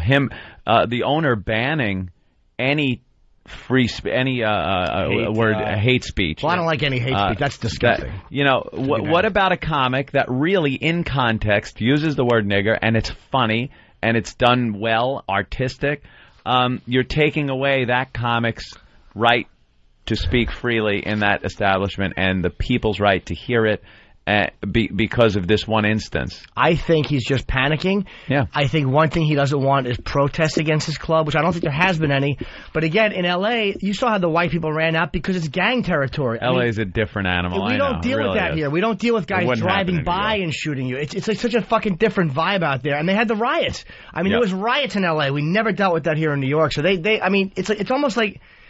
I'm trying to put myself in their shoes and go, look, it is a legitimate thought that his club could be trashed. It's not a crazy thought. Let's go to Brooklyn. Stupid Kramer. Brooklyn, what's up? What a douche. Who the fuck ever thought that little Jimmy would make 110% sense? Making Jimmy, sense to gotta me. love you, brother. Thanks. But you're right on the mark, and it's a shame that like that woman who called in today, she can sue me because she's a cunt. And if she wants to burn my house down, but all they want to do is run their frickin' mouths about how everybody's oppressed them, and then you got to be afraid that somebody's going to burn your house down. I'm like you, man. I'm just like you. Yeah. I'm going to come to your house because you called me a truck driver and burn your house down. They're such fucking idiots. Yeah, it is. God bless you guys, man. Right. It is disgusting. If he bans all hate speech, if he bans all hate speech, I'll try to burn the club down myself. You wouldn't be able to play in that I would be able to say hello and good night. But as a comic, Jimmy would just go to the Comedy Store. Yeah. So in the end, this could hurt him. Who wants to see nice comedy? But Laugh Factory nice comedy stinks. Laugh Factory is that kind of comedy predominantly. That's why I don't do well. They're like, that's Dane's home club. They love what Dane does, and there's just an energy there, a fun energy that is just, the Comedy Store is a hardcore club, and to me, the Improv I like better. The Laugh Factory is just not my vibe, so I lose nothing by not being there. You still got plenty of clubs that will let you do, whatever the hell you want. I think it's a temporary move, and I think, again, once the firestorm dies down, it will go away. This is just a big one, man. A guy yelling nigger, and not in being funny, but yelling. We could have, first of all, making some sort of a lynching reference, and then yelling, there's niggers here. It's really hard to fucking just kind of bypass that one. I mean, he's in a really bad position. Certainly. And siding with a club owner. Well, I feel like the husband of a rape victim siding with the rapist. Yeah, I know. Club owners. Oh, they're repulsive, but I have to on this one. All right, let's say hi to Jay, who's black, and he lives in Alabama.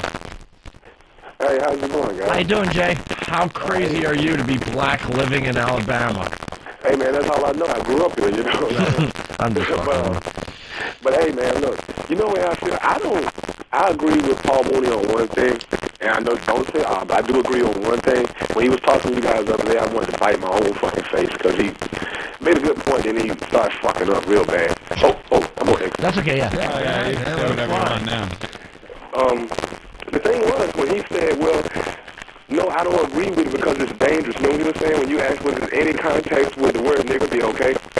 Well, look, he goes, dang. He is exactly right. It is dangerous. And you know what? If the comic wants to take that risk to stand by his art, so fucking be it. I agree. With everything that we do, you know what I'm saying? There are consequences to it. I can't walk up in Brooklyn and call an Italian guy some type of fucking mook or all this kind of crazy stuff without getting my ass beat. So, I don't have a problem with it.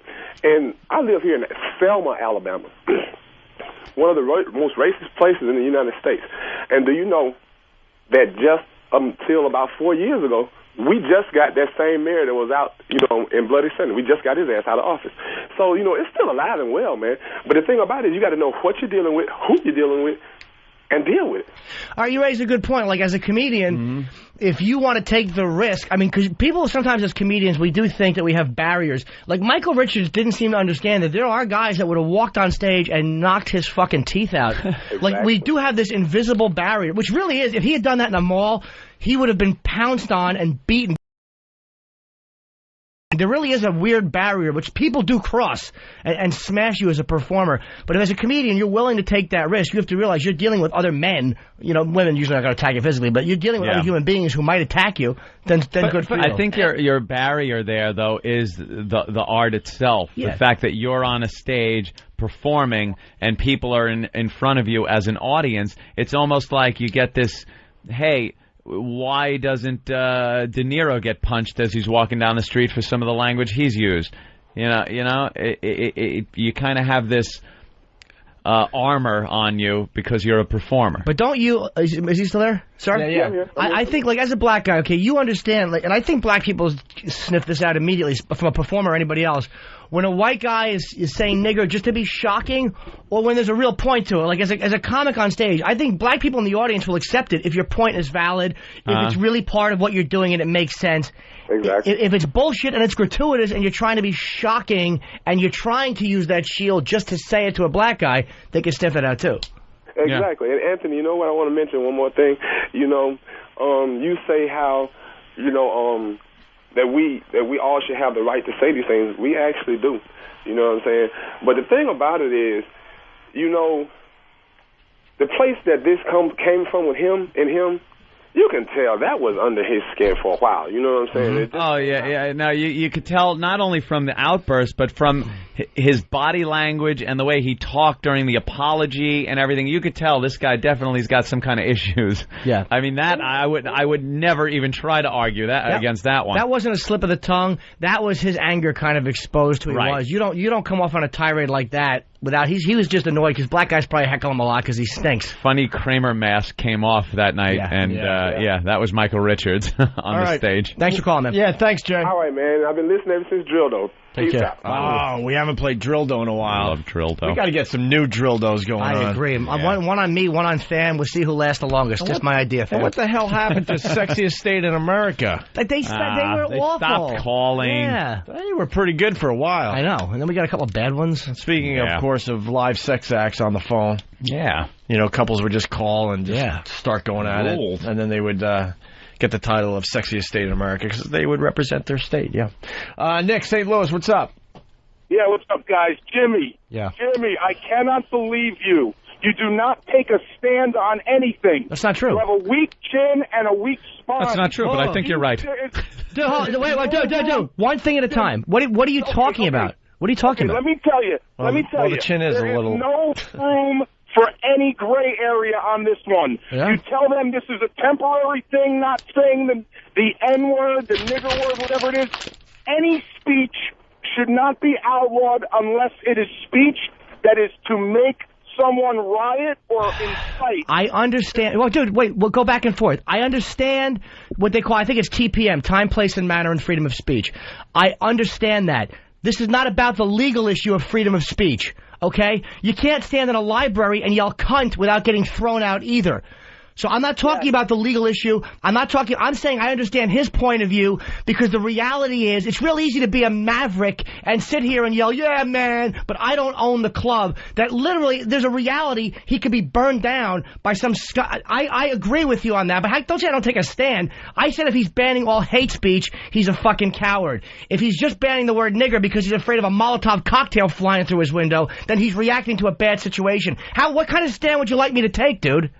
No, that's his right as a business owner, but listening to you guys, because I love you guys, and you're my favorite comic, man, but let me tell you something. Listening to you say things like, well, there's a difference if somebody's saying the N-word and then they're saying it artistically. Yes. I don't care how they say it. Oh, you know? I agree, coming from your point of view as an artist, I don't find it funny all the time, right? Believe me, because sometimes some of the race references on this show, actually, I'm like, oh, that wasn't necessary, but sometimes it's funny. I think you're confusing also the right to say it and then the consequences to the right to say it. Like, you can say it, and that guy can outlaw it in his own club. It doesn't mean it's outlawed. I mean, you have the right to say it. But it is his establishment, and he can outlaw whatever word he wants in his own establishment. It doesn't mean it's against the actual laws of this country. Yeah, it's not about the legal issue, dude. About yelling fire, which you're correct. He's talking about his own policy. And I'm all for his policy, and I'm all for his rights as ownership. All I'm worried about is you guys getting caught up in the agreeing, and this being the first step towards adding on more of this. Hey, Nick. No, Nick, you're way off on that. You're completely wrong. You're way off on that. Do you really think I'm going to fold? No, I'm not. And we'll be the last one. And I'm the last holdout. Don't you worry. I'm the Omega man. I just won't. Jimmy understands the tough position this Jamie Masada is in. That's all Jimmy I do it for a living, dude. I've been on stage.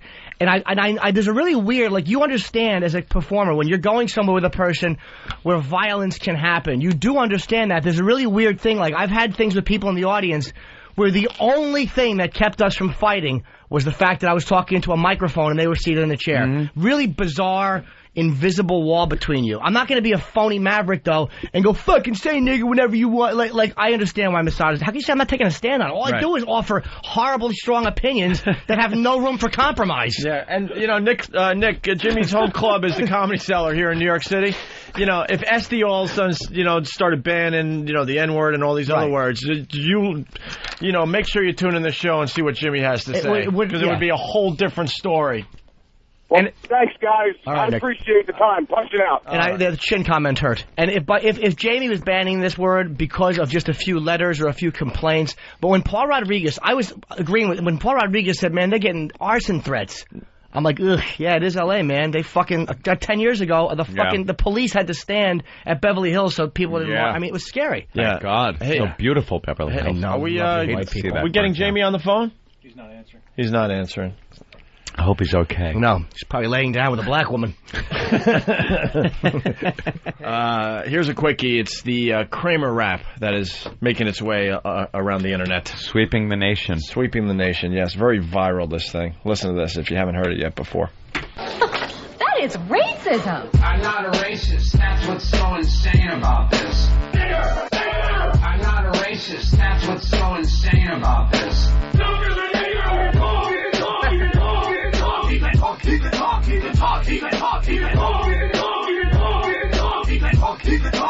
Oh my God. I'm not a racist. That's what's so insane about this. I'm not a racist. That's what's so insane about this.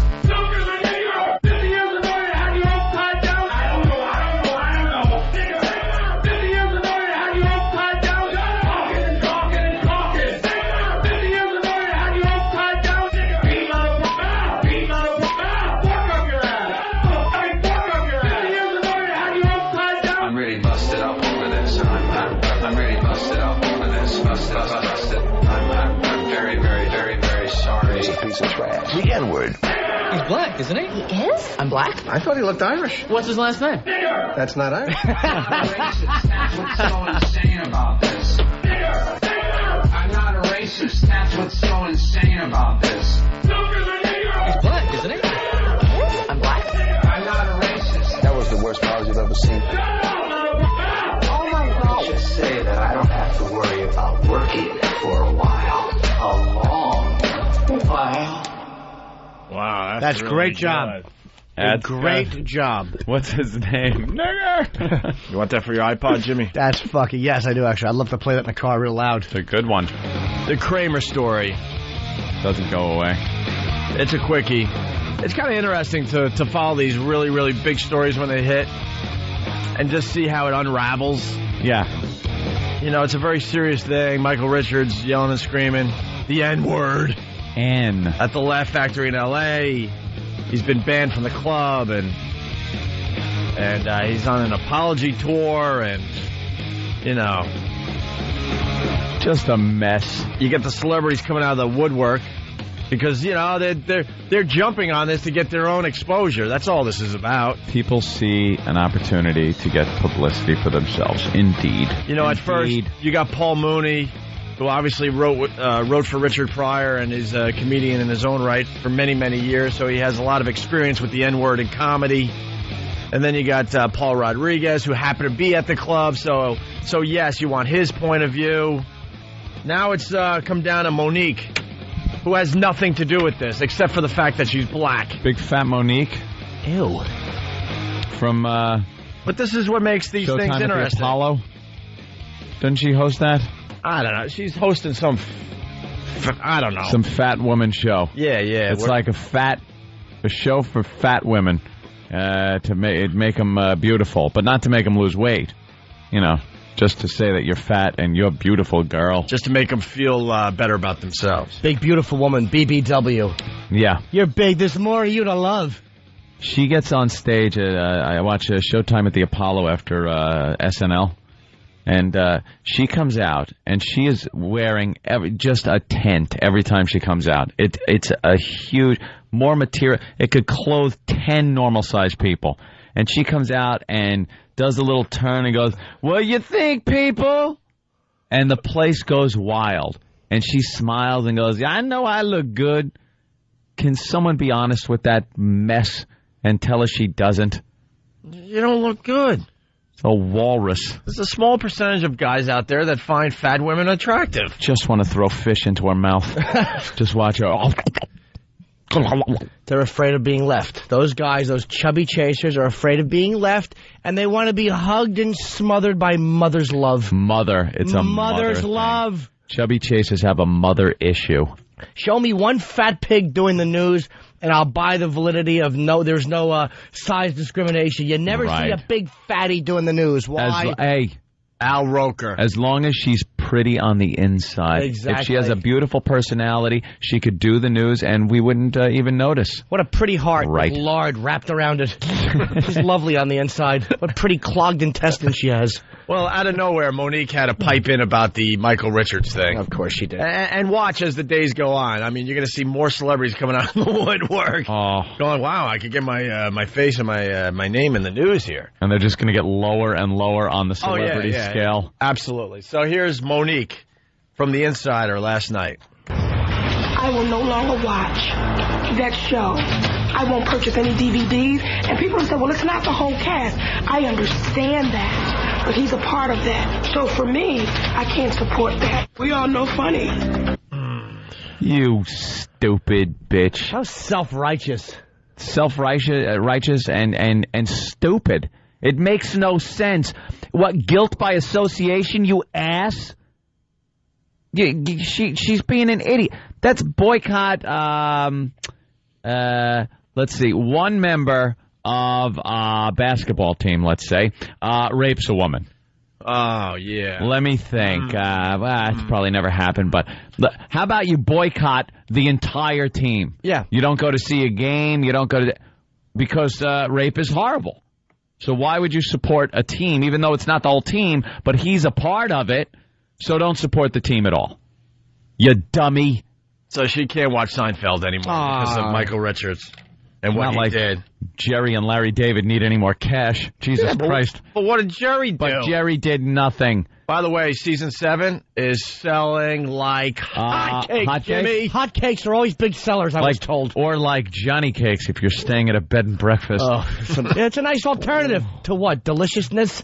You fruit with a bad foot? Yeah, it looks like something that you remember being delicious. A pancake. But it tastes like gravel. First of all, when I stayed at the bed and breakfast, maybe there's corn cakes. And he goes, they're like made out of corn products, which is corn and creamed corn. Creamed corn is disgusting. It really is bad. It's disgusting. It's pre-chewed corn is what it is. Let's call it what it is. A machine chews it for you. It looks like corn they eat on a porn set. There's no reason for it. Worst vegetable. Worst vegetable. Terry Schiavo. End of discussion. Back to Monique. So so far we learned here that she can't watch Seinfeld because of what happened with Kramer, which is just completely ridiculous. Stop She it. continues on her Does little she? rant. In between eating. And that was... Oh, she knows Funny. She's going to tell her. Oh, she knows Funny? We all know Funny. And that wasn't. Monique says she can't erase those hurtful words from her memory. Try with some Entenmann's. Angry. Hungry? Because that went somewhere else. That wasn't comedy. Let me tell you something. I'm a Richard Pryor, my favorite comedian ever. My idol as a kid and through adulthood. I love Pryor. Love him. But if you want to get into something like that, Richard Pryor was arrested for battery of his wife. I think he was married 6 times. I mean, if you want to talk about things, like, am I supposed to not like Pryor because he shot at his car and had to be arrested because he shot his wife's car while she was home, or he threatened his wife with a pistol?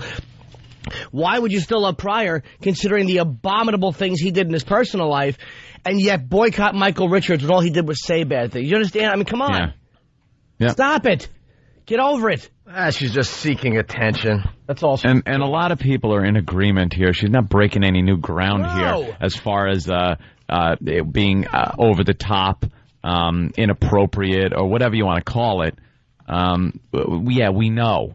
He lost his mind on that stage. Everyone saw it. No one's sitting there going, oh, what? He was doing a great bit of comedy. It wasn't funny. It was, he lost his mind. We know that. But then to boycott Seinfeld? Oof. Good luck, by the way. It's played 80 times a day, and I watch every single one. You better pull your TV, out of the wall and throw it out the window. Just don't watch TV because you're going to be going around the channels while you're shoving bonbons in that fat maw of yours, and you're going to come across Seinfeld. What are you going to do then? Oh, she's going to be in turmoil with that remote control. Oh, it's on again. You're going to sit there and you're going to go, oh, this is the first one. This is the one where they're in the Chinese restaurant. I might just watch this one. Kramer ain't in it. She's just going to watch the pilot. Monique, no one's following your boycott, by the way. No one cares. This is not Selma in 1965, you jackass. Yeah. He's making his mea culpa. He's apologizing. Let it go. Oh, she said something. I don't know if it's in this clip that, he apologized, but he had to because he got caught. Yes, that's true. Why does anybody apologize? Do you apologize for cheating before you're busted? Oops, got me. Honey, sorry. Let's smell this. I don't know why I did it. Yeah, why would he apologize if... Yeah, exactly. If it's Here's just a perfect example of how this works. Because usually you don't see somebody groveling to this extent and apologizing. Usually something happens racially. The lawyer gets involved. A statement is put out. You rarely hear from the actual person, and the situation goes away. It dissolves. They demand an apology. It never really happens, and the situation goes away. Now, Michael Richards couldn't stop apologizing. The guy's got this dopey apology flying out of his mouth on multiple shows, and you see now what that gets you. It gets you in a worse position. Well, if you're an adult like he is and has no talking ability, so people probably thought, well, we didn't realize that your mouth opened and just dreck came out of it. Why couldn't Larry David have written an apology for him? It probably would have been hysterical, funny. You know, I'd like to know. know. Little pratfall he could have done in the middle of it. I'd like to know why the black community didn't boycott Mike Tyson when he was not only accused of rape, he was convicted of rape. And I don't remember one person of the black community saying, I'm not going to his fights because of that. I don't remember. And that was a behavior. That wasn't just yelling. I want to remember not one person. Not one person in the white community either. Of course, absolutely. No. Absolutely not. Why wouldn't you? I love watching that guy. Please, maybe love him more. Crap out of people. That's what he should do. Of course he should. Your job is to punch people in the face. Why should she be any different? Little snotty beauty contestant. Hey, we're talking about Kramer. E-Rock, I want to play that rap song over here. Yes. Oh, I know. Did you hear that? Whoa. Whoa. E-Rock just went, whoa. Tell the boys here over at Free FM to grow a set and let us play this stupid rap song that is all over the internet. It's viral at this point. Good luck. Keep up your good nature. You don't think it's going to happen? No. We played it at XM and we got rave reviews on it and the feedback was unbelievable. Has the N-word in it. It has the N-word in it. But it's from his actual dialogue there. It's from his taped performance at the Laugh Factory. Diatribe. Go bring it. Diatribe. Go bring it to Al and see if we can play it. What do you think, Al? What do you think, Al? Okay. Can this make it through, Al? Okay, Al, hit the dump button. Al, for any new listeners, is our dump guy. He sits down the hall and hits a little button which stops you from hearing certain dirty words which will get us in trouble. One, unfortunately, is the N-word. Right. Yeah. So whenever you think we're in commercial, that's just us being dumped out of as we scream Right. So this might have to go over Al's head. Yes. But we want to play this thing because run it past Al. Okay, Pookie. Play the Kramer song. I can almost do that one too. Al. Al. What do you say, Al? We're a bunch of asses. All right, here's Monique. A little more from her. That was so ugly because there are people in my family tree, that's been hung up to a tree with a fork stuck in them. What? Because they were black. Holy, stop it. Hell do you know? Who hung your relatives with a fork in them, stupid? Yeah, let's challenge her on that. Please. Dude, I don't even know who my great-grandfather was. I know. Stop, Monique. I was thinking about that the other day. I don't know his name. I don't know what he did. I don't know where he lived. Yeah. I would assume somewhere in Queens. Yeah, I know nothing. Yeah, I was thinking about that the other day. I know nothing about my family past my parents. But she knows about her family tree going all the way back to slavery. Slavery days. And a fork? I'd challenge her on that. Where did Kramer pull that fork thing out of nowhere? I think it was like a sight gag, of the mind, where he conjured up an awful image, probably looked down at somebody eating, saw a fork, and decided that was what he was going to use in his mind in this scenario that he pulled up. And she's saying that actually happened? Yeah. That someone from her family, her ancestry, was hung in a tree and a fork was used? Yeah, let's continue with the clip. Stuck in them simply because they were black. Not even a public apology can help Monique. Forgive Michael. If Michael Richards went on the highest mountain and said, I'm sorry, I believe you're sorry because you got caught. It would be You're very sorry cold. because you got caught. That's just how it works. How would he be able to apologize on the top of Mount Everest, by the way? Yeah. First, how would he get there? I don't think he's in shape to do the climb. A surfer would get him up there. Yeah, but still, you got to be in, really good shape. I don't think Kramer can make the climb. Nope. I think and the the lack of apology- oxygen would get to him. I was going to say the apology would have to be very quick because you can only last a certain How long amount do of time. people stay on the summit? They get to the summit, they go, wow, the summit, and then they have to get right down. Does anyone have enough time, especially in the stupid, slow Shatner delivery that he's been giving these apologies, to actually apologize from the altitude that airliners fly? No. I don't think so either. She's just being silly. He would have to be a speed reader to read his apology. Yeah. And Monique still wouldn't accept it. Frostbitten toes, probably. Probably Kramer toes just having to be cut off when he gets back. I'd like to see Monique climb a mountain. She is a mountain. I would like to see her. Let's see Kramer climb Monique. I would like to see her climb a little hill. Mount Stupid. Oh, what a... Just throwing her fat face into the mix. That's what I'm Why saying. do you need attention? This has nothing... I'm a black... We know it. We know it. But this is my new favorite thing because they're coming out of the woodwork. Let's see who comes out of the woodwork next. Is that a new saying? People are saying, stick a fork in me, I'm black. Too good to pass up someone from their cell phone. I bet if he wrote the apology down and stuck it to a cheesecake, she would accept that. Fontaine, what's up? It's time for Norton and Friends. Jimmy, you are amazing. Oh, thank you. Fontaine loves you, Jimmy. Well, thank you, Fontaine. I do indeed. Guys, I'm a black listener and a big-time Monique fan. I think she's the funniest chick comic ever, if there is such a thing. I'm not following any...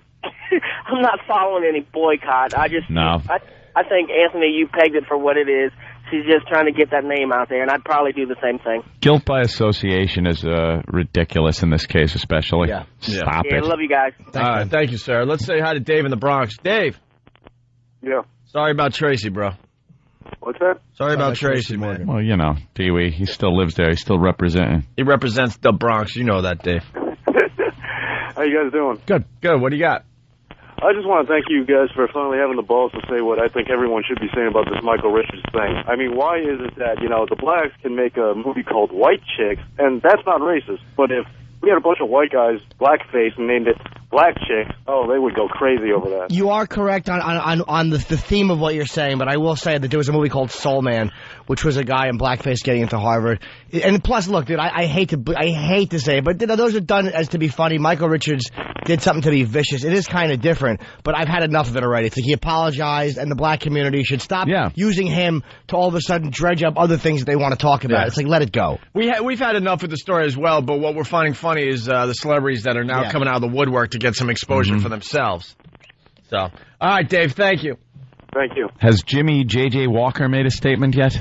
I'm looking forward to that. I'm sure I will. Jesus. I'm sure that he won't say dynamite in the middle of it unless you pay him an extra $1,000. That's what I heard Jimmy Walker once on stage. He won't say dynamite unless you give him like an extra $1,000. I love that. Yeah, good for him. Really? Yeah. He's an ass. He is, but I mean, I'm really sick of is saying an it. ass. Hey, he has some projects on the back burner. Does he? Yeah. Hey, yesterday we started this bit. I think we have time to do a few more.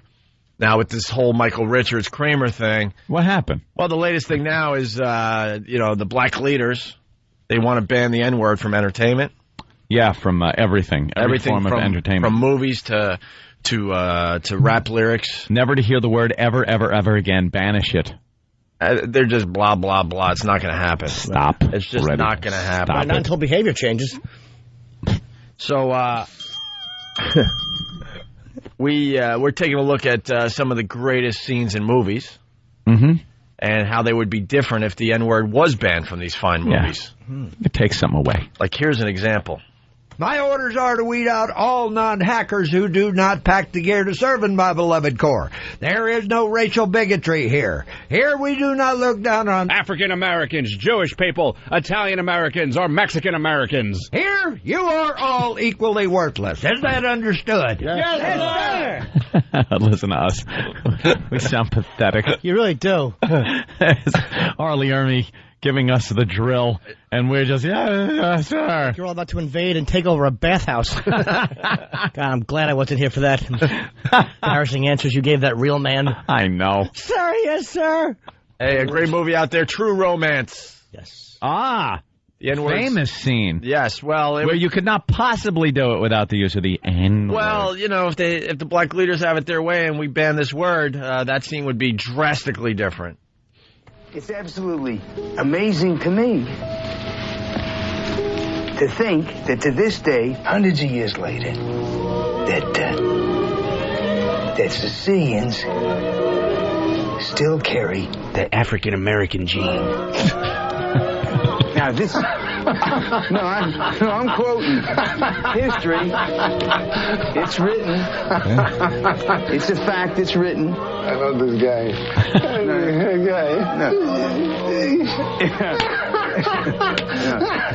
Your ancestors are African American.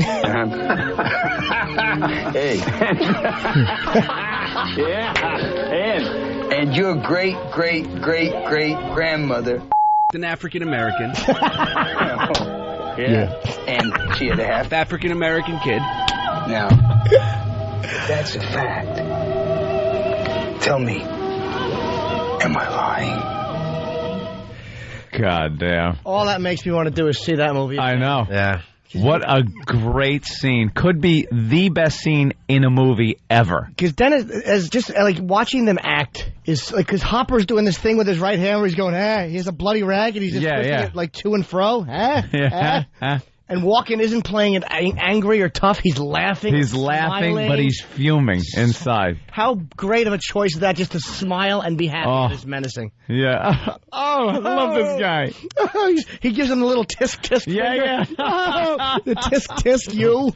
And then he puts a bullet in his head. And Hopper just knows he's dead at that point. Dead, knows he's dead. Trying to get killed quick. Yep. True romance. Great. One of the best scenes ever shot. Yeah. Gonna watch it tonight now. Absolutely have to now. Yep. And finally, we got one more example. If they banned the N-word from movies, this scene would be a lot different from Do the Right Thing. Boy, do I have a great clip to bring in tomorrow. Yeah? Oh, yeah. Ooh. Yeah, let's continue this for another day. Mookie's talking on the phone. People are trying to call in orders. He's making us lose business. Mookie! 20 minutes. How come African Americans are so stupid? You see an African American. Kick his ass. You and stay off the phone. Hey, Mookie, forget about it. Can I talk to you for a second? What? Pino, who's your favorite basketball player? Magic Johnson. Who's your favorite movie star? Eddie Murphy. Who's your favorite rock star? Prince. You're a Prince. Bruce. Prince. Bruce. Pino, all you ever talk about is African American this and African American that. And all your favorite people are so-called African Americans. It's different. Magic, Eddie, Prince. I'm not African Americans. I mean, they're not black. I mean, let me explain myself.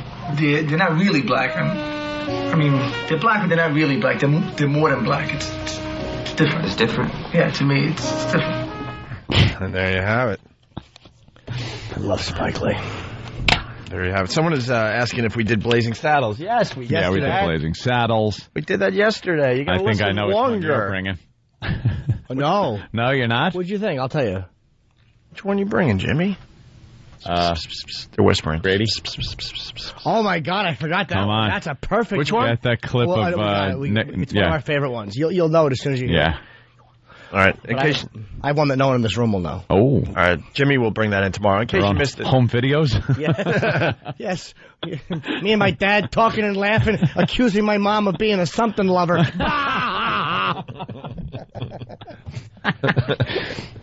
Yeah, we did it yesterday, but once again, here's the Blazing Saddles one. Hold it. The next man makes a move that the African American gets it. Hold it, man. He's not bluffing. Listen to him, man. He's just crazy enough to do it. Rob it, or I swear I'll blow this African American's head all over this town. Oh, Lordy, Lord. He's desperate. Do what he say. Do what he say. Yeah, it kind of changes the movie. It takes away the impact. But, hopefully that'll go through. Everyone will agree, and that awful word will be removed from everybody's vocabulary. Movies. Let's all just calm down. Re-edit movies that have the word in it. Let's just calm down. We can't start banning words. Oh, I see a picture of Jimmy Norton and Spike Lee. I'm a Spike fan. I like him. I met him at the Jeter dinner. You're a Spike lover? I do love Spike. Right. I have for many years. Hey, still lots of show to do. We have another Maybe You Should Sit Down segment from Kenny. Oh, should we do it again?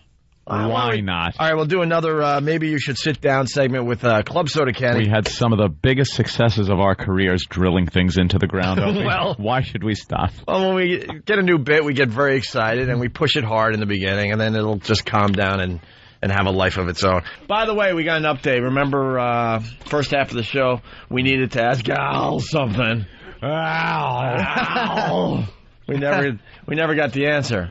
Well, we did get the answer, but we didn't tell the listeners. The answer was no. No. Al took it to his boss. We got to know, so we want to play it over here again. Yeah. It's a very funny rap. The beauty of XM. They're just being stupid over at Free Radio. They are Radio. cutting their own fucking throats, commercial radio. This is a funny thing.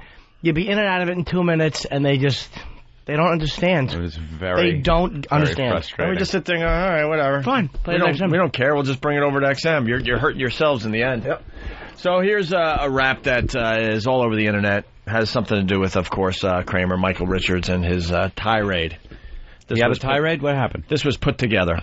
That is racism. I'm not a racist. That's what's so insane about this. I'm not a racist. That's what's so insane about this.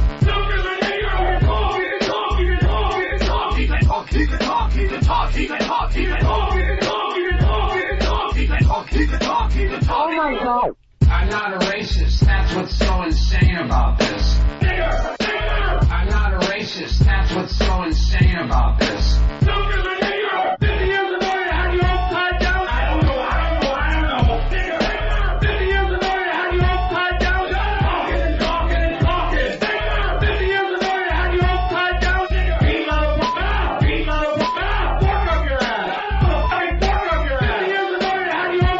I'm really busted up over this. I'm really busted up over this. Busted. I'm very, very, very, very sorry. He's a piece of trash. The N-word. He's black, isn't he? He is? I'm black? I thought he looked Irish. What's his last name? That's not Irish. I'm not a racist. That's what's so insane about this. I'm not a racist. That's what's so insane about this. He's black, isn't he? He is? I'm black? I'm not a racist. That was the worst pause you've ever seen. Oh my God. Just say that I don't have to worry about working for a while. A long while.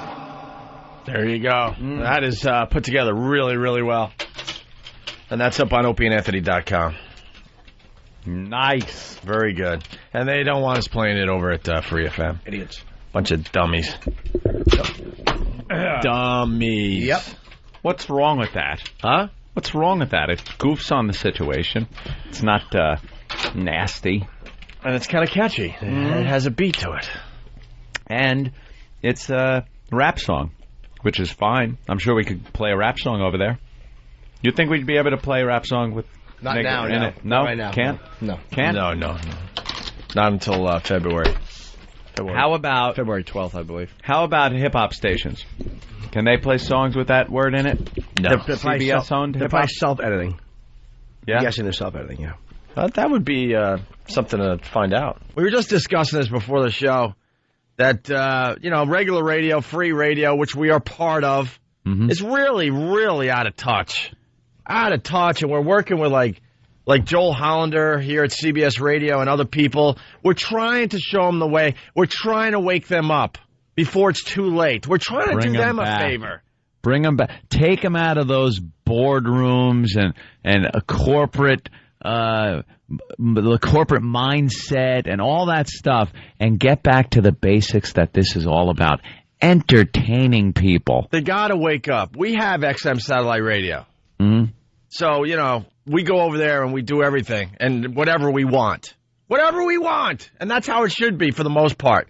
And the people that are listening to our show right now on these free radio stations are also the same people that have MySpace accounts, that love going to YouTube, that love going to Break.com, and many, many other sites. Okay? Yep. We have this rap song, this Kramer rap remix. Yeah. Oh, it's a bit on the dirty side because you hear the N-word because it's Michael Richards saying the N-word.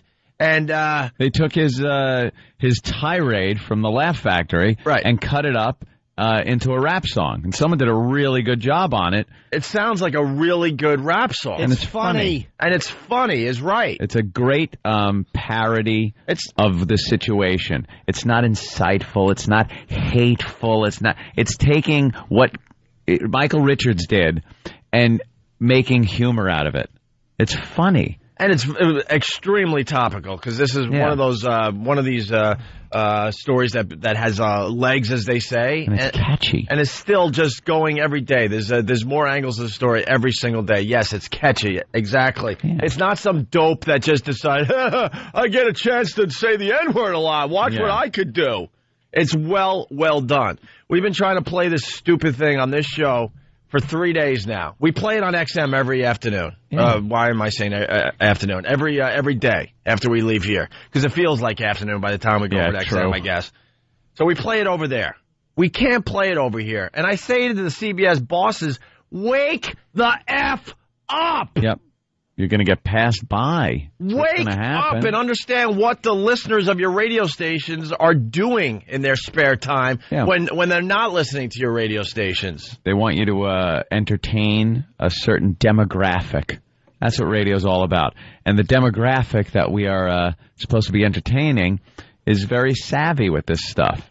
They go online, they find stuff, and this would be really funny to play. Yeah, we've thrown it up on opieandanthony.com, and I just got really annoyed because I do check out break.com and YouTube pretty much every day, just like our listeners do. And I go to break.com this morning, and there it is on the front page. Break.com adds like 3 videos a day. They control it a little more than YouTube as far as videos go. It's right there on the front page. It's only been up there an hour or two. It already has 250,000 views. Yeah. 250,000 views. Well, why would we play that here, where people would want to hear it? Why do that? That's why they gotta wake up. There can't be this zero tolerance policy. Ugh. There's nothing worse than the zero tolerance policy. It's like if you blurt out the N-word with hate or inciting, I can understand that. There's a problem there. But it doesn't mean it could never be used in any way, shape, or form, especially when it's used on hip-hop stations, with the songs, and in other comedy acts, depending on what race you are and things like that. This has nothing really to do with that. Of course not. It's just taking a news story that is huge, on the front page is everything, and putting it to song in a very funny way. Yeah. But they don't get it. And maybe some people will be offended. Oh, well, that's what creates talk. That's what creates talk. Yeah. That's what creates some of those water cooler moments. Right. Because know what happens? Big bosses of CBS Radio, they hear the Kramer rap on our show. Guess what? Oh, my God, did you listen to Opie and Anthony this morning? Did you hear that Kramer rap thing? Oh, you haven't? Well, they had, and then they'd start discussing the show. Yeah. The show. Is one dumb Kramer rap thing going to make or break the Opie and Anthony show? No. No, it's not. Of course not. But these people have got to wake up. Yeah. We've been arguing that we should be able to use the N-word if it's in a news story. How do we, as a talk show, discuss the Michael Richards thing, but we can't say the actual word? Or play the audio? No, can't even play the audio. That is so stupid. Which has been played everywhere. The lawyers. We've all heard it. It's stupid lawyers. Lawyers ruin everything, by the way. Look, in the end, they really do. In the end, we got XM. So, we'll be okay in the end. But I'm doing CBS a favor today. We're doing CBS a favor today and telling them to wake the F up. Yeah. And understand where your listeners are when they're not listening to radio shows like ours. They're on break.com. They're on YouTube. Go there yourselves and see what they're watching and listening to. The people supposedly what they're finding in charge of the creative end of this whole thing have to just get out of the boardrooms and meetings with lawyers and everything else and really get down to street level, if I might say, street level. And it's not an FCC violation, by the way. No, it's not. No, it's absolutely not. No, and it's maybe you might think it's just one lousy bit, but no, this is the way it's going. Yeah. So I want to at least, jump on my little soapbox. Try to give them a little wake-up call. And wake people up, because this is where it's all going. People go to break.com every morning. They go to YouTube. They check out MySpace pages. And it's a lot different. They're getting away with a lot more stuff on those sites and other sites. Yeah, it's making radio more irrelevant. Right. You know, they have to embrace that. And understand, we're not going to get on the air and blurt out those 7 dirty words or talk graphically about sex in a way that's pandering and goes on and we're not talking about that stuff. We're not talking about losing a station's license because of FCC complaint. This has nothing to do with the FCC. I don't understand where this rule came from. What's the background of this ruling? Who made it and why? That's what I'd love to hear. I'd love to sit down with those dopey lawyers and find out who made that decision and why. They're afraid of upsetting blacks. They're afraid of upsetting a special interest group. It's a bunch of dopey, older white guys that are completely out of touch. They're a bunch of frightened white guys who are terrified. They just want to retire quietly. They don't want any problems. They have no hunger for the creativity, and they wonder why it's getting its teeth kicked in by every other medium. Well, let's look at something then. Let's look at what happens when you anger a certain group. And let's choose, because it's in the news with Kramer and everything, black people. Okay. You anger them with his tirade. You call for a boycott of Season 7 of the Seinfeld DVD, which has just been released. Right. I guess sales have just plummeted, and Jerry is actually out on street corners with duffel bags trying to sell his own DVD because they can't get rid of him now because of this boycott, right? Isn't that what happened? This is what controversy does. This is what edgy material does, okay? It's in the paper today. Seinfeld soars on racist rant. The KK Kramer scandal murdered Michael Richards' career, but it's doing wonders for sales of the latest Seinfeld DVD. Season 7, the one they want everyone to just boycott, right? Yeah. Is outselling Season 6, which was released on the same day last year, by more than 75%. 75%. Everybody wants to pick up Seinfeld Season 7 and now watch Seinfeld and go, oh, wow, look at Kramer here. Look at Kramer here. They're killing. And this situation could be, in recent history, in recent news, one of the most offensive things to hit the black community by somebody. And look at what it did. Look at what their calls of anger, for apologies, all the publicity that he got, and a boycott. Look at what all those calls did for the bottom line, which was the product, the entertainment product that they were trying to get rid of, that they were angered with. Sells 75% more than last year. And more than 90% over Season 5, by the way. Don't you understand? By the way. They already got Jason Alexander gearing up to attack the Jews next year. There you have it. Controversy sells. Edgy radio sells. Edgy radio gets people listening and talking around the water cooler. Not talking about when FCC you tell us here. So when you tell us you can't play that edgy, Kramer remix rap thing, you're just hurting yourselves in the end. And we got another gig, man. In the end, we got another gig. We're trying to help you out here. If this doesn't work out for us, then we go back to XM and we're still radio stars. And what are you left with? You got to wake up. Because these same people in the boardroom going, oh, listenership at all our stations are down. I don't understand what's going on here. You've cut back too far because you're scared of nothing. None of them you're have any scared balls. of your own shadows. Like I said, totally understandable. FCC, you got to watch out. You could lose a license. You could get huge fines. Understand? We get it. We get the FCC portion of this thing. Don't worry about it. But when you enact these other rules because you're scared, you're running scared crapless, it's time to really reassess and look at these policies that are in place and see that it is really destroying radio. Yeah, listenership is down with all the music stations. Know why? People have iPods. Know why people have iPods? You've been using the same effing playbook for 40 years. Yeah. You got to update the playbooks. Update. Get out of those offices. Get out of your cubicles. Get out of the friggin' boardrooms and out of the meetings with your lawyers And look at what this is supposed to be all about. Entertaining people, making some noise, having fun, a little controversy. That's it.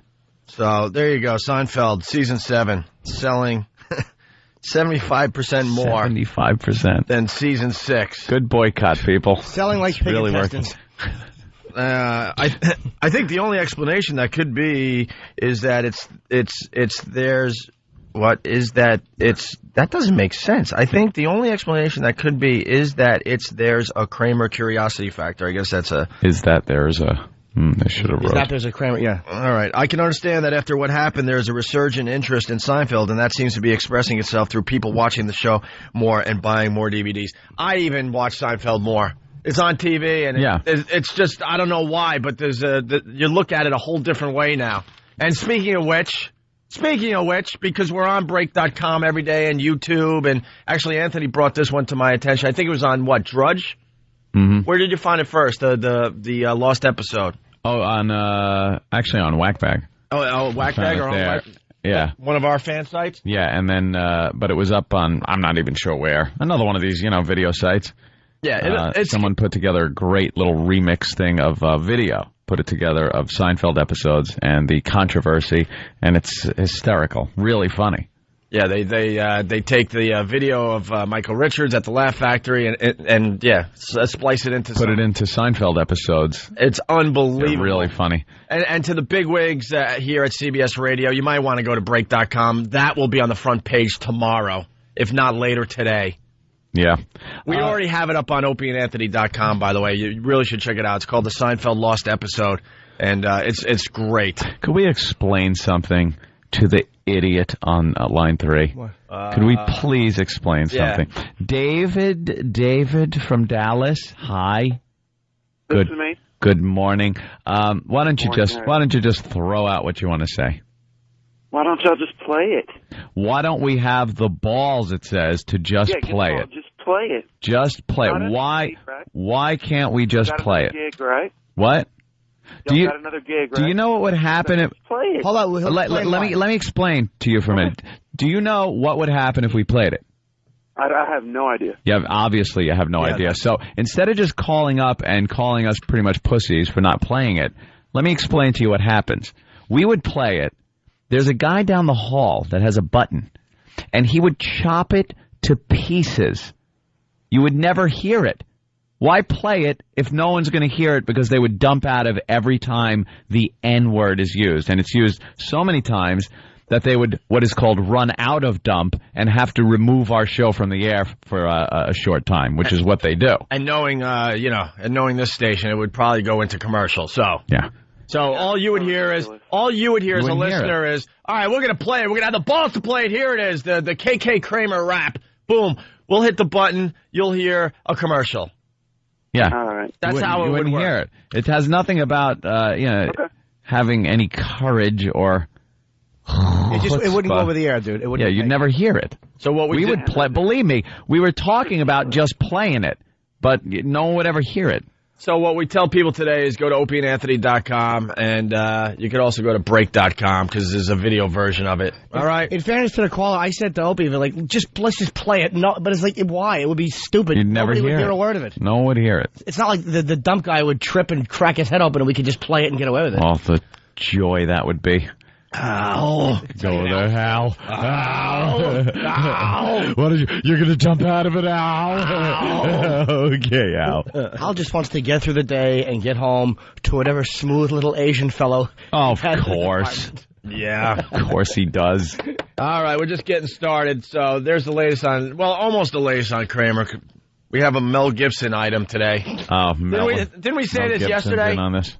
We said it yesterday that celebrities are coming out of the woodwork to jump on the Kramer thing to get their own kind of publicity. But I'm sure in Mel Gibson's case, everyone was searching him out because it's kind of similar to what he did. Yeah, and he's got a new movie coming out. So. And finally, he's commenting. I guess we could give you that comment after the break here. Yeah. Monique was yesterday. And most people, when we played that audio yesterday, were like, Monique, who the hell's she? That's the point we were trying to make, by the way. Exactly. They're all coming out of the woodwork. Doesn't matter how big or small. Yeah, especially celebrities that, are looking for a little pop, a little publicity. you know, they see this as a opportunity to get their names in print and on TV. You know, you're not going to get like Tom Cruise commenting about what Kramer did at the Laugh Factory, but you will get celebrities like Monique doing it, and that was our point yesterday. By the way, I was discussing the iPod phenomenon with the gang in the store, and they're saying this holiday season it's completely out of control how many iPods they're selling. Yep. And then I told them when we do the walk from Free FM here in New York City to XM every day on the sidewalk, all we see is iPods. People walking down the sidewalk with the iPod buds. It's unbelievable. They don't want to talk or deal with other people. And this continues with how we started the show today. Then you got these executives in these dumb boardrooms, and they can't figure this crap out. Yep. You know, they know this iPod phenomenon is happening, so what do? They use the same playbook from 40 years ago to program their radio stations. I believe you got to give people something that they can't get. Right. Anywhere else. Right. So somebody invented the playbook for music radio. Here it is, the playbook. And it worked for many years. And when they invented the playbook, people were walking around with transistor radios. I was going to go with the clunky, like, Walkmans. Oh, the big headphones with the antennas sticking off? But I'm talking, this is how long ago they created the playbook for music radio. People were walking around with transistor radios that had to hold up to their ear. Yeah, you listen to the ball game. Yeah, they didn't have headphones. No. And radio... They had the one little ear thing that went in one ear. That little, like, ivory-colored, yellowish thing that you stuck in one ear and plugged into your transistor radio. That was years later. They didn't even have that in the beginning. But stupid radio, they've been using the same playbook since then. Even though now it's so much easier to carry around your own music. Yep. Just pop it on your iPod. They're just a bunch of dopes. Out of touch dopes. I do different stations and different. It's not CBS or Clear Channel. It's all of them. It's everyone involved in it, and they do the same thing. It's not just one company. It's a bunch of people who have been in it too long, who just want to retire without a problem. And I'm telling you, it stinks everywhere you go. It's the same crap. The same schlocky nonsense, the little faggoty music bed you got to talk over there. Right back here. We got to play 5 in an hour. We got to play. It's awful. They're just panicking cowards everywhere you go. The people in the business, the DJ, nobody has 1 ounce of balls or desire to do anything creative. And they just stink, and they wonder why nobody wants to listen. And this has been boiling under my skin since the Kramer thing because, they want us to be an edgy talk show here. And this is a massive story, and we can't even say the word. And then we can't even play the other stuff that is happening because of this, like that rap song. Yep. It's just amazing. How are you supposed to be edgy and you don't even say the word that's in the biggest news story of the year? And it's not a violation. It's beyond stupid, and they got to wake up. Because in the end, we have another job. In the end, we have another gig. So, it's not going to hurt us. It's going to hurt you guys, though. I'm trying to wake you guys up. There's just too big a gap between talent and upper management. Like, they don't understand each other. There's no real communication there. They have an agenda, and talent has an agenda. And it's so far from each other these days, it's very difficult to do what you want to do. There you go. What are they afraid of? An advertiser? Yeah. Is going to run away because you played that? Yeah. Again, you saw what happened with the Seinfeld DVD. Any type of controversy, people don't care. People aren't that affected by some stupid boycott. No one cares. Not. No one participates in boycotts. No one. No one. Yeah, if you're just tuning in, we just said it, but the Seinfeld Season 7 is outselling Season 6 by 75%. And this is an outraged people calling for a boycott for something that was so highly publicized that if any boycott would have worked, this should have. Yep. But no, it doesn't. Boycotts make things sell more. That's how it works. But why should? And believe me, I'm sorry, Rich. Yeah. Believe me, we know that Seinfeld is being bought by a lot of people. It's not being bought by a bunch of. Oh, Jesus. Sorry, man. And the Kramer app already up to 250,000 views on Break.com. That's where the listeners of this radio show go to. Mm-hmm. But how can so the suits have got to start, figuring out what the listeners are doing when they're not listening to your radio stations. They go to YouTube. They go to Break.com. We can list a ton of sites that you've never heard of. MySpace.com/Jim Norton. They're all over there. It's all the fun stuff is up. There you go. Heart goes out to Kramer, Mel Gibson says. I bet he does. I bet you Michael Richards is reading this in Hollywood somewhere going, oh, great. Well, Mel, will you shut the F up? I don't need you on this one. I got one supporter, Mel Gibson. He's coming to my corner. Brother, I'm screwed. That's his only support is Mel Gibson. Michael Richards may still be reeling from public reaction. Hold on a minute. I'm reeling, Jerry. He's reeling. Him and Tom Metzger. This is the most publicity he's had since he was on Seinfeld. Let's say hi Even more. Let's say hi to Craig in Woodside. Craig. Hey, Craig. Guys, can we move on already? Let's go.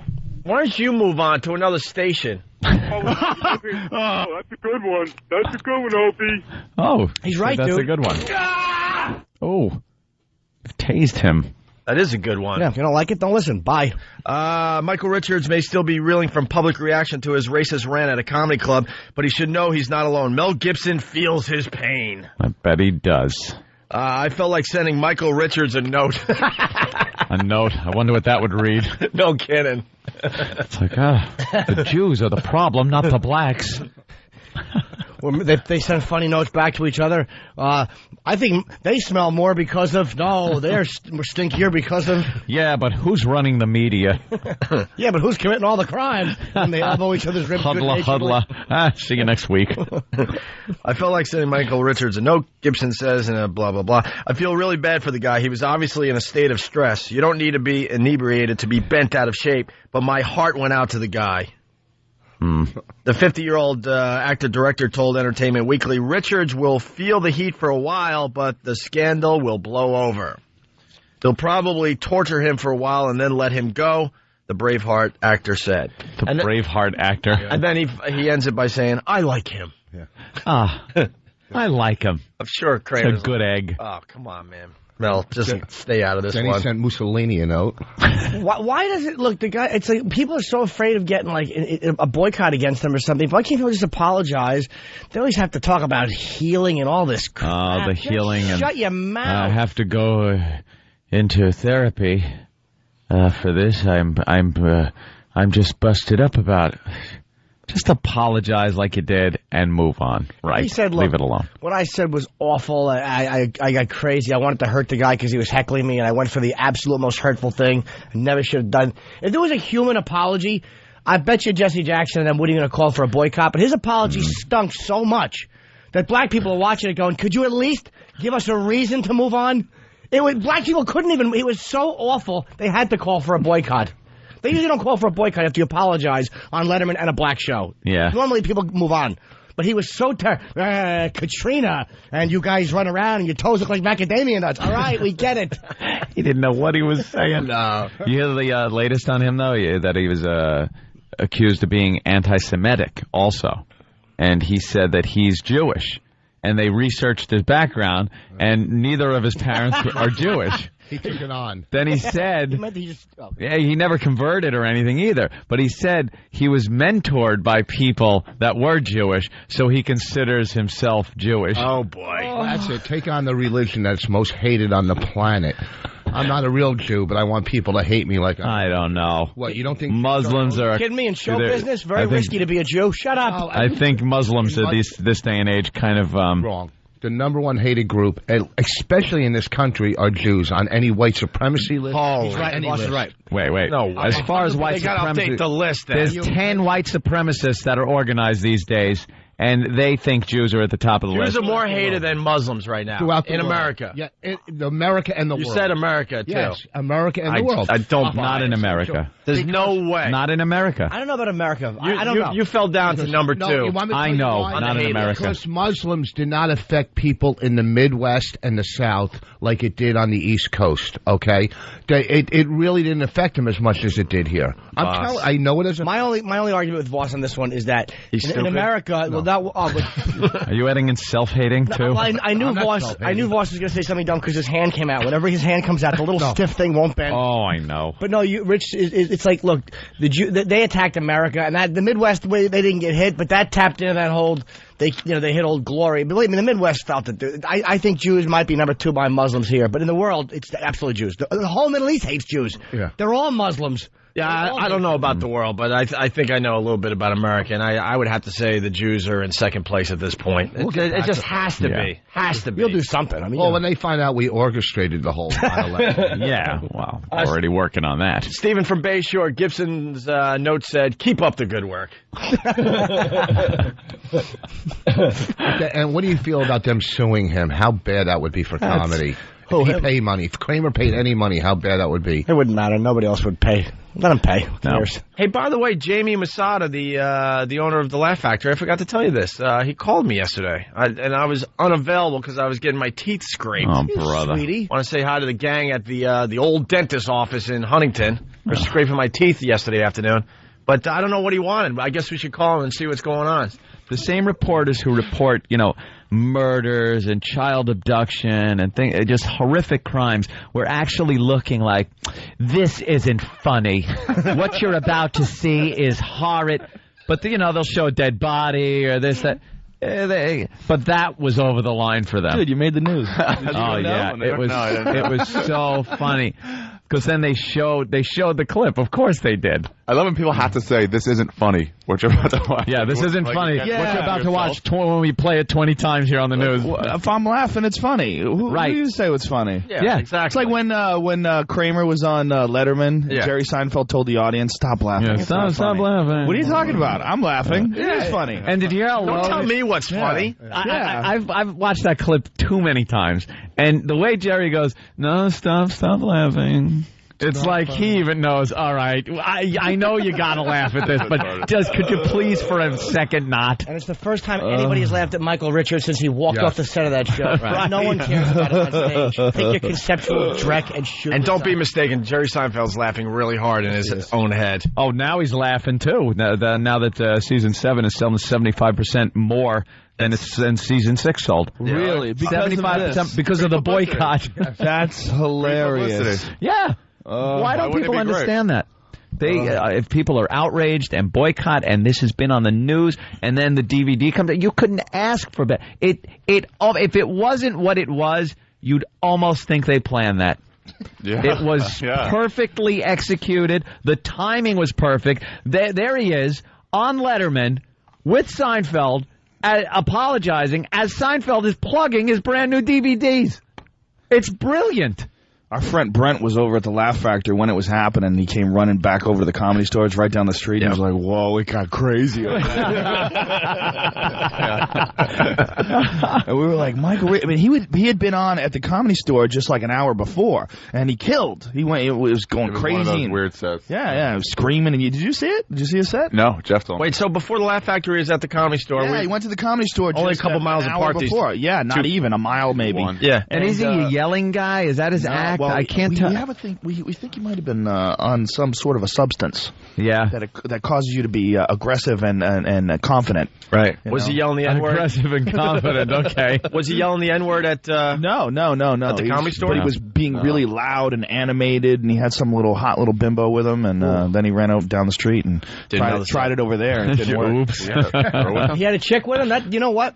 That explains something, because if his girl saw him bombing, we've all bombed in front of a broad before, it's humiliating, and saw him being emasculated by that table, that might explain why he went so crazy, because he had a broad with him. That makes a lot of sense. Maybe she told him a little secret about her past on the way from point A to point B. I want to tell you guys how I lost my virginity. State football team. Stage Jamie said if you say the N-word, you get fined there. Buddy, I find you. I take the money away from you, buddy. So buddy, you can't do this at my place.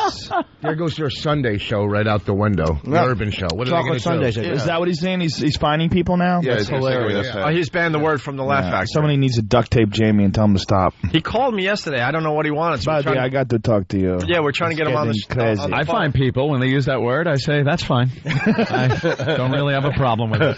I actually sided with him. Because I don't work the club, only because I think he's afraid of getting his club burned down. Because out there, I don't think it's a reaction like a PC reaction. I think it's like, well, if I don't do this, self-preservation. Somebody is going to take a shot at somebody. I got hate email over it. Somebody thought it was me. How'd you do? Some bark dude thought it was me. I thought it was you. Why? Rogan. You are the furthest person apart. You are on opposite ends of the spectrum. But I'm white. Oh, okay. So you can't Every tell white them apart. comic got like hate mail. Right. Hey, I saw what you did. He sent me With this the Laugh Factory. crazy hate mail saying you're the N-word and this and that, and then I sent him, I go, is that a good thing? With a question mark, and then he sent me back, and, are you that guy that did that? I go, no. The whole And he goes, sorry. Jackass. and then you wrote back and called him an N. No. Anyway. The whole I good said, you thing have a about good this- day, sir. The whole good thing about this whole incident, it might put Lisa Lampanelli out of work. That's what I'm saying. How nice would that be if she just 5 minutes and they take it off stage? All right, no more chink spook. Nothing else that, no other groundbreaking. Why, did she use that word? Oh, I don't know. my She's God. fresh, though, Joe. I don't All get the tangled time. up with her. I don't need that kind of controversy. When one doesn't have something in her mouth, she uses it. I'll say one thing for Lisa, though. She does take her act home with her. I mean, she doesn't just walk out of the club and all of a sudden start talking to her peers. It's right in the car with one of them. Blah, blah, blah, blah. You hear what I said? Blah, blah, blah, blah, blah. Shut There's up. a lot of expressions like that, like blew his wad. That's a gambling term. Right. That's about a wad of It's a wad of cash. There's nothing to do. Just keep it there. Okay. All right. Yeah, it's a wad of cash. Joe knows what he's doing. Yeah. That's it. Oh, we got a thumbs up some on other, that one. Okay. Unlike other people in the studio That have no that have, clue. that have What'd to you do, Rich over-explain things. Rich the Dump Voss. Rich.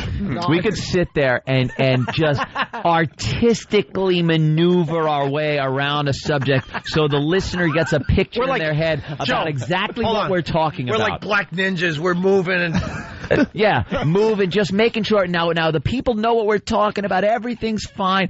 And he'll just go, oh, her pussy?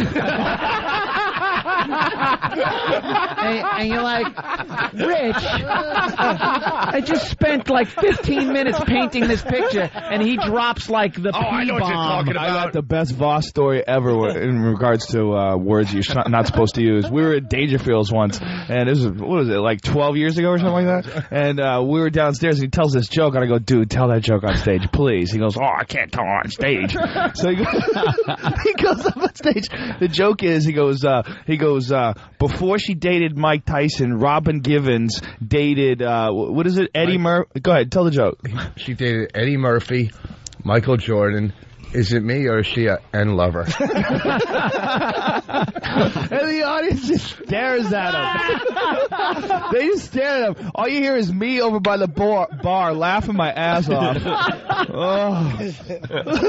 Never forget that. Right? That It is was awesome. funny. He was killing. He was killing up until that moment. They just decided to throw it in there. I don't know what Al dumped out, but basically, yeah. I think he's fine with that. We'll skate all around, and then Voss will bring it over the top and explain what we were. Voss will just blatantly throw the word out that we were trying to finesse around. Right, so everyone would stay on the same page. Never So failed. ridiculous. Grown adults, and you have to skirt around words. How ridiculous does it seem to you guys after doing the XM show for a long time? Yeah, it's one of It's those an things adjustment. where it's like, Hence definitely an the adjustment. conversation I just had in the corner with in the Tom corner. Chiasano. By the way, they dumped out of that word, Ant. Yes. They Oh, well, I know they dumped out of that I know. And it's too bad because you got a huge laugh. That's why I want to re-explain it that, we skate and maneuver and then Voss will take it over the top. Blurt out the and word. wreck everything. It was a part of the female anatomy. I just blurted out that isn't a friendly word. Kitty cat. Right, or a kitty You cat. can say it that way, right? Exactly. You You're can good, say, Joe. Can't you say like someone's being one? Yeah, you You're can being a say kitty that. cat? Yeah. You can say that. Yeah, but now, Really? because of what we just did before, You can't say now it. we can't. Now we can't. Until later when we change subjects, perhaps. This is very complicated, Joe. It is so complicated. I'd rather go eat some worms or something. It's so hilarious. Yeah. You still have to do this. 2006, and that hasn't changed. It's amazing. Yeah. That was I the need a point I was making, but horse femur marrow or something. but I made my point too well, and hence the conversation I had to have in a corner. Was it That a was nice. scolding? It didn't seem like a scolding. It was a little bit. I didn't see him wagging his finger at you. It was a little scolding. It would have been so funny. I'd said to Ant, like, if he took you over in the corner and just tried to make out with you.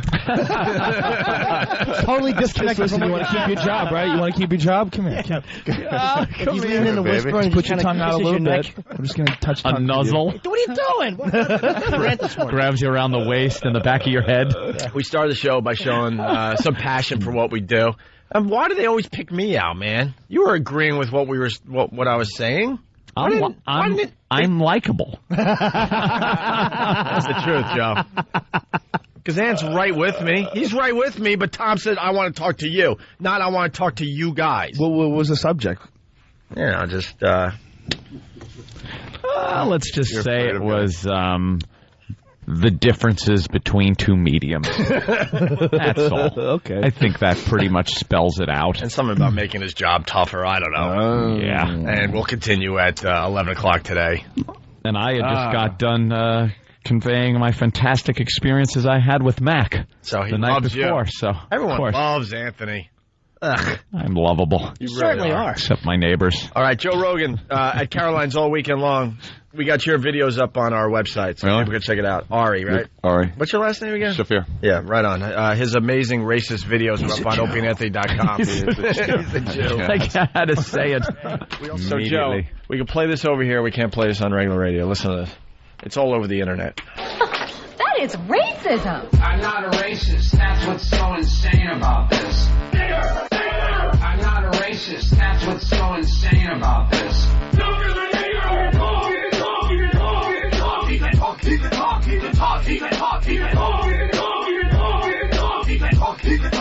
Oh my God.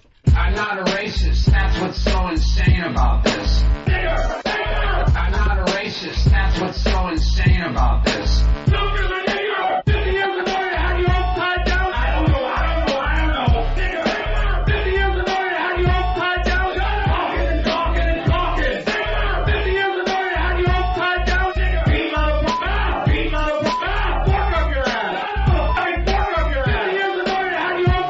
I'm really busted up over this. I'm really busted up over this. Busted. I'm very, very, very, very sorry. He's a piece of trash. The N-word. He's black, isn't he? He is? I'm black. I thought he looked Irish. What's his last name? That's not Irish. I'm not a racist. That's what's so insane about this. I'm not a racist. That's what's so insane about this. He's black, isn't he? He is? I'm black. I'm not a racist. That was the worst powers you've ever seen. Oh my God. Just say that I don't have to worry about working for a while. A long while.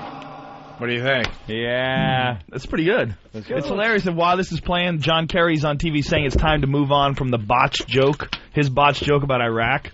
We forgot Oh, about God. that. Oh, stop. Enough. Hilarious. All right, let's get Jamie Masad in here. Buddy. Buddy. Seriously, we have to do something about the N-word. Take it out of dictionary.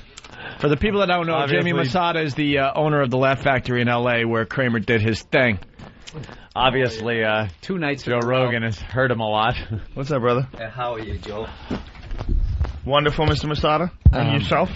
I'm doing okay. I'm doing all right. I guess trying to do the best we can do with all of the comedians that are surrounding you guys. And, you know, the special Joe and everybody in here, they thinking of what I did with banning the N. It was kind of like a... You mean the word nigger? Please, be nice. Can't say it? Just say that it's a word? We're talking about the word. No, Just a word. I know, but the whole Not thing... calling anybody it. I know, but the thing happened, you know, you guys, you were here, you didn't see it. I mean, I was in Los Angeles, the time is South Central, all of the sudden, everybody, they're trying to have a riot and all of that stuff happening. You got to do the best you can do, stop it. So are you doing this for self-preservation? Is this pretty much, please look, I'm trying, don't burn my club down? No. It's not only that. Or is it a personal decision that you're actually making through your own morality or something? Yeah, because we can't start banning words there. No, you can't. No way. No. Banning the word. No. I'm not banning a word or anything like that whatsoever. What I'm trying to say, we got to, as a comedy community, we got to come together somehow. You know, calm the whole thing down because of it's South Central. All of the people, all of the sudden up there, they're all ready to do the riot. Oh, come on. We did have they're still angry about a sitcom guy from years ago who said a bad word to a heckler trying to hurt him. And then they apologized poorly. Fell apart on television over and over again with Al Sharpton and Jesse Jackson and David Letterman. I mean, if they're really ready to riot, if they're going to riot, they would have already rioted. No, they were going to riot. But they're not going to riot now. No, they were going to riot. I mean, at the time we were, day before Thanksgiving, I was on the Stevie Wonder's radio, a bunch of places there were 5,000-6,000 of people that were outside. Mm-hmm. They were all kind of like like a dynamite. It was ready to blow up. Right. And so what we do, we have to do something, because in Los Angeles, these people, there are a lot of people, they are unemployed. There are a lot of people, they don't have no jobs or anything in South Central. And it was just going crazy. So what do you do at that point? You got to do something the best you can do, calm everything down. I think you calm things down, though, by telling Michael Richards maybe that he can't perform there anymore, because it was more, not so much for the language, but just for like the outburst and the turning away of your clientele. You know, he turned away people from your club. That is a reason for you to say, hey, you're not welcome back here anymore. Yeah, but for using words, I mean, it's like if Mencia comes in and says Beaner, Beaner, Beaner, are you going to ban him? Is it something like that? No. I mean, none of He says that. nigger. You know, no. But you know, the whole thing is what we trying to do. The time you see the whole thing happening, what's happening in Los Angeles, you guys all see it from outside. The time I was involved with it, the time I saw it in Los Angeles. Well, I could nigger out what's going on out there. It's hard to figure out. I'm sorry. I can figure out what's going on out there just by what I hear in the news. Oh, they're applauding you on things like that. But I'm sorry, it was just a Freudian slip. But you know, I don't think it's as bad. But there. again, I'm not out I'm there too. It's not there. But you guys, you are all, you know, everybody, Joe Rogan, everybody, they are there. They live in Beverly Hills, Brentwood. Buddy, I don't live in Beverly Hills. Okay, wherever. You're not living in South Central. The time you go into South Central. If I lived in South Central, would it make more sense? I think you would be agreeing with me if you live there. I think Jamie is afraid of his club. This is why I didn't hate that you banned it. Jimmy Only was because right. I didn't look at it like it was a politically correct decision.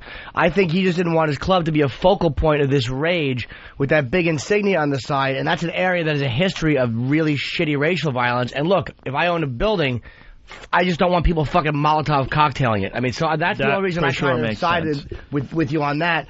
I don't think banning a word, I think it's disgraceful. But here's how to preserve your club from being burned down, you know, you got to do something. Hey, here's how it could have been stopped way earlier. Why didn't you get rid of those fuckheads but when they were heckling other people? Weren't they heckling other people all night? No, they was not. That's what I heard from other comics. No, I was there. Nobody else? I mean, you're just hearing all people, they exaggerating. I was there. The guys, they were ordering drinks by the time, and a couple of them, they were talking. I was right there. And one of the guys, and Michael looked at the people, he said, what's going on in here? And the guy said nothing. And Michael kept on asking, what's going on? Why you talk? And the guy, he said, hey, my buddy think you're not funny. He said, what? He said, my buddy said you're not funny. And at that point, the rages came in. And, you know, comics, they are, you know, I mean, all of you guys know you're coming from insecurity. You're coming from, you need a lot of love on the stage. And that's what it is about. Yeah, and but at that point, it's like you make fun of the guy's shirt. You could talk about his big head. That's the thing. Like, you're saying, it's like, you should never do what he did. You should never do that. No, because he's so incompetent. That's what it really is. And, dude, it's like, if you're bombing, that's what happens in comedy. People say you're not funny, and then you have to deal with it. Right. What you don't do is what he did was fucking wrong. Well, I had heard from he did a set at the Comedy Store before he went up at the Laugh Factory, and the guys who saw him at the Comedy Store, my friend Brian was talking about it, saying he was like a different guy. He was like yelling and screaming and swearing. He just seemed like all amped up. He had a chick with him, right? I heard he had a chick with him. Yeah. That might explain why that rage came out, because there's nothing worse than bombing in front of a girl. You know why it's that fucking chick embarrassing. is living at Poe's house. Oh, being protective. She's in a cage right now. Wouldn't it help with the Laugh Factory, though, if they wanted to cut the problem, if they just banned black patrons? Yeah. That's an option. I mean, when you call a white guy a nigger, they very rarely even flinch. I don't think so. Any of that would have. He's actually answering it. No, I don't think that would actually be the right way to do it. Buddy, that's not the way to handle. Wait, I got a question. Start slow with drinking fountains and bathrooms. 4 different restrooms. No, but, you know, the whole thing was the time this whole rage went on, and all of this, and I didn't know what to do, and all I did, I mean, after 28 years of being in the business, I decided I'd give everybody's money back, and a lot of people, they start taking advantage of a lot of opportunities that were there. Yep. You know, a guy coming in, he said, I have $400 worth of drinks. I said, $400? You drank them. I said, I mean, $400. I said, show me the bill. He showed me a knife. I said, okay, here's $400. He showed you a knife? Yeah. Really? I mean, I wish you were there that night. Wait a minute. The guy pulled a knife on you? Yeah. Why didn't you call the police? Here's my bill. Because at that time, it was going to be a riot. Yeah, right there. I mean, all of you guys you're seeing outside, you're seeing from outside, you don't see what was going on up there. It was amazing stuff was happening. All of a sudden, a lot of people, the opportunists, they are standing up there, they looking at everything. It just doesn't make sense. For you guys, you know, sitting up here, why don't you, at that point, if by the time I'll call the cops and that and that and that. Listen, it's pandemonium. I totally understand. I totally understand you giving people their money back, apologizing. I totally understand you banning Michael Richards. I totally understand all that. I just don't understand you printing receipts on knives. No. Stupid fucking move. Handing out a Laugh Factory knife. Complimentary Laugh Factory switchblade. A lot of engraving going on. Thank God. Paul Mooney will carry it around. Oh, please, homie. Put the knife away, homie. And of course, Paul Mooney get on all of that, and Jesse Jackson and all of those guys. They're all coming. We're going on a radio show with them. All of them, they have their hands out. Oh, you got to do something for my church. Well, Paul Mooney, I think, made a great point. He said the guy had a nervous breakdown. I think that's exactly what it was. He's just not a funny guy. I mean, that's the reality of it. He got all that love all those years from those sitcoms, and that's, look, man, I've been in that fucking world from news radio. I've seen those people.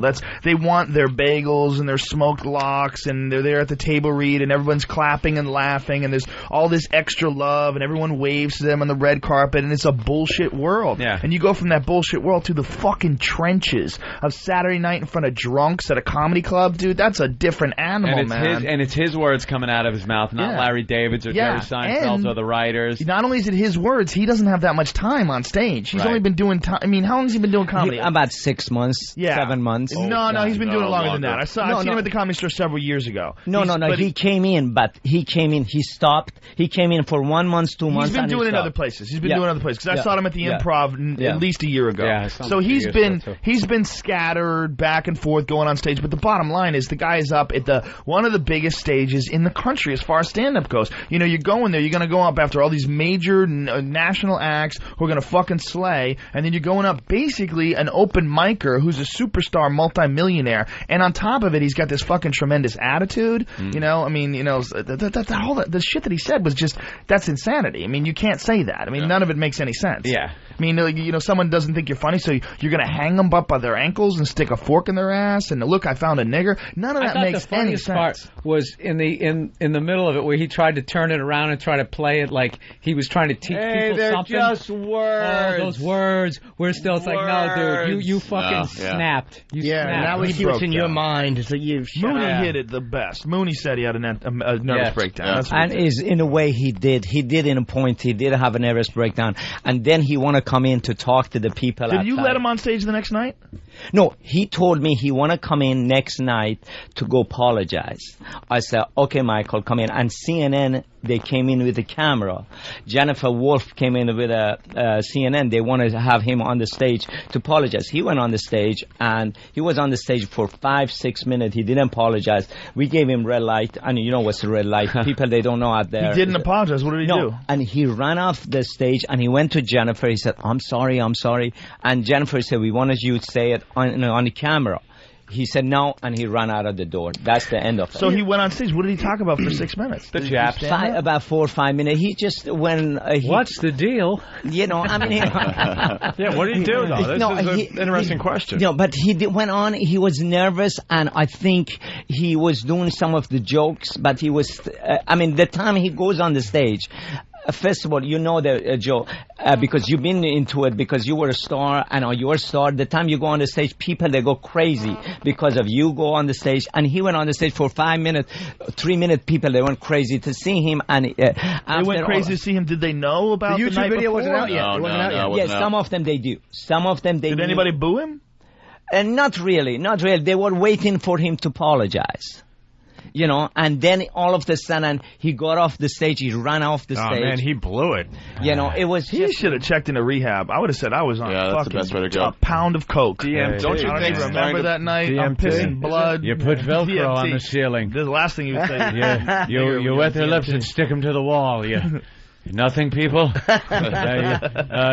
if you slice them thin enough. Don't Gary? you think banning words though sets a real bad precedent for club owners? I don't, is not a, it's just like a pro, I mean, again, all of you guys know, and you're in a really, Joe, you're in a tough position though, because the other races are going to come out and say, well, you got to ban spick and you got to ban this word, you got to ban that, gook, chink, faggot. What about hacks? How about ban hacks first? Ban hacks. Or do you let, what it really is. Or do you let the word appear eventually on that stage again? You can't say that shit in anger. Like, just deliberately trying to piss. But there's I get a way around that is if someone does that, you don't book him again. That's all. No, but it's not like people are thinking. He's dealing with the fucking media circuit. Look, he's got to do something. Yeah. He's also got to deal with the fact that 20 Asians aren't going to come to his place if someone says chink and stab him with chopsticks. Well, they got the Chinese stars in certain situations in the area you're in, there is an element that might be a little angry and riled to the point where they might do some physical damage. Jamie, what about Black Night? You do a Black Night over there, right? we do Chocolate Sunday. How are you going to do that? I mean, Chocolate Sunday. You doing Chocolate Sunday? They're not allowed to say the N-word? Yes. And what? No, that's never going to work. That's hilarious. No fucking I bet the first guy gets up there. No. I mean, even Paul Mooney came in on Wednesday night. Paul Mooney came last Wednesday. His act was 3 minutes long. No, he did not use one word. How about that Elizabeth Taylor? Please, homie. That Negress is crazy. Why did the cameras leave? Homie, I'm ready for my African American. But I just got to finish for what my N-word wake-up call. One thing I'm going to say is it was like pro sports. They say you got to be nice to fan if you are going to be a little bit crazy. I don't think those guys were his fans.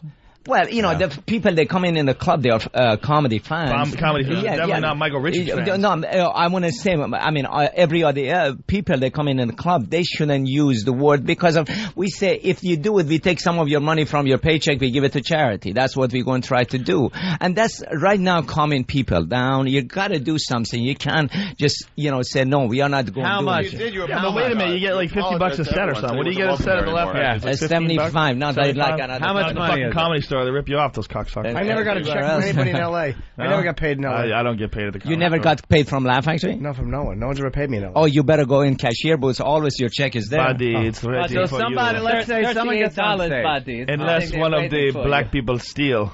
No, someone gets on stage in a very comedic context. Yes. They use the word nigger, and it's going to happen. How much is it going to cost? One of the boys are going to do that. First, he's going to take their paycheck, go to a charity. Their whole paycheck. A whole paycheck. How much money is that? $75. So $75. Yes.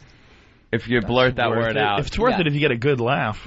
And what if you say it twice? Does that affect your next set? Then you're going to be for 3 months. You won't be able to come back to the Laugh Factory. That's what's going to be happening. So first time you find them, then the second time they 3 months off. Yeah, but and then hold on. But it's so worth it. There's a comedian out there that's going to do it just for the exposure. What about he's going to be the guy that breaks the ban, and he's going to be all over CNN? Have you ever done something similar to this for guys who steal material? Well, I've done that many times. You know that. Does the Mencia perform at your club all the time? Not hello, don't even go there. You know that. Yeah. Doesn't he? He performs there all the time. No. Thank you. You stopped him? No. From first day. Come on. What? You know better than that. Come on. The Mencia Logan Battle Royal. Oh, dude, come on, man. He's there. He goes there. Yeah, but not in. Most of the people they do anything like that. What about Dane? What about Dane? Dane Cook. Yeah. What about him stealing people's material? Dane, he does not steal anything. What are you talking about? What are you talking about? That's hilarious. Go on the internet. Go on the internet and watch all the videos, listen to all the people talk about it. You ever see the Louis C.K. clips? Yeah. When Louis C.K. was working out his material for his HBO special, and Dane did 3 of his bits on his CD? Blatantly? Who took from who? No. Dane takes from everybody. No. Stop. Louis C.K. doesn't steal from anybody. No, I've never heard Louis C.K. is a great comedian. I've never heard not one person ever say that he steals from anybody. Every comic that I know says Dane Cook steals. No, Dane Cook. I have not seen something. Just because he's your number one guy, buddy, does not mean he does not steal. Joe. Buddy, tell the truth. Joe, that is Don't one speak thing with fucking tongue. No, I tell you something. Dane Cook, he's a most hardworking guy. Yes, very hardworking, very ambitious. Everybody, and let me tell you, everybody jealous of him. They trying to undercut very him. true. Oh, he's this, he's this. Very okay, true. what else you can come in? Because he have #1 record, he have number one everything. But what? They've always Everybody said he was a jealous. thief way before that. No, they yes, did not. They did. As soon as Yes, they did, bro. As they soon did. as he made it, everybody jealous. No. Come on, way before. That's not true. I never heard of it. No, as soon as he made it. Have you ever heard this? I have heard it. Well, the problem was when the clip showed up online, it got to be ugly because between Louis and Dane, the clips were there, and it was like, oof. It's obvious. Yeah, but now with the internet, but it's not just him. It's Jim Brewer. He's stolen from me. He's stolen from a million different comics in Comedians LA. like that cutting at times, like you said, Chappelle. I mean, when comics make it, a lot of times comics aren't jealous. No comics are ever jealous or bad about Dave Attell or Louis Black. There's a lot of guys that or make it that CK or Chappelle. I mean, Chappelle's Michael Richards. enormous. Chappelle's a good example because he's so nobody says he steals ever. Everyone says Dane steals. Yeah, but let me explain something. You're not telling the truth. I'm telling the truth. No, what you're I not, know. Yes. bro. But it's not true. It's not. It's not a truth. I'm not saying you're a liar, but I'm saying you might not be aware of it. It's definitely not. I might true. not. I mean, the only thing I'm saying, as soon as I see his record, his CD came #1, and he went on the chart. He became, after Steve Martin, he was the first person going up the chart. Nobody ever done it, and everybody got jealous. Everybody started calling. Well, but that doesn't mean anything. You're avoiding the. No, I'm not avoiding something. Yes, he did do a tremendous thing, and he was very successful. But the fact remains, he stole material. No, on that CD, he took stuff from Louis C.K.'s HBO special from years before. That's a fact. But show it to me. Show it to me. Well, yeah. I haven't. You know, when you say, "Come on, Jamie," you're a great diplomat, by the way. Hey, Joe, where is it online? You are. I'm not. No, I'm not. You can find it online. I mean, anyone can search it. I think you can go to redband.com. I think he's got it up. I think there's a whole a Radar magazine is printing it. They're doing an article right now about him stealing. There's like a bunch of he's been accused of it on CNN. Had a whole thing about comics saying that he steals. I mean, it's all over the place. Where there's smoke, there's fire. I've never met a single comic ever that people say steals that doesn't steal. Have you? Have you? Bill, have you ever met a guy that everybody says is a thief, and you see the guy and goes, no, this guy's completely original? I've never heard one. one. Thing I remember was guys, I'm not going to say names, but just one guy who made it, and it's just everybody where I was at was saying, this guy took from me, this guy took from me, this guy took from me, and I was looking at their acts, and I didn't see it. Who is this? This doesn't make sense unless you give us context. Yeah, if you didn't think he was a thief, you could say it. You're not Leary. Like everyone's saying, Leary took this. Oh, dude, the Hicks stuff? The Hicks stuff is pretty... I don't know anything about it. I'm just saying that they well, were you guys, never listened to the Hicks stuff, They then. were guys... I saw Leary steal over and over again back in Boston. Early in the 80s, in the late 80s, rather, the early 90s. I saw it. I saw it with my own eyes over and over and over again. Well, I saw him do Raymond Romano's material. I saw him do Tony V's material. I saw it with my own eyes in clubs. I saw him do Bill Hicks material verbatim. Then I saw Bill Hicks do the same material a month later, and I was baffled. I was an open micer, and I said, what the fuck is going on? What I saw was guys who stunk in their acts nobody would steal from were walking around saying it. Okay, I'm sure there's a lot of that. Of course there's delusional I never people. saw That's delusional, of course, yes. Of course there's that, but the fact remains that guy's a thief. That's a fact. Like I said, I never Leary, saw it. for sure. I've seen it over and over again. I saw it with my own eyes. I mean, he doesn't anymore, but if you look at the difference between, you look at his first No Cure for Cancer, then look at Locked and Loaded, pre and post Hicks being dead, dude, there's a monstrous difference in the level of the material. The material post Hicks being dead is fucking horrible. The stuff that he did before, when No Cure for Cancer, is some brilliant shit. Yeah, it's a completely different thing because he was taking the ideas from someone else. That is a fact. Yeah, but Joe, if I can say something here, you're very fast to jump in a conclusion of somebody. Do you know why? Do you know why? Because I've been the victim of it. No, and I've seen it happen over and over again. And because I work very hard on my material and I write a lot and I sit in front of my fucking computer for hours on end, and then I go to the Comedy Store and I have little pieces of paper and I go over it in my head. Which bitch am I going to do? I'm going to go into that, then I go into that, and I work on this shit over and over and over again for months. And then some fucking douchebag goes up, he sees me kill with some bit, and then he reworks it, and then he goes on stage. And you know what? Club owners don't do shit about it, and then they get on here on a radio show and they say, no one steals, he doesn't steal, he doesn't steal. And it's not true. No. You haven't looked into it at all, and you're defending someone who is widely known throughout the country as being a thief through the fucking comedy community. You talk to club owners, you talk to people in HBO, you talk to people everywhere that I talk to people, they know he steals. Okay, let me explain something.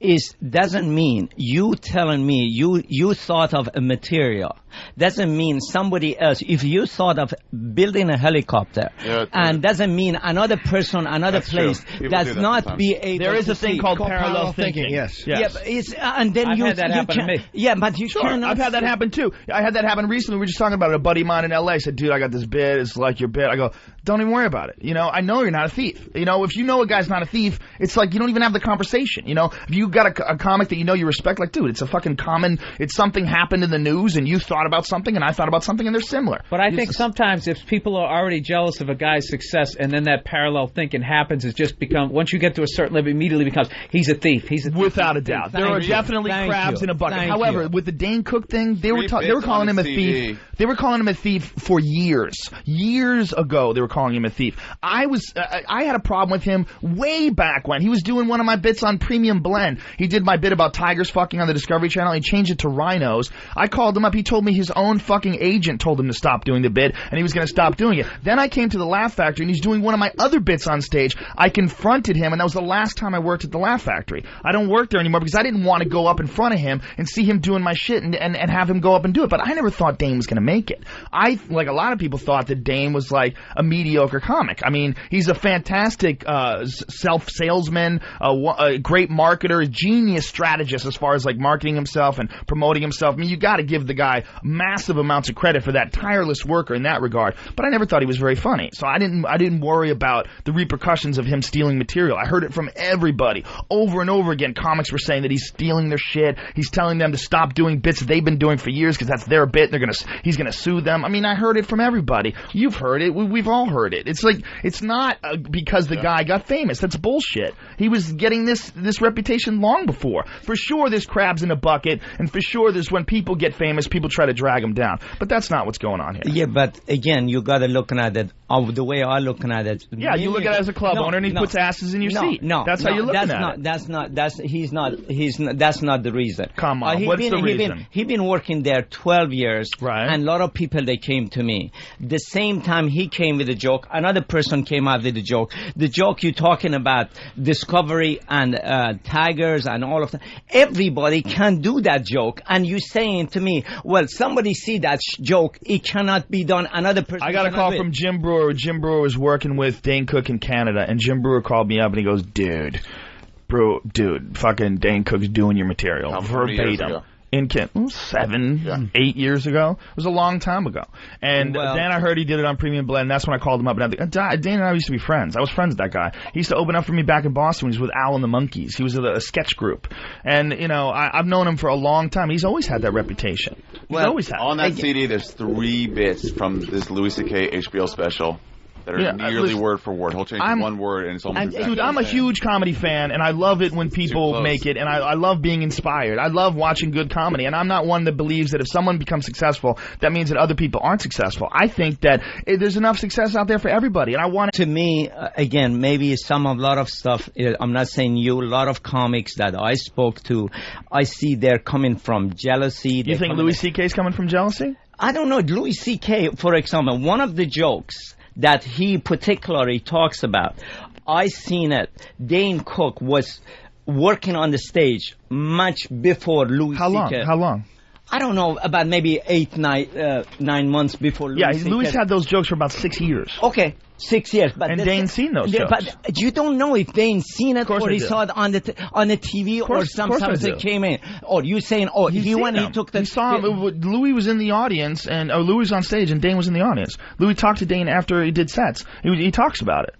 About a Dane saw him do the material. Again, we all making accusation without, No, we're not. We're not making accusations. Let's have Louis and Dane start talking to each other, say this has happened. You saying stuff. Why are you defending him? Why are you openly defending him? Because I'm openly defending him because I think a lot of people, they came to the club.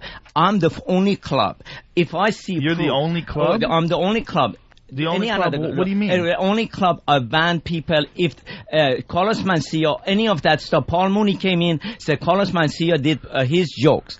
I was in Laugh Factory. I said, Carlos, you cannot do that anymore. But he still performs at your club. No, he doesn't. He doesn't ever perform at your club.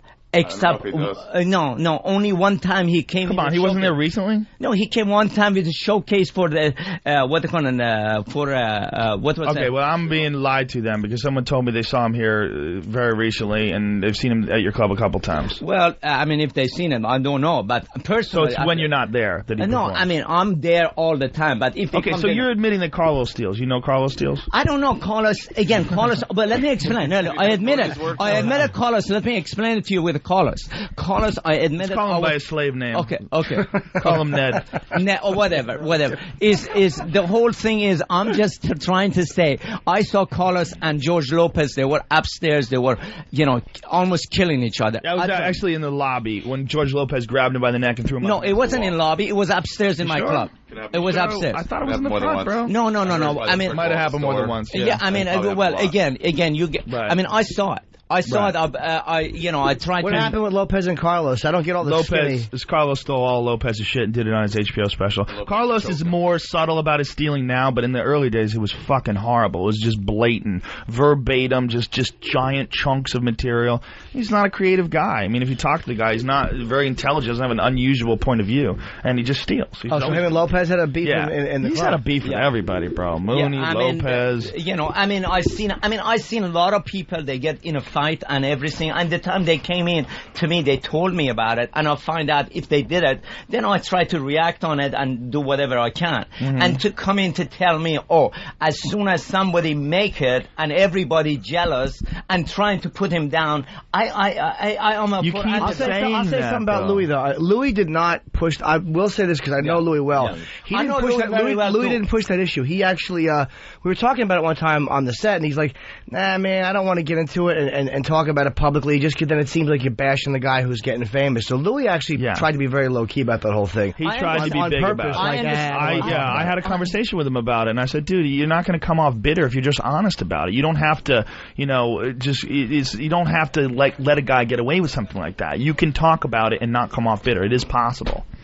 Yeah, but again, okay, everything, all right, he stole this, he stole that, but everything he's made so far, he made his movie, became number one, became number one. These are all he stole. That doesn't mean anything. No, bro, we're not talking about the fucking movies, man. We're talking about comedy. Yeah, we're talking about comedy and everything.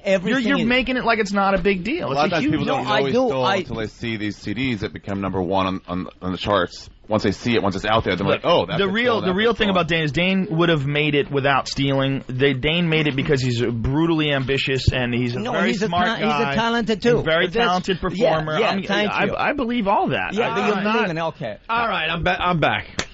I'm sorry. Louis C.K., Dane Cook. Got some audio. Because you haven't heard this yet, right? Let's see it. Yeah, please. All right, let's see if you have a comment. So this is Louis C.K., obviously. Listen closely. One time I saw a guy in a bicycle, and he was about to get hit with a car door. It was horrible. And he wasn't looking, and the lady opening the door wasn't looking. It was just for me. And I didn't know what to do. I was like, I wanted to yell something, but what do you yell? And I'm trying to, if time slows down, I'm trying to choose the thing to yell that will have all the information that he needs. Because it was happening really fast. I had that much time to yell, what can I yell in that much time? Hey, you guys, no, that's not. That's funny. She's gonna open the door. Yeah, shit. So I just yelled out, bad thing! Wasn't really specific enough. Oh, well. So there you have it, Louis C.K. Now, what's that from? You know offhand, Joe? Oh, I don't know. Is it one of his HBO specials or is it a CD? This goes back a while. I saw Louis do that years ago. I actually don't know where it's from. It's 2000. It's from 2001, they're saying. All right. And now here's Dane Cook. 3 weeks ago, one of my dreams came true. I finally got to see something I've always wanted to witness live. I finally saw someone get hit by a car. I did try to help this man. As the car was coming towards him, I reached out and I said, "Oh! Oh!" That's all I could think of to say. There's so many things now in retrospect that I'd love to have been like, "You're about to get struck by a vehicle." I did not have time to say you're about to get struck by a vehicle, so I went with, "Oh!" which is like a concerned moan. That's from 2005. Okay. Can I comment on that? Yeah, of course. Absolutely. We're playing it for you. Okay. That particular thing, I know Dane Cook. He came to me. He said he saw an accident really happen. Now, you guys coming up say, because of, it was recorded so much. If something happened to somebody. But dude, he saw that bit. That's the same bit. No, it saw this accident happen. That's all well and good. You see an accident doesn't mean you're allowed to take someone's bit to describe the accident, and that's what he did. He described it exactly the same way he saw Louis C.K. describe it. That's a stolen bit. Well, to me, the time he described the accident happened to him. That doesn't mean anything. That does mean to something, because if something happened to you, Joe Rogan, if somebody punched you in the face or something, and you're going to talk about it, you can't say no. And you falling apart here, Jamie? No. I mean, I'm saying somebody. Jamie, you're falling apart here. I'm not. That's a stolen bit. No, it's not. Can we get a consensus here? How many people believe that was a stolen bit? It's very close. Yeah, it's pretty close. If everyone in the peanut gallery just raised their hands, everyone out there, Bill Burr's that a stolen bit? Even if something happens to you, I see people on stage and they'll do a bit. I'll be like, oh my god, the same stuff happened exactly to me. Dude, I had a bit one time, and I swear to God, another guy came out. He had a bit, and it was like fucking the setup we had were like word for fucking word, and I got all paranoid, and I started inventing this conspiracy, like, this guy's on a TV show, he had writers, and they were in this Chinese restaurant that I was performing in out in fucking Worcester, and they saw it, and then after a while, I just realized that, like... That is possible. Like... Parallel thinking, we already discussed that. But this is not a case of parallel thinking. Had a bit about... Again, we're talking about 6 years before, and during those years, and before that he was doing the bit. Before he recorded it in 2001, he was doing that bit before, and he's been doing it. And then Dane comes along and puts it on a CD in 2005. You don't think he saw that? You know what the thing is?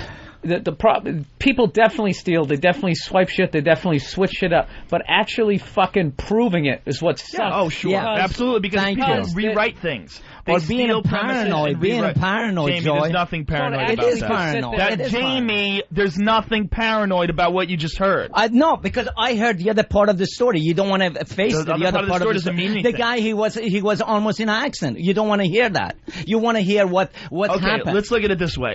You know Chris Rock's joke about tossing your salad? You know that joke he does about watching that prison show? Now, what if I watch the same prison show and I go on stage and do a joke very similar about tossing your salad, even though I know Chris Rock had done that joke for 5 fucking years about tossing your salad? That would be stealing material, Jamie. That's what that is. Okay, let me even though I saw the show, even though I saw the same show he saw, it's still stealing material when you know another guy did the exact same fucking thing. That's who got there first. Okay, right. No, I understand. It's the same setup. Listen, that could have been parallel thinking. Let's go to another. Can I make one comment? No, Opie, what do you think? No, that's way too close. Well, it's stealing, right? You think it's stealing? Yeah. Okay. Thank you, Anthony. What do you think? Joe, we have a soft spot for this because in radio the same shit happens to you guys all the time. Okay, can I say something? Let's get another example. We go to another one. Okay. Here's another example. You have to say it too. Like, I never jumped on a Dana's stealing bandwagon. Only because I know a lot of people attack somebody when a guy's getting. You have to see how many instances it happens in. Like, if you hear one bit and you go like, it could have been one bit. Absolutely, because there is something that can be very close on one bit. If you have an open mind, all right, fine, parallel. So I have not heard but you guys don't know what. Let's try another one. Okay, you don't want to listen to me. What do you? Well, you'll have your say. Okay, thank you. Here's another example. Louis C.K. first. My wife and I were thinking of having a baby, and I'd like to have a kid because you can name your kid anything you want. I like that part. I'd like to give my kid an interesting name, you know? Like a name with no vowels, maybe, you know? Just like...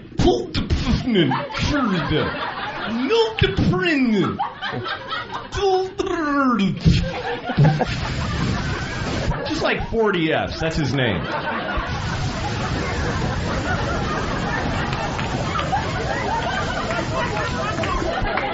Go clean your room, you know, something like that. All right, so that's Louis C.K. from 2001. Louis is a fucking an original guy, man. Louis is a very out original. There original guy. Yeah, weird. All right, here's Dane Cook. Very weird. I think about having kids. I'd love to have some kids. I've been thinking about kids. I want to have like 19 kids. I think naming them, that's going to be fun. Whatever the names that you come up with, that's exciting right there. You get to both decide, hey, do you want to name that? No, I don't like that name. Right? It's like a little game. You try to come up. I already have names picked out. I don't even know. First kid, boy, girl, I don't care. The first one that comes out, I'm naming it. I think it's beautiful. It's feminine but strong at the same time. Time for bed. I I said time for bed. No cookies.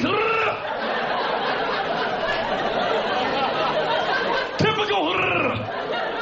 Oh boy. Well, what do you have to say about that one? This is what I'll say here. This is what I'll say now. Same CD. One can happen. I don't know. This is, you know. Where there's smoke, awkward. there's fire. Yeah. Look, I used to like the guy too until he stole from me. It's not an uncommon discussion amongst comedians. That's almost word for word, Jamie. What do you got to say? Okay, let me explain something, you guys. We wouldn't be surprised if you just start yelling nigger a lot. Stop even going there. $75, Opie. $75. Why are you going there? Why are you going there? Buddy, not that word. Buddy. Okay, let me. Yeah, we'll see. We're going to watch it. Let me tell you. Let's let Jamie. Learn that word out was a lot cheaper back in the 1800s. Jamie's being a good like friend. 20. Okay, let me. Dane Cook is one thing about Dane Cook. He goes up there. He talks. He's not like a comedian that go write the material. And like accent happened, like the time he goes on the stage, somebody was talking to him about kids and something like that. And he just blobs whatever comes to his mind. Maybe the same thought was going on. He doesn't write the material. He goes up there. He make up the material right on the spot. And he's not like, he's commenting what's happened to him. And again, this one, I would say he went on the stage and something happened to the kids or something. One time, I got to tell you one thing, so clarify something. Let me explain something. Wow, you're please. in denial, Okay, bro. no, I'm not in denial. This is a little deep in denial. Okay, Jamie. Can I finish First of all, Jamie, Can I finish it? It's not true because he says that joke all the time. Okay. It's not like someone yelled at, "What about kids, Dane?" And then he just said, "I want to name a kid with a lot of letters together." Even though I've never heard anybody do that before. Okay, and I will say, even though the bits are very similar, I did kind of enjoy Dane's bit too. Did you enjoy it? He does it with the knowledge. Fuck you. One time a guy. One time, I got to tell you something. One time, Los Angeles Times was doing an article about Robin Williams being taking material from other people. Yeah, true. And they call me, everybody, they talk to everybody in the industry, everybody, they say, yeah, Robin doing that, Robin did that on Tonight Show, Robin did that from me here, Robin did that. But for Robin, my only thing is seeing him to what he's doing on the stage and how long he's been doing it. Robin is a type of person, he's addictive to laughter. And that's what I said. We call them attention whores. I don't know if it's it just doesn't, like a drug addict is he needed fix. The time he's on the stage, he need the laughter. Right. And that's, as opposed to what? As opposed to every other fucking comedian. Opposed to what, alternative comedy? Yeah, that's Jamie. If you're defending, that's one of the shittiest. No, I'm not saying you're defending it because he's addicted to love. But I'm saying he took it, and he took it. Robin Williams is a joke thief. Absolutely, yeah. Okay, so we have Robin, but Dane no. Still Dane no? It's still Dane no. Let's hear the third one. Hold on. Treat yourself to my material. Number 3. Okay, let's see. Treat yourself. Wait, Ari, what was your thought? Buddy. These are two. Wait, we got to get him to do it now, right? All right, let's hear it. Hold on a second. Jeremy, can you do me a favor and just say treat yourself? Treat yourself. What did I say? What did I do? Nothing. Why are you picking on me now already? Well, yeah, you sound like a guy we know. Buddy, listen. You just sound like someone we know. One more bit, buddy. Someone that whatever. All right, here's the third Somebody example. took your material? Another one. No, I jumped on his cake one day. Uh-oh. After he said treat yourself. Uh-oh. All right, here's the third example. First, Louis C.K. The bit is called Itchy Ass. And I had an itchy asshole for like a week. And I could have won $1 million. I still would have been going, fuck my asshole! It itches! I wanted to like eat bad food so I would like fart to scratch it. That's how itchy it was. Oh, that's a damn funny bit. Oh, that's hilarious. My asshole, it itches. We're going to do that one on the radio Monday when we have a different audience. And here's Dane Cook a few years later. The other day, I don't know if you've ever gotten this, it was about 2:30 in the afternoon. I got the itchiest asshole I've ever gotten. On record. Oh, it's the worst, isn't it? Oh, you feel, usually you're at work or someplace that you can't focus on it. You got to do some other activities, right? The entire day, you just kind of bounce around and try to shake it out, right? Oh, man. Just rewriting material, man. Here's the deal. Here's the question, Jamie. These are 3 bits from a Louis C.K. HBO special that all 3 bits appeared on Dane Cook's CD 4 years later. Okay. Now, that's you telling me... Well, okay. wait a minute. Do you think it's even possible that he stole... Wait. Is it possible? Let me finish what I'm saying. Okay, but just answer that question first. Is it possible? I don't know. I don't, I personally, I don't think he's that type of person.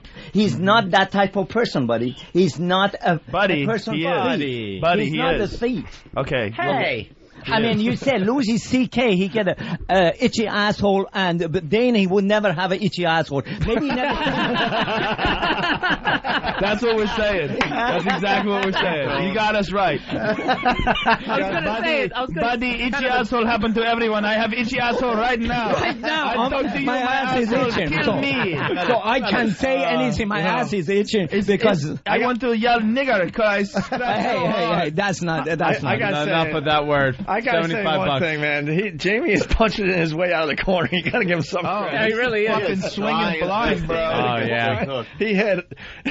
knowing... It's like one of those old school fights where it's like 98 rounds. Right. You are 100% right that people will always be jealous of successful comedians and they always wish that upon themselves. But you're 100% wrong that happens with every comedian. That's not the case with Chris Rock. It's not the case with Dave Chappelle. It's not the case with David Tell. There's a lot of very, very successful, very funny, very famous comedians that no one ever says a word about them stealing material. Seems like Dice and Kinnison both were accused after they became huger than huge. Thank you. Of stealing stuff. I never heard Kinnison being accused. No? No, Kinnison accused Dice. Kinnison accused Dice of one bit. There was a bit that, Kinnison used to do a bit about gays. I don't know, how does one guy look at another guy's hairy ass and find love? How does that happen? Yeah. And then Dice did a bit, how does one guy, see another guy's hairy ass? And it was a very similar thing. Right. They'd work together. Who knows? But it was really like one that's bit. one. And I was in a club the time they start fighting, they start punching each other in the face, and I try to separate them because of again, people that come close to each other. It just you cannot. I mean, if you know a person, if I know Dane, as long as I know him 12 years or 13 years, he is not that type of person stealing. So maybe they're close, but he's not that type of person. Why have so many people say he does for like 10 years? Why is that? I have no idea because of maybe the people they don't know him. Jamie, I know three him. bits from the same guy from the same HBO All right, listen, special. we're not going to solve this here. Yeah, we are not. No. We do have a plane to catch at 1:30. I like it, though. Jamie Masada has a club, another version of the Laugh Factory here in New York, right? Yes, sir. It's on 42nd Street. It's actually got a really cool vibe. It's over Show World, which is a really, it's like a lot of the same interior was kept, like the fucking lights, and it's really a cool place to go, man. I did a cringe humor. Whites only, though. Whites only. Absolutely. That's right. Who's at the Laugh Factory in New York here? Why you guys? You brought me in here, roast me, or you're trying to pick on me? What did I do wrong to you guys? I'm sorry, I was under a misconception. That's what I mean, I love comics. I love everybody. I love Joe. I love everybody in here. I mean, you got to understand the Opie and Anthony show. I love you guys too. I listen to you guys all the time. I love you too, man. Yeah, I do. My buddy Tony Wodeca. What's your favorite part of the show, Jamie? Like when you listen to this show, what's your favorite bit? Yeah. The time that all of you guys comedian, they're on it. I love that Very show. Generic. Wait. Name one thing we've done. Said what? Name one bit we've done. Signature bit. One signature bit. I mean, for example, the stuff you do all of the time you do. Oh my God. No, wait. The time you were in another station, you were doing. I was getting in Los Angeles, was getting a whole thing about you guys put in competition, sex stuff, was going to guy having it in church and all of that stuff. Yeah, it's church. Expression O&A Party Rock. Does that mean anything? O&A Party Rock? Yeah. Do you know what WOW is? Yes. What is it? Wow. Yeah, wow. WOW. What is WOW? Yeah, wow. It has something to do with our show. Yeah. Wow, no. Wow, no. No. All right. Wow. Well, we just started that. We don't do it that much. Bit, so, yeah. We don't do it that much. You might recognize it as Flash Friday. Okay. Speaking of ripping off, don't Who's even Flash Friday? Yeah. Fucking like us. That stupid Tom Lick ass. Anyway. Who's at the club this week in New York? Everybody. Good Okay. everybody. I mean, I don't want all of the seven stars. Michael Richards? Michael Richards? No, because you guys, you all, I even Name though I one say, comic who's there, I know. For Jamie. example, hey, Jamie, name one comic who's Jamie, there. just say Michael Richards is going to be there. Dan You'll have Cook a is full my house. friend, buddy. Yeah. Jamie could be, you could be the president. You could be the fucking president. Why? I can see you at a podium getting asked a question and just fucking going like, if you want Aries. When are we getting out of Iraq? It's a big country. Did you say buddy. Aries Spears? Yeah. Tremendous thief. Oh, here we go. I knew if I said the only guy anybody, kicked out of the I said comedy he's store. going to That's pick on not it. true. That's What? not true. I'm a huge supporter of comedians. It's Yeah. not true. Yeah. Ari Spears is a thief. He and got you kicked know out what of the he comedy store is, for don't stealing. you? Oh, yeah. Former cast member Ahmed. That's right. Yeah, and he worked with Damon Wayne right now on his new show. You know what Damon Wayans is? A brother of other Damon Wayans brothers. What the fuck? Excuse me. What are you guys doing to me? All right, listen, we got to wrap I up. should have just said nigger. Oh, R. Nelson. What do you say, Jamie? Say it once, just for old time's sake. Say it what shall I say? Bigger. The word. Say bigger. Bigger. Bigger. Bigger. Yeah. Okay, guys, you picked on me now. Now say No. Now say nickel. No. And we will edit All that right. together. All right, guys, you're great. Thank you very much. Jamie. I love you guys. Hold on, let me wrap this up. Yeah. Jamie, before you come back on the show, you got to do a little research. You got to understand our show. You don't listen to our show, which is fine. You're a busy guy. No, don't forget, I'm working until 2 o'clock, 3 o'clock in the morning. Yeah, that's fine. You know, I mean, you an got to look at this. In LA, get an XM. Listen for a couple weeks, and then we're going to test you. Why don't we get Jamie an XM? We can get Jamie Masada an XM. Let's get him an XM. I get an XM, and next time I'm in here, you test me We have everything. one for him, then? Because we're very sharp here, Jamie. We know when people are like kind of... Okay, don't get on my case, please, guys. I'm going to do it. One of the best clubs in LA, if not the best club. Beautiful fucking club, the Laugh Factory. Badass place. Once he gets rid of all the hacks, it'll be a really good place to perform. Hey, hold on. And we backed you up on your N-word ban, even though I don't in theory like it, but I know why you did it. I backed him up on it for that reason. Jamie's always been cool to me. I've been performing. I perform with Jamie, just try to ban it from my car. All right. Yeah, good luck. When I drive home. Opie, what do you got? You going to the phone or something? Yeah, we have to because it was a very busy day. We're almost forgetting that we did the eggnog drinking contest today. Eggnog, yes. Pat won it again this year. Yes, he did. Set a new record, 75 double shots of eggnog. We did the baby bird, and we got our own Sam that we sent home early on the phone. Sam, what's up? I got the video. It's compressing now, and it'll be up in YouTube in 15 minutes. All right, here's the problem with the video though, because I mean with YouTube, it's gonna hang out for about 24 hours before it's available in the search, in the regular search. Put a link up on opieandanthony.com, and then we'll put one on Whackbag and put one on other message boards, and it'll be great. And Everyone also, will they see it. could search it out by just searching out your account, OA Videos. Yep, that's the username, OA Videos. All one word, OA Videos. But the first video clip and many more from the eggnog drinking contest are going up as we speak to Sam on the Spread like phone. wildfire. Yeah, you guys, help us out on this one. Let's make this really viral. I don't think it's going to have much of a problem, but let's really push No, this one. I think the puking on the face. Hey, where's that? Who doesn't You wanna show see it? Jamie that picture from Pat. Yeah. He wasn't over at Free FM. This is what happened today. The pictures it's a real photo. The pictures are up on A guy opieandanthony.com. throwing up on another guy. That's eggnog. Throwing up in his Oh mouth. my God! I saw it from the other room. Yeah. It's amazing. Fantastic. Isn't it? It's almost beautiful. Yeah. It's almost beautiful. It is beautiful. That is artwork. Sam is going to be working on video clips all weekend long, so thank you, Sam. Can I do something? Can I plug something in here? Absolutely. LaughFactory.com. Go see Joe Rogan. Go see everybody. They are wonderful guys. I love all of the comedians. We love So you, please, Jamie. You know, it's just please don't put me on the spot like that, Nah, Joe. Jamie's a good I guy. love you guys. One in Los Sam, we love you Angeles, too. and to support the Laugh Factory here in New York on 42nd Street. It really is a cool club. When he said, "Can I plug something?" I was going to hand him a fork.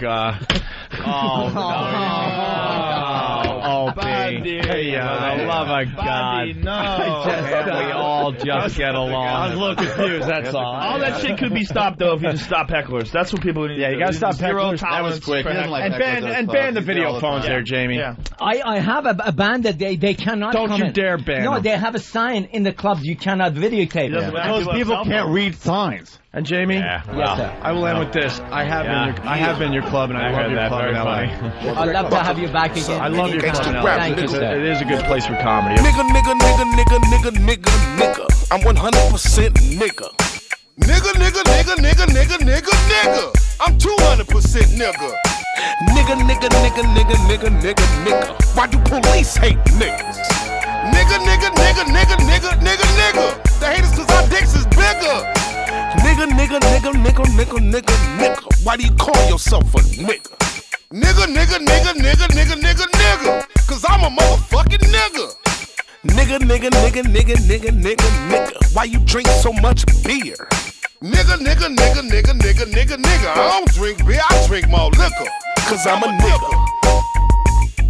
Motherfucking nigga, man. I ain't all that African American shit. Fuck that. I'm a nigga. I ain't mixed, I'm a nigga. N-I-G-G-A, nigga. You already know. Nigga, nigga, nigga, nigga, nigga, nigga, nigga. Why you eat so much chicken? Nigga, nigga, nigga, nigga, nigga, nigga, nigga. Why would you naked in my kitchen? Nigga, nigga, nigga, nigga, nigga, nigga, nigga. Why you call them hoes bitches? Nigga, nigga, nigga, nigga, nigga, nigga, nigga. Cause them hoes is bitches. Nigga, nigga, nigga, nigga, nigga, nigga, nigga. Why you stay in the hood? Nigga, nigga, nigga, nigga, nigga, nigga, nigga. Cause I don't like living by Peckerwoods. Nigga, nigga, nigga, nigga, nigga, nigga, nigga. Why you ain't got no job? Nigga, nigga, nigga, nigga, nigga, nigga, nigga. $7 an hour won't feed my dog. Nigga, nigga, nigga, nigga, nigga, nigga, nigga. Why your pants gotta sag?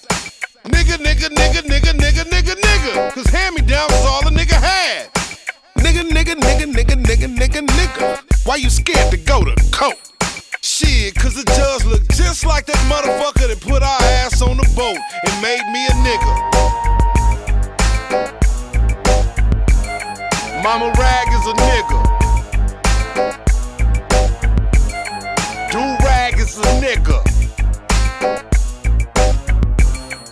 Ballistics is a nigga.